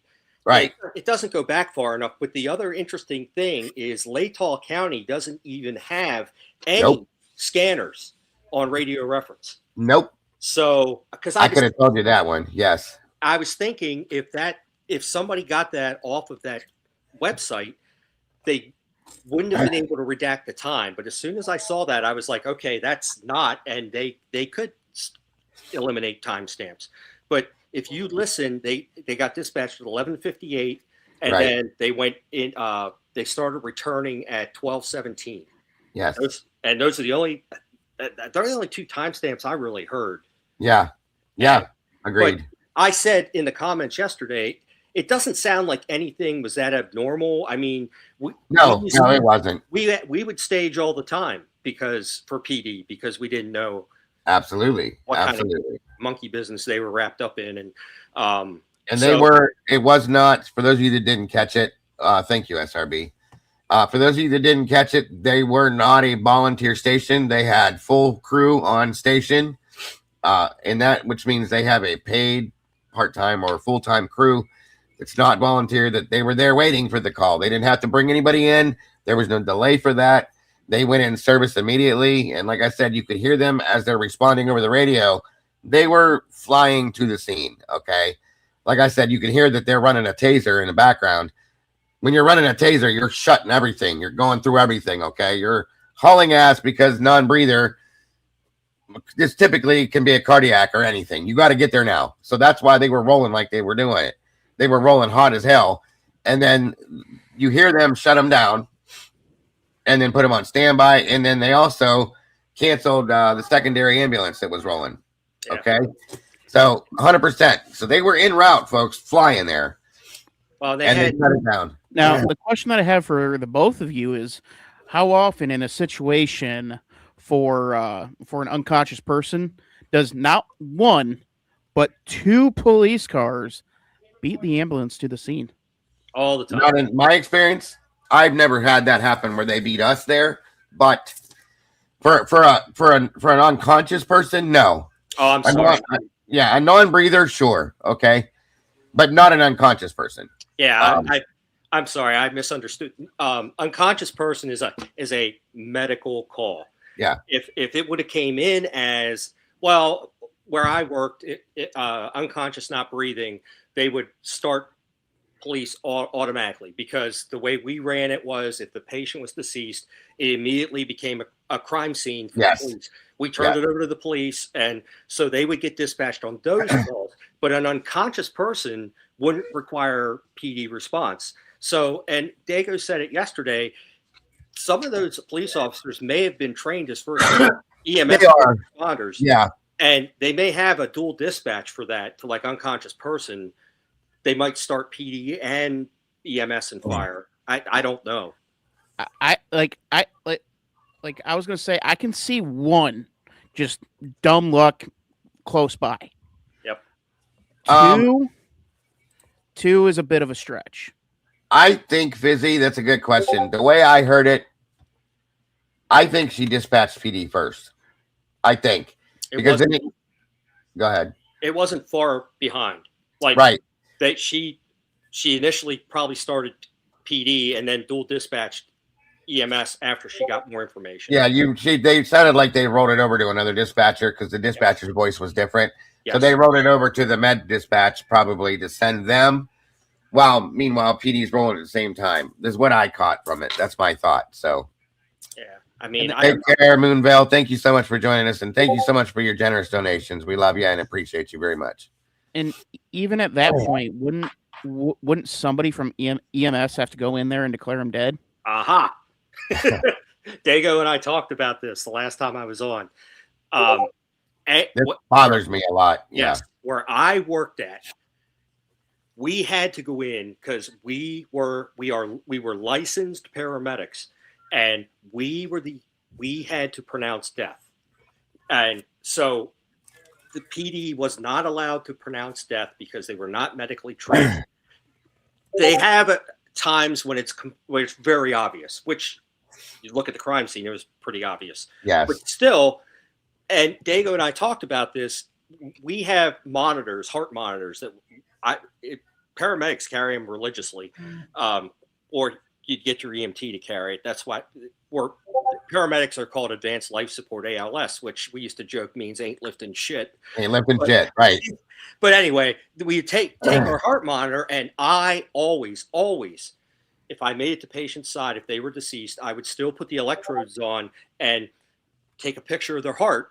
And hopefully it was flat not hopefully, but if they were obviously deceased, I would expect to see a flat line or what they call a systole. And I would document that in my report to CYA, because you don't have to look hard to find cases where the EMS came in and like, that guy's dead, and they turn to walk around and all of a sudden he sits up. And yes, well documented. So we were transporting, I worked for a private company, ambulance company, that was transporting somebody to a funeral home. Oh, jeez. A funeral home. Yes. That means he's dead. And he sat up in the back of the squad and scared the fuck out of everybody. They jumped out. Okay. And they pulled over and stopped and jumped out because the whole bag moved. The guy was in a bag, guys. He would have been dead after he did that to me. Right. That's what I'm saying. So shit happens like this all the time. It's not odd, you know. But it's also it's called good practice, and it's something that you should do. Just of course, even though like these victims probably had some lividity and some discoloration, there's probably some blood pooling and stuff, and it's obvious. It's good practice to just do that. Those electrodes are pennies compared to. Well, exactly. And this is why, Troy, I think that too. I said this once before. And yes, I realized Nunez was cross-trained from my understanding in EMS as well, which is good. It's always good to have a secondary opinion on something. I'll tell you this right now because of what I just said to you. So let's say, for instance, and this is a dramatic scene, mind you, okay? Very stressful and dramatic scene to come upon. Yes, they're dead. They look dead. It's horrible. I would still want somebody else that has the qualifications to walk in and say, yeah, there's no help here. It's done. It is what it is, just for peace of mind. Absolutely. They didn't do any of that. And that's what bothers me. Well, I've always seen that. And that's just we end up being that extra person that can testify in court. So you're passing that responsibility off to somebody who's actually trained to make that decision, instead of being on the stand and having an attorney say to you, "What are you medically trained? Are you licensed or certified to make these decisions?" Right. You just pass it off to the people you know already are, and then you just call them into court. Yes. And then they can sit there and go, yes, I've been a paramedic for 15 years, and this person was obviously deceased. Here's my report. Here's the EKG reading. It shows asystole. I saw dependent lividity. I saw this. I saw that. And so you pass the buck, basically. Makes a lot more 100%. Yes, sir. Yes, sir. Yeah, I do agree. Jen just said, according to Jules, they just denied her 3 FOIA requests. Info on Dylan's Facebook, the text from Kaylee to Jack, and one other thing because of privacy. You're fucking kidding me. You guys need that attorney from the Karen Reed case from Corey, whatever her name is. Yeah. To write your FOIAs, because she seemed to be able to get it done. I mean, if you get a, I'm surprised, like some big wig defense attorney looking to just get their name out there, like Jose Baez or something like that. Yeah, right. You know what? Screw it. I'll take this case. Yep. We'll get that appeal, and we're gonna have a new trial. Yep. Why is nobody? That's another thing I've said. Why is no defense attorney, some big shot, taking this case pro bono to try and open it up all over again? I agree. That doesn't make any sense to me. Nobody seems to want to touch it. So that's where we get into my realm. That is free press marketing. Keyword Right. free. And somebody like Jose Baez, who got Casey Anthony off the hook, like, oh my god! And then you get Brian. Then you get Koberger off the hook. Alan Jackson, for Christ's sakes, that'd have been a great attorney for this, but nope. Yeah, legend. You'd be a legend. 100%. Alan Jackson all over that. And you know what? And I'm not. You guys know what I feel about Ian. I think if Alan Jackson could have been pulled into this, he may have stood against Hitler. I think he could have stood up against Hitler. I'm not saying Ian couldn't, okay? But I could see Alan Jackson and his personality being the way it is, standing up against him, and pointing out the things that are not, unless somebody gets threatened. You know what I mean? And I still have a lot of issues with that whole threat thing, in my opinion. Just saying. Yeah, why didn't any big shot defense attorney take this on initially, even like you said, Alan Jackson, to assist Anne pro bono, to have that big name and all the resources to bring all this to light. I mean, they had terabytes of information they dumped on this poor woman as a public defender to try and figure all this out in such a Hitler said, 2.5 years to figure this out. Well, they just gave the information to her, a couple days or months ago. How is she supposed to go through all that? And a big attorney from a big firm has the resources to divvy that up and get through that stuff. And I just don't understand. And like you said, maybe there were threats made, because every federal agency, from every 3-letter agency that you can name, was involved in this, which is totally bizarre also. I agree. Now, to end this up, gentlemen, I really am glad that you guys are up here with me today. I appreciate you guys very much. I love listening to your theory. Dylan is very interesting. And Troy, I'm always enjoy having you up here, buddy. Very much so. Robert Alisi, good one, redacted. Another good one. I want to end this up with this video here that I thought was kind of interesting. Yeah, I just saw that too. I was going to tell you guys, for those of you that are following the Nancy Guthrie situation, Savannah Guthrie's mother, the 5 p.m. deadline passed and there has been no news. So I feel really bad for them. That's kind of a sad situation. Fingers crossed, prayers and thoughts going out to that family that something good comes out of that. I feel really bad about that situation. So just keep them in your thoughts, guys, and hope that something happens there on a positive tone. So sorry. So this last thing here that I want to go over with this, Harsh Reality put this out a few hours back, And it's a good thing to point out, as Harsh does a very good job at doing in a lot of ways. So let's check this out real quick, guys. With that And again- incredible British accent. Yeah, yes. And I want your guys' opinions in the chat on this. And of course, you two gentlemen as well, guys. Please make sure that you are leaving comments, please, during or after the show, 100%. And don't forget, if you can, to hit that like button and share this out, guys. I really appreciate that. It helps the channel so very much. Oh, and thank you, SRB. I saw that a little bit ago. For those of you or anybody that, oh, Witchy dropped that too. Thank you so much, Witchy. More likes before Witchy shocks you with frozen hexes. Oh God, don't do that, guys. Don't get her mad. Don't get her mad. And anybody that may have looked at the supporting the channel with the Amazon wishlist, thank you so much for that. And God bless. I appreciate that as well. And anything anybody does to donate to support this channel in any form is never expected, guys, but we always appreciate it all because it helps to keep our channel moving forward. Very much appreciated. All right, guys. Let's do this here real quick. Well, hello there, you beautiful, beautiful, amazing, wonderful people. It's Thirsty Thursday. You're looking amazing. I'm getting straight into meat and potatoes because this is video 2 of 2 today. And in video 1, we went over that shocking audio that is circulating around the Idaho 4 case. So if you didn't watch it, I will put the link to that in the pinned comment down below. Make sure to go and check it out, because I do feel that as many people as possible do need to listen to that audio.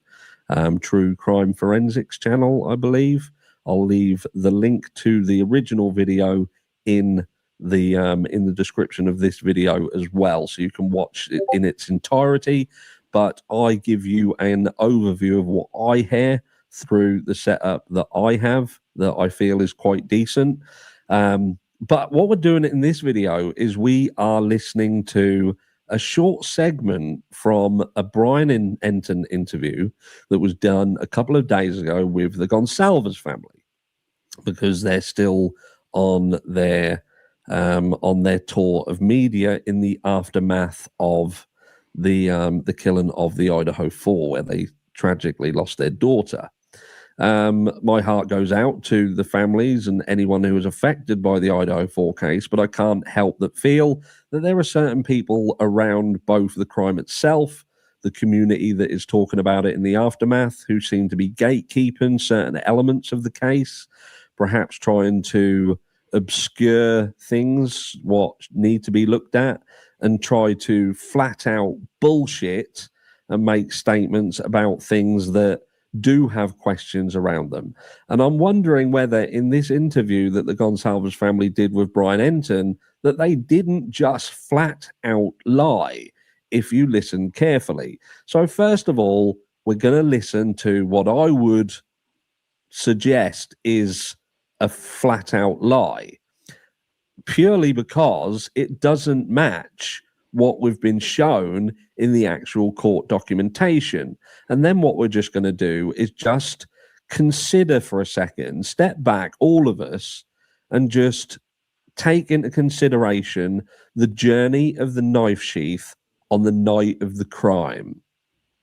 If we want to attribute that to Brian Kohberger and the Brian Kohberger narrative, because I feel that it's very important to take a step back and consider the knife sheath's journey when attributed to the Brian Kohberger narrative on this night. But first of all, let's listen to this statement, because it blows my mind. It truly does. Opened up, and you have DNA at the crime. Like, literally, what are you saying? You're going to say you're going to open up every single case, because that's really what you would be doing. You'd be setting a precedent. So, yeah. Just before I just go on to this, right, what makes me laugh here is what they're basically saying is there's DNA at the scene. There's DNA at the scene. So this is a slam dunk case. So what are you going to do? Are you just going to go back and challenge any case that's got DNA and say, oh, because DNA is there, the case isn't solved? I don't think that's the point here. I think the point being is what DNA is at the scene and how did that DNA get there? That's the issue. It's not that the DNA is there.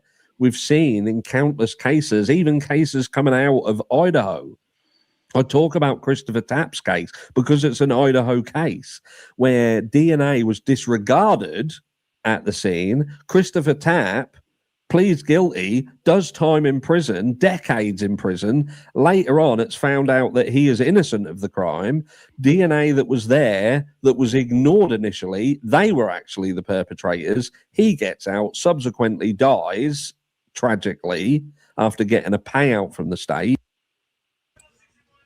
So once again, for all you people that like to say people don't take plea deals and admit to guilt when they haven't done anything wrong, there's your answer once again. It happens every day, all day long. And yeah, it's not about DNA being there, it's how the DNA got there. That's the issue, isn't it? But then we go down the route of you'll hear, and this is the bit that completely blows my mind.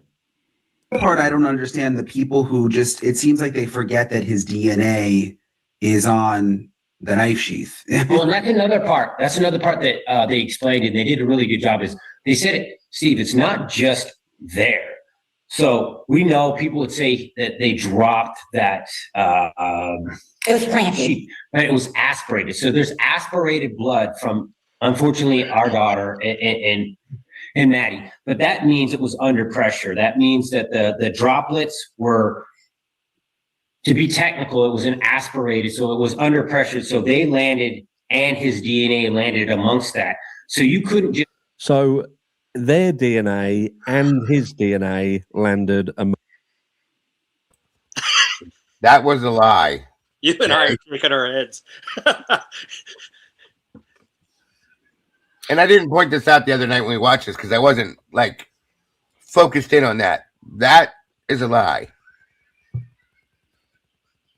This is insane to me. And they're doing this on a regular basis now.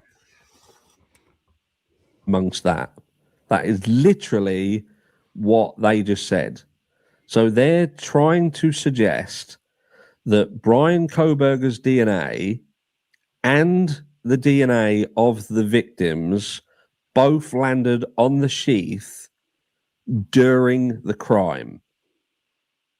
So let me re-clarify what Harsh just, and it's exactly how he's saying it. I love Harsh. I love Harsh because he has that "you're fucking stupid" tone to his voice when something is fucking stupid. Okay? This is why I love this man. Truly, I always have too. It was not fluid. There was no blood from the perpetrator. Oh, well, let me, whoa, hold on, back up, Dago. Because there probably was. There was no blood from Brian Koberger. That was not the type of DNA that was found on the strap, not the snap. It was trace DNA, whatever the fuck you want to call it. So it did not land on the sheath in the commission of the crime. I don't know why they tell people shit like this, because this is what makes the guilters think the stupid shit that they think. It's insane. I see you're thinking the same shit that I am, Troy. I see your head moving and the size. I'm the same way, bro. I'm sick of seeing this kind of shit happen. It's stupid. This is why we're watching this real quick. Now, I just want to make this incredibly, incredibly fucking clear, because you've got Brian Enton here, who has grown exponentially on YouTube in a relatively short space of time. He's now got close to 350,000 subscribers. No and credibility. This video has been seen over the course of 2 days. What'd you say, bud? With no credibility. And mostly bots. Yep. 0. Yeah, 0. I'm pretty sure they paid for his. I'll just say that and leave that there. By close to 200,000 people. And you've got the families of a victim, or the family of one of the victims, putting out there that the DNA from the killer and the victims landed on that sheath during the crime. Now that is a massive, massive statement. Huge. That's a nail in your coffin. Now, if you've got people who listen to this, they trust Brian Enton, they feel for the family, there's some emotional connection to this, and they've just heard the DNA got on the knife sheath during this crime. That's slam dunk. That is slam dunk.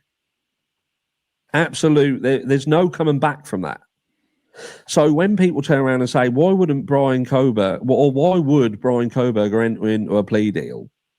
Because it's people's fucking mentality to only listen to certain individuals telling them a certain story about a certain thing, certain element, and taking that as gospel. There will be people now that believe that Brian Koberger's DNA got on this knife sheath during the crime. And that's not what was said. That's not what is documented. What is documented is that there was a tiny piece of trace DNA found on the button snap or a section of the sheath that would suggest that it was transferred via handling of it, like skin cells. So not aspirate. It wasn't sweat. It wasn't fluid. It was literally skin cells on the clasp section of the sheath. So the DNA from Brian Koberger didn't get on the sheath during the crime. Didn't get on it would have had to have got on the sheath prior to the crime, prior to that sheath even entering into the home. And there lies the problem, because we don't know where that came from. We don't know who handled it. We don't know whether Brian Koberger has touched something that someone else has touched, and that sheath just happened. I have to chill out. But you get my point. My point is that Brian Koberger's DNA didn't get on this sheath as a family member of a victim is stating and being supported by someone who is held in high regard within media. This is a lie. It's a lie. Because Brian Koberger, if he did the crime, I said we were going to think about the sheath journey through the night, if we're attributing that to Brian Koberger. So for a start off, what do we know? Well, we know that the only DNA that was found of Brian Koberger's was on the knife sheath. Skin cells, minute sample of trace DNA, skin cells on, as aforementioned. But we know Brian Koberger then must have been wearing gloves. Because if not, his DNA would have been apparent elsewhere. There's no way that he maneuvered around this house, got into the house, went around it, got back out without protecting himself from leaving DNA, because there just isn't any. So the knife sheath DNA didn't get on there while it was in the property. I then consider initially, why take it in the first place? I do actually consider why he would take his phone. If you know you're going to do this crime and he's got the knowledge of cloud-based forensics, he knows how they can track phones, why wouldn't he have just left his fucking phone at home? Makes no sense whatsoever. No sense whatsoever. Which is one of the big key reasons that I believe he didn't do it, folks. And I never did, because of that thing right there. To take the phone. Take it and then shut the fucking phone off. Again, it makes no sense, but that's by the by. Point being, he travels, gets there, he's turned his phone off. He then gets this knife and this sheath in his hand. How do we know he gets it in his hand? Because it's not fucking attached to him. It's clearly not attached to him. So he's holding it in his hand. They tried to say he's never been to this property before. They can't place him there. Nothing. They've got him going to the area, but every time he goes to the area, they know where he is. And more importantly, they know where he's not. And this is what was challenged in the PCA. When they tried to make out like he was a stalker, and Taylor challenged that, to which they have to retract it and say, look, we didn't say he was anywhere near the property. We just said he was in the area, that he was connected to a tower that serviced the building. But he wasn't actually at the property. And again, Ann Taylor specifically said, you know where he wasn't. You know where he was, you know where he wasn't, and you was being misleading, you was misrepresenting his movement around this area. And it got to the point where Bill Thompson, when Edelman done his big thing, he went out and asked all these questions, he was even pulled up because of the suggestive nature of the stalking element, to which there was a rebuttal then by the state saying, you know that is not true. You know that there was no stalking, and yet you have sowed that seed now. But missing the point that they had already sowed that seed, hence why it was raised by Edelman in the first place. This is the PCA. This is the information. Spread it far and wide. Tell everyone. Tell your friends. Tell your fucking cat. Do you know what I mean? So you've got the situation where he's handballing it. And if he's never been to this property, and I've asked this question before, and I want this question to be answered. If you've never been to this property before, you don't know anything about it, and you approach it and it's got all these vehicles outside, then what is your thoughts about how you're going to get into the house? How am I going to get in to this property that's got all these cars outside? Tell me how you think he's going to do that, or what his thought process is. Does he have something else in his hand that would assist him getting in? A crowbar, for instance. Because surely he's going to have to get into the house somehow. He's not just going to go to the house and think, well, I know the door's open. The only person who would think that is someone familiar with the house who had been there before. Now, if they're saying that Brian Koberger hadn't been there before, they've got no evidence to suggest he had, and going as far as to say he picked it at random just before he did it. Come on.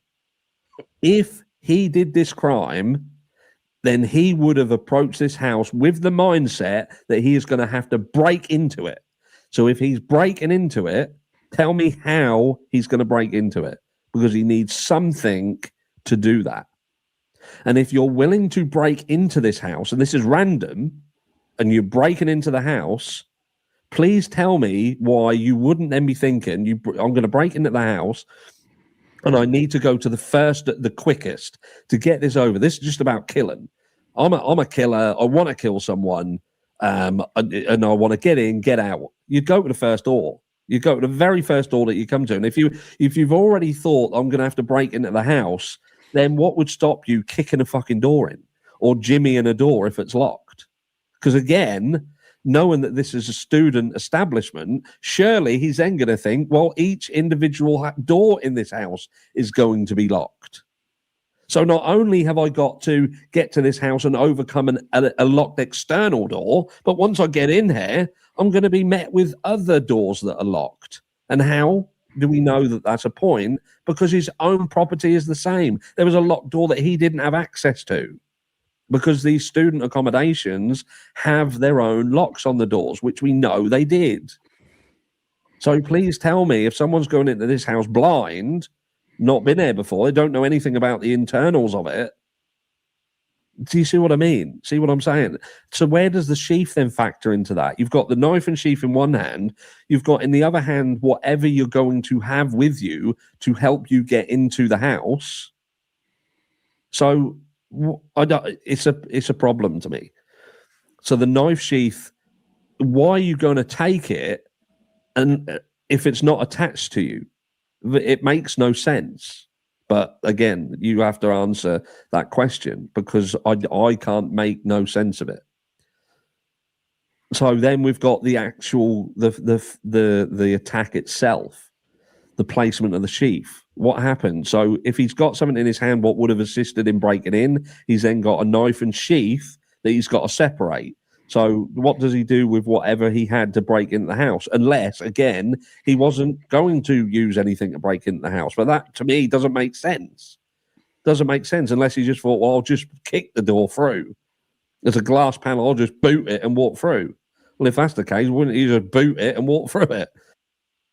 Do you see what I mean? There's so many elements to this case, and someone going into this house blind with no prior knowledge of it, that leads to so many questions, and it spirals out of control. In my opinion, And this is why I can't support cartel or gangs or anything like that. And I lean towards what I lean towards. Because in my opinion, this crime happened with people being involved in it who had prior knowledge of this property. They knew that the door was going to be unlocked, so they didn't have to take anything to break in because they knew they wouldn't have to break in. And they also they knew as far as the doors inside this place also weren't locked. So they would be able to go here. Or this happened when people weren't even in their fucking rooms, which further then brings into question the audio earlier. And potentially we have 2 time frames. 2 people killed in one, 2 people killed in another. Let me know down below what you think. But did they just lie? And what are the ramifications of lies like this? Now, I appreciate when people are angry. I appreciate when people are upset. But this is a continual pattern that we have seen throughout this entire situation, where people who are held in high regard and who have a lot of support and a lot of people will consider things they say to be accurate and making statements that are heard so dangerous and so wrong. Look, if the guy did it, he deserves to fucking burn. And I'll say that. You know what I mean? I don't know whether he did it because it's not been proven or shown to me that he did. And why are we questioning things? Because there are questions to be asked. And historically, cases have proven to that. And in this situation, it pains me when people who you want to feel sorry for, you want to get behind them and support 100%, you can't because of stuff like this.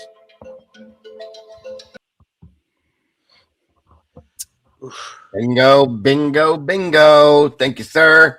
Another great video by Harsh. Guys, make sure to jump over. And if you have not yet subscribed to Harsh Reality, please do it. I'm telling you, you're missing out. Harsh always puts out some really good stuff on this stuff, guys. He's really, again, in the circle of and group of us that are pushing to get some real truth and some answers out of this. And it's just driving me fucking insane that none of us can get that. Are you a drummer, Troy? Maybe. I just saw that. I am beyond jealous, bro. So you looking? What? I'm a drummer. I know. What kit is that? What brand is that? I'm looking at getting an electronic kit. It's an Alessis. Okay. Do you like it? I do, but the problem is it's not even 5 years old, and they've already stopped supporting it. So I've heard that. That's the problem. Yeah. Gotcha.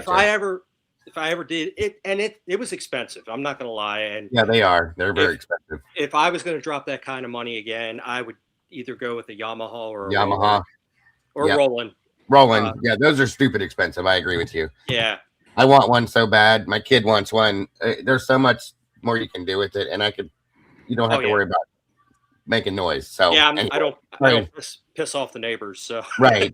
Sorry to change the subject, folks, but I just saw the cymbals in the background and went, "Wait a minute." The only drumsticks I'm touching is the one with chicken meat on it.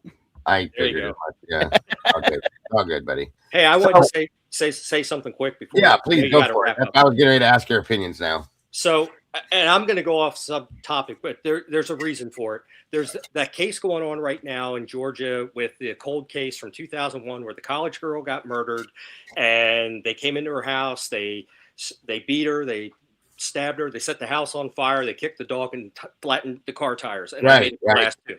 So go look at trial day 1 and the defense's opening remarks, and look at the pictures of the boyfriend's hands. And innocent till proven guilty and all that other crap, but look at his hands, and that's what hands look like after you've done a brutal attack on someone. They are destroyed. You should be seeing, right? Yep. What is the name of it? Oh crap! It's Law and Crime. They've been broadcasting it every day live.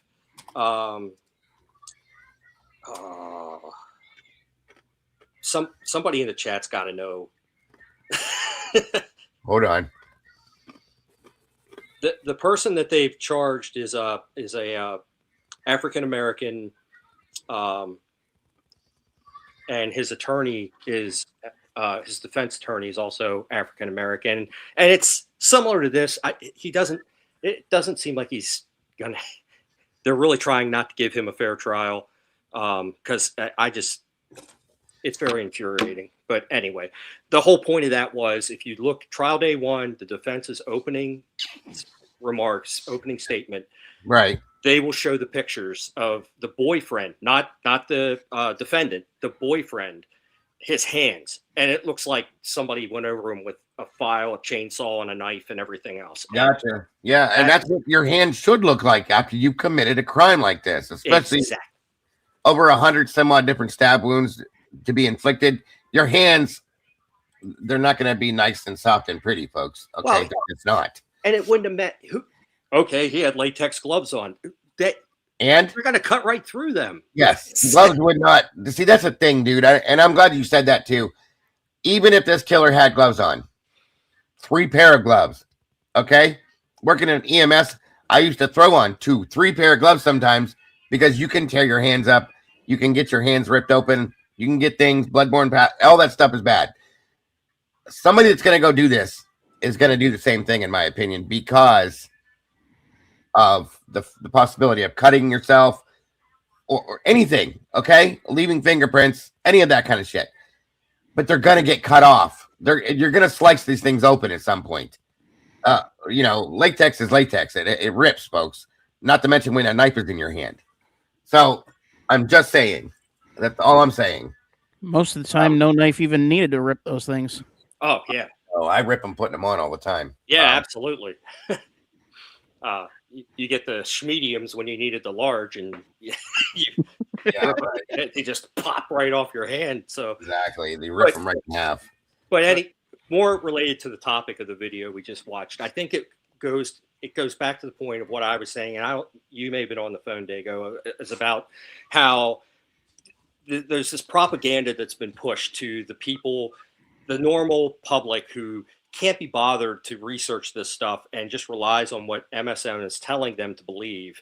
And I believe that this is playing, he's saying again that this is what is happening, that they're saying these things and they don't make any sense. And if you just sit and think about it for a minute or two, it's like, that doesn't sound right.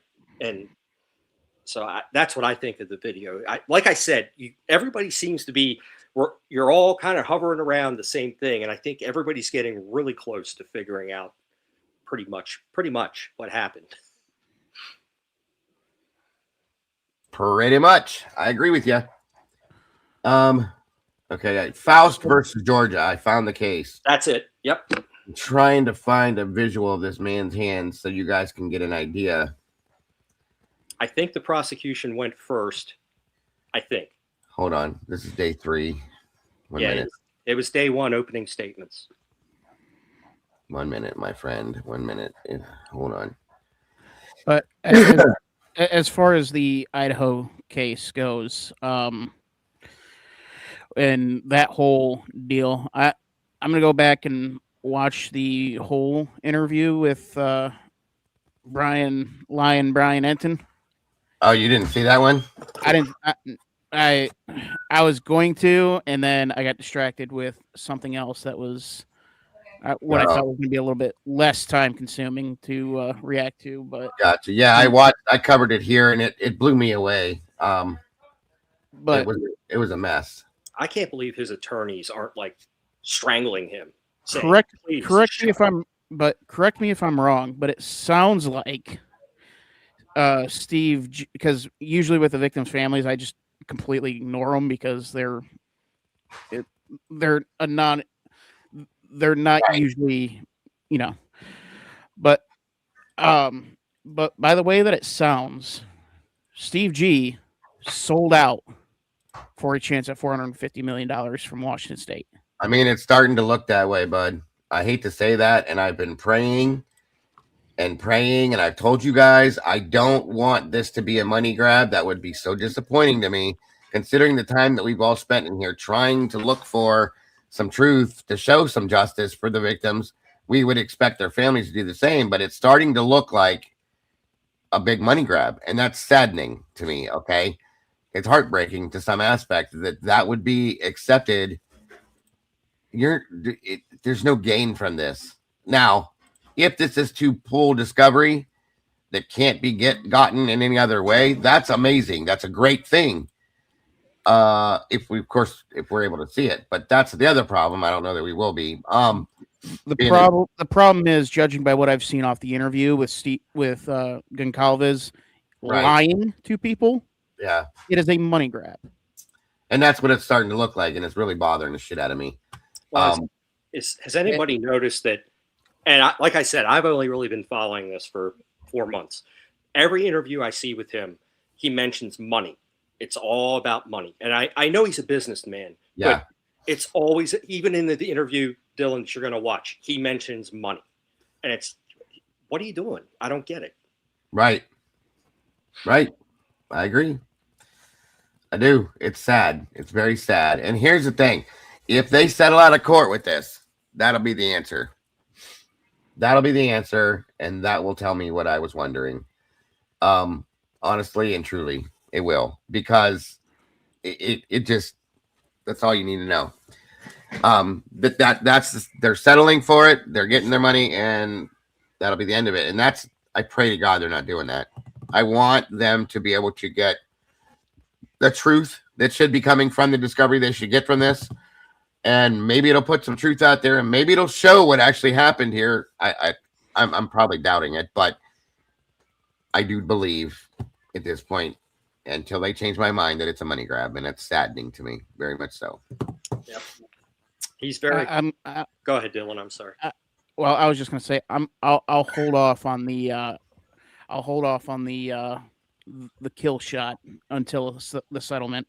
I get it, and that's kind of where I'm at too, bro. He seems very concerned that Ann Taylor is still getting a paycheck. Yeah, I know. Isn't that interesting? Yep. Why is that? Why are you worried about that, Steve? Yep. That's a good point, Troy. I don't get it. The moment that they settle, I will have a kill shot for with words. Right.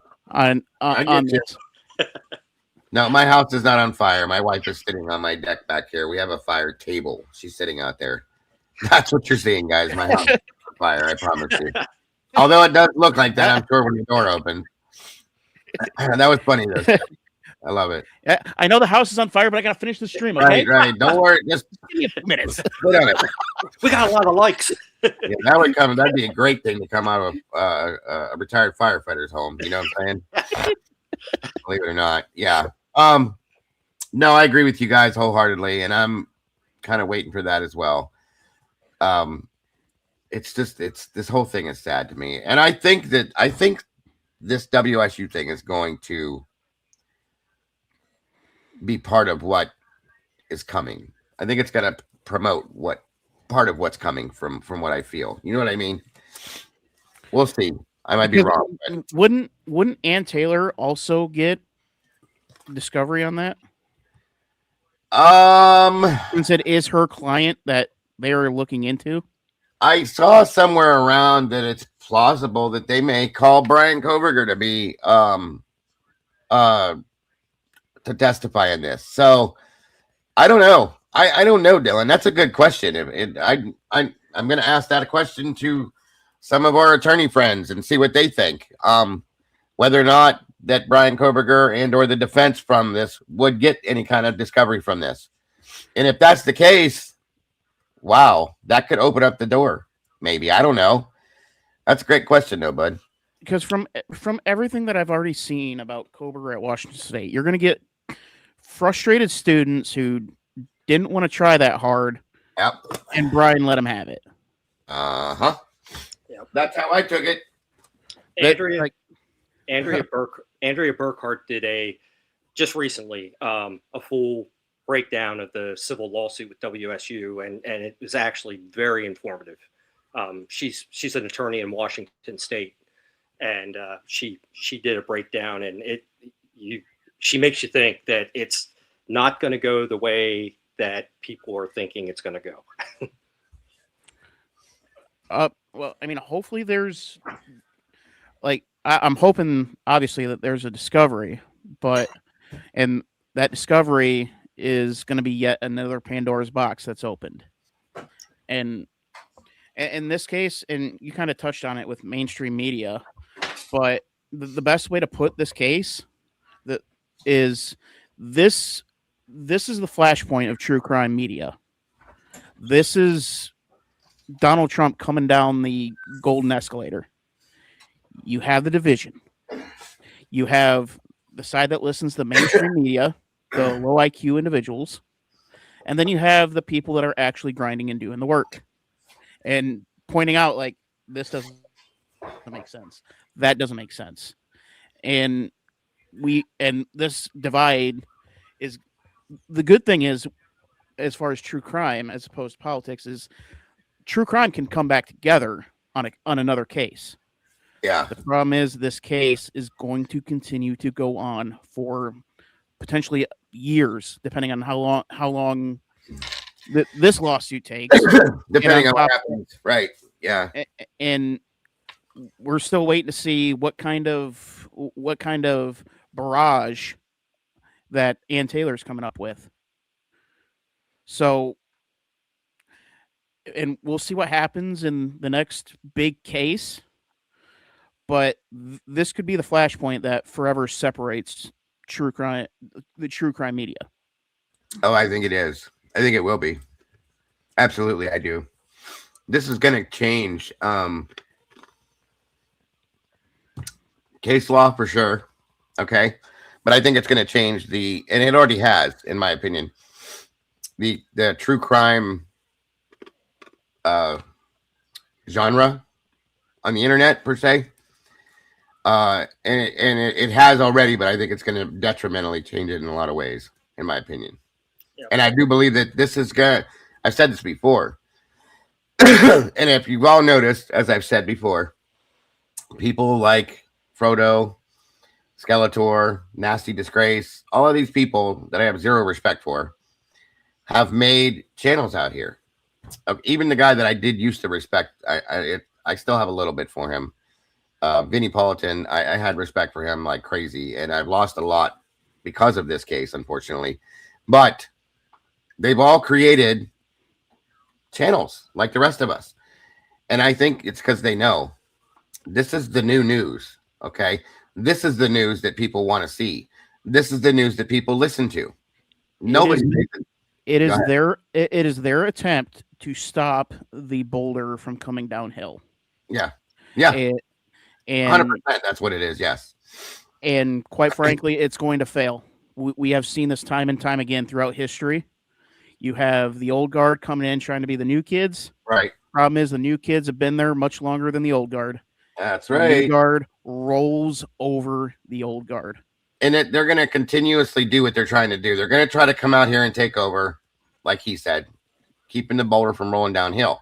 They're going to come out and try to take over, and it's not going to work, guys. It's not going to work because we already know. We know how to control this situation. We know how to lead this situation, per se. They're not going to do it. People are going to look at them the same damn way, if that makes any sense. And they're still not going to believe. They're still not going to believe them. I don't care what platform you're on. If you're telling lies and bullshit, nobody's going to believe you. Which is why I shifted my channel into what it is, because primarily my channel is going to be going after Nancy Grace or Annie Elise or Jennifer Coffindot. Yeah. I watch too much Harsh, so I keep calling her Coffin Dodger. But and Brian Enton and going after these people and going after everybody who is intentionally lying and following a script or a paycheck. Yeah. I mean, like the last video that I made, it was reacting to Annie Elise and Nancy Grace on talking about the Idaho case. I don't think I've ever cussed that much on a YouTube in a YouTube video before. Did you watch my reaction video to Nasty Disgrace? Tago lost his mind. I think I missed that one. Dude, I detached from reality for a minute there, bro. I'm Like- just telling you, I truly and honestly detached from reality because I'm so fucking tired of the absolute ridiculous. I mean, it is so dramatized. It's like a made for TV television show. I'm going to say this as nice and gently as I can, but these photos with all this blood and gore, like, lady, what the fuck are you doing? That's what she did. And I was like, what? So you're going to tell me that wasn't all pre-planned, huh, Nancy? Okay.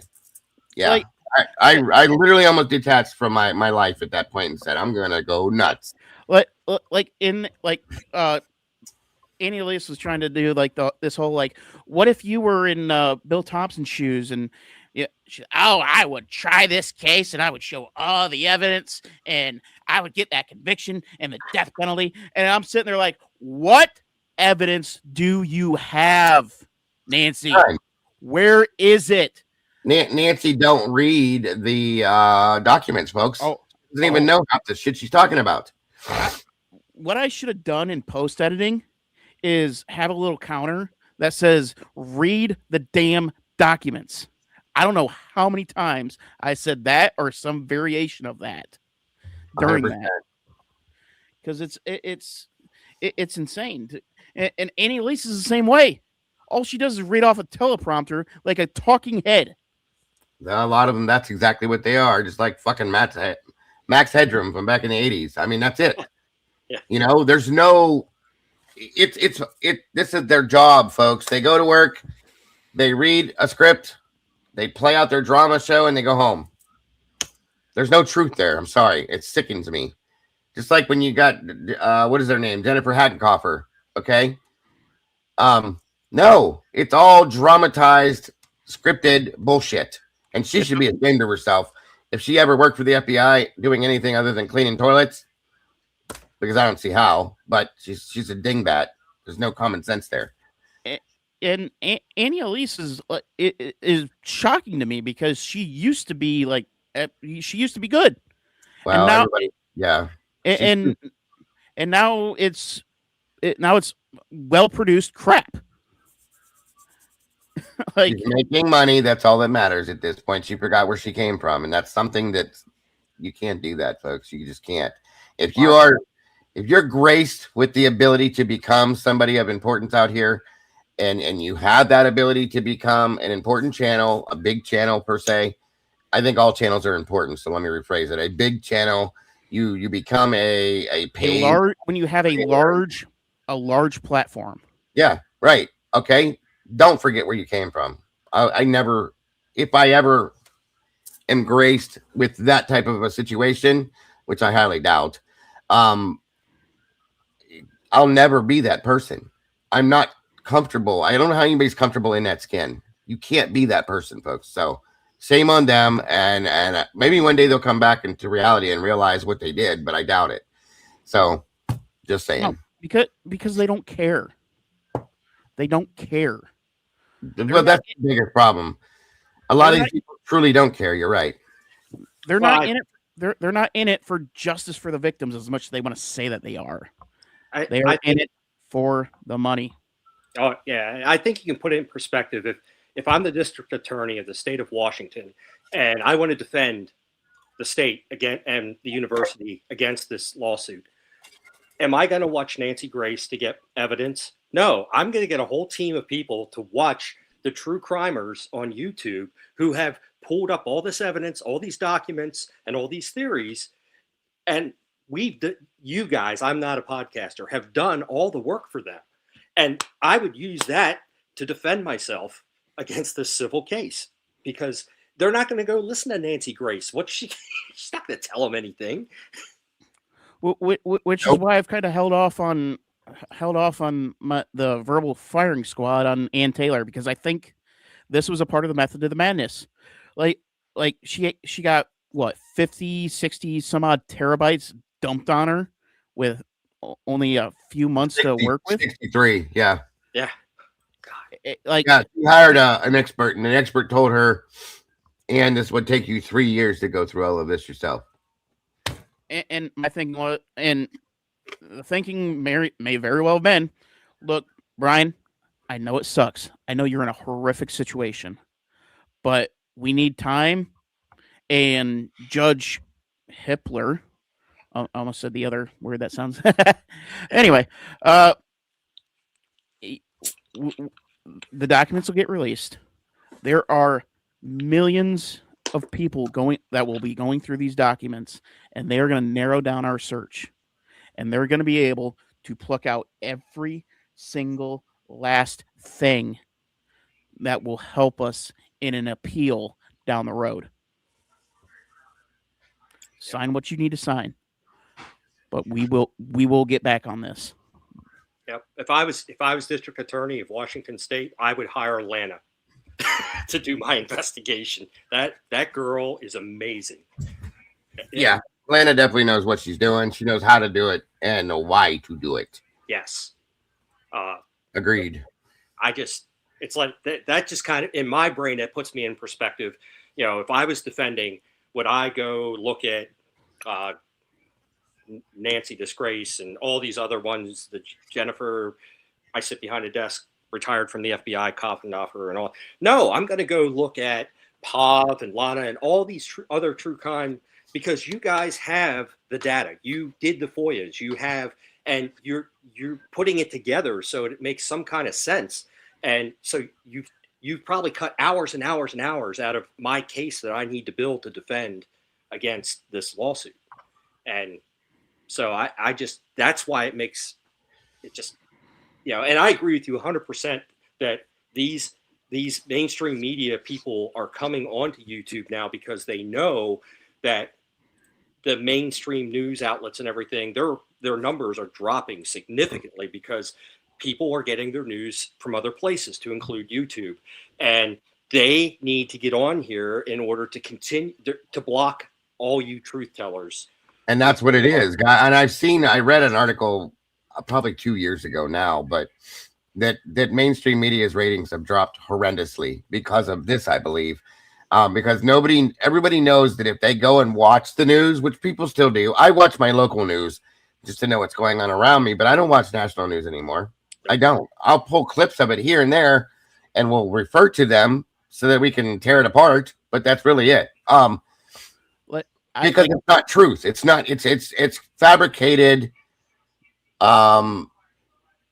It's fabricated news, is what it is, guys. They take what actually happened, they turn it into what sounds the best, script it, and give you what they want. They don't give you the truth to it. That's the problem. Yep. I know, I don't know about all the TV numbers on the true crime side, but on the political side of it, a YouTube channel, Timcast IRL, they do better numbers, especially overall. They do better numbers than CNN and MS Now, or whatever they're calling it now. And in the key demo, they're actually beating Fox. Yep.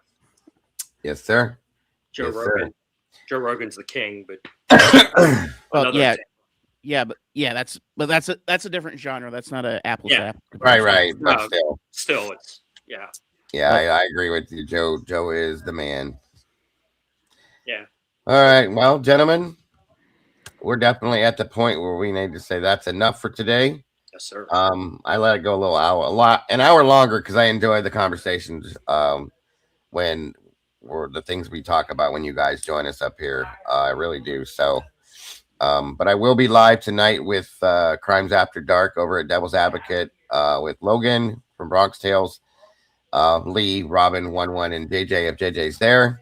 That's always a great show over there, guys. Please make sure to tune in if you have not yet done it.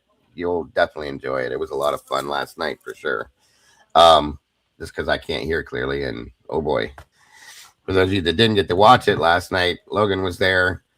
We were backstage getting ready to start, and she was like, "You're not feeling good, huh?" And I said, "Yeah, I got this flu thing going around, blah, blah, blah." And she said, what she actually said was, "It's not in your chest, right?" What Dago heard was completely different. It was way, way, way different. What Dago heard was, "It's not in your testicles, right?" Oh, and I went, "Excuse me?" What the hell did it? I guess my face told the whole story. And then she was like, wait, what? Like, what did you think I said? And I explained it, and they died. All night long, there was a joke from there forward. So, yeah, guys, don't get sick because it's affected my ears and everything. It was a wild one. I'll just say that much. I think it was. I think it's more age, Dago. Oh, wapapa. With that age shit, buddy. 51. I'm not dead yet. But anyway, so yeah, make sure you guys tune in tonight to Devil's Advocates Crimes After Dark with us, guys. It's getting good. And little heads up for all of you guys that are fans of the cafe here. And we are going to be starting something new, not this Saturday, but the following Saturday. It's called The Verdict Room Unfiltered. Myself, the last 24, typically unique. Bronx Tales, and whoever we rotate on through with us every other week or every week or whatever it is, it's all creators. We get together at the end of the week and we give our verdict for the week on what we feel about the cases we're discussing together as creators, kind of a round table thing. And we break it down, guys. It's going to be great. It's going to be fun. I'm looking forward to it, and I hope you guys are too. So that's coming soon. Like I said, about 2 weeks roughly. Really looking forward to doing that. It'll be something we run. I think we'll probably start running around 6 p.m. Eastern time. That way everybody gets home from work, has dinner, and it's not too late, and it won't coincide with late night stuff we do too. So tune in for that, guys, here from the cafe. We're going to be starting that soon. I'm definitely looking forward to that one. Gentlemen, once again, I want to thank you for joining us up here today. Willie as well, always. Everybody in the chat, don't forget to love yourselves, love each other, folks. I absolutely love and adore each and every one of you.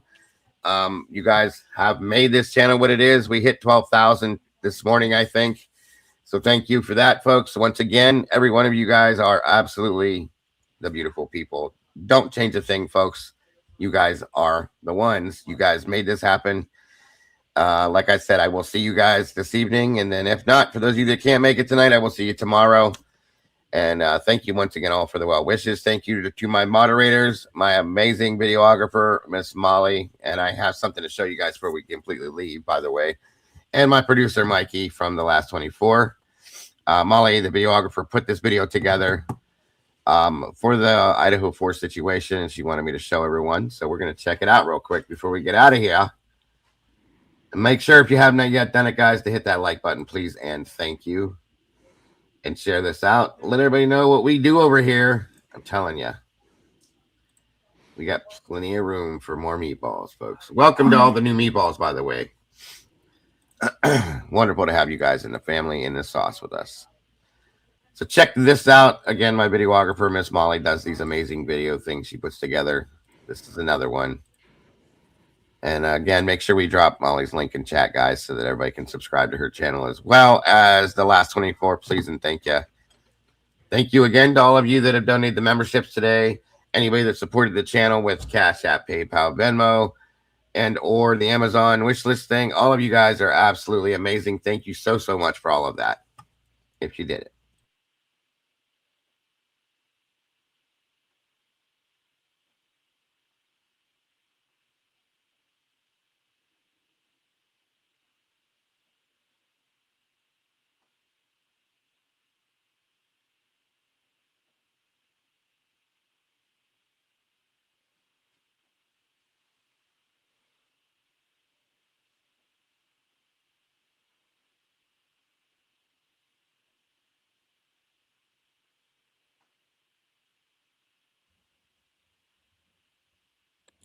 Where's the sound?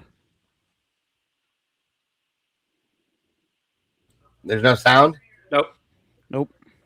Oh, I hate StreamYard sometimes. Let's try that again. Let me try it one more time. What is going on? Let's see what happens. Sorry, guys. Let's try this one more time. Tell me if it does it this time. You're good. Okay.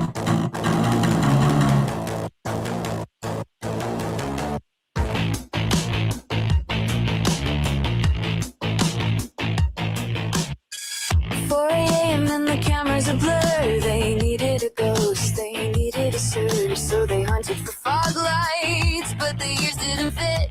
Fuckery is it?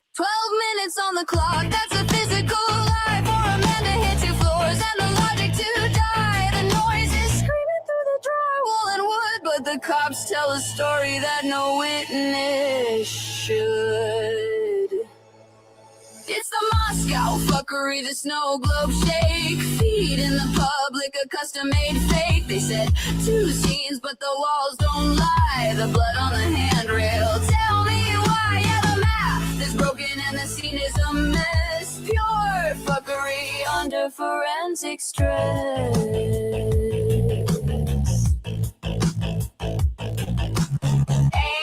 hours of silence while the real-time crisis hung by a thread. Texts and photos taken, calling for a painting. Do you think the first arm badge had a clue? Unseal the photos and the narrative bleeds, 'cause there's fuckery in the gaps of the police leads.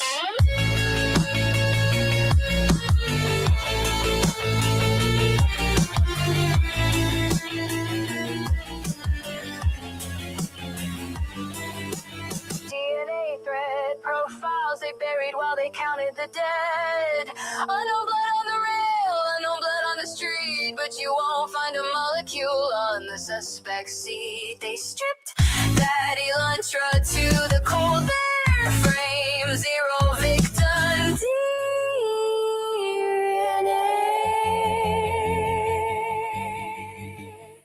And you still scream his name? They leveled the house to bury the fuckery. It's a Moscow fuckery, the snow globe shake. Feeding the public a custom-made fake. They said 2 scenes, but the walls don't lie. The blood on the handrail, tell me why. Yeah, the math is broken and the scene is a mess. Pure fuckery under forensic stress.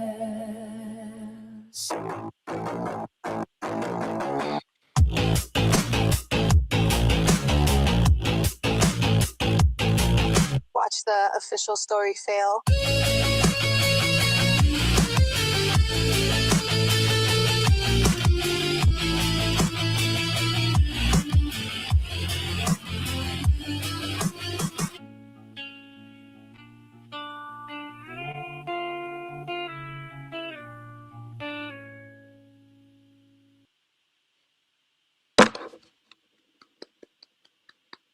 Great job, Molly, as always. Thank you, hon.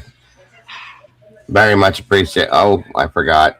She ends it with, Molly is perpetually a cat in real life, folks. This is how it ended. Sorry. That's what she does. So, yes, you did a great job. Thank you. Thanks again, everybody. Have an amazing evening. I hope to see a lot of you over at Devil's Advocates tonight, if possible. It's always a great conversation, a great show over there. So please, again, pop on over if you have some time, guys. And make sure to hit that like button on your way out the door. Share this out. And don't forget to hit the notifier. That way you don't miss anything we do here. I cannot wait to see you all again. Have a great one, folks. Bye-bye.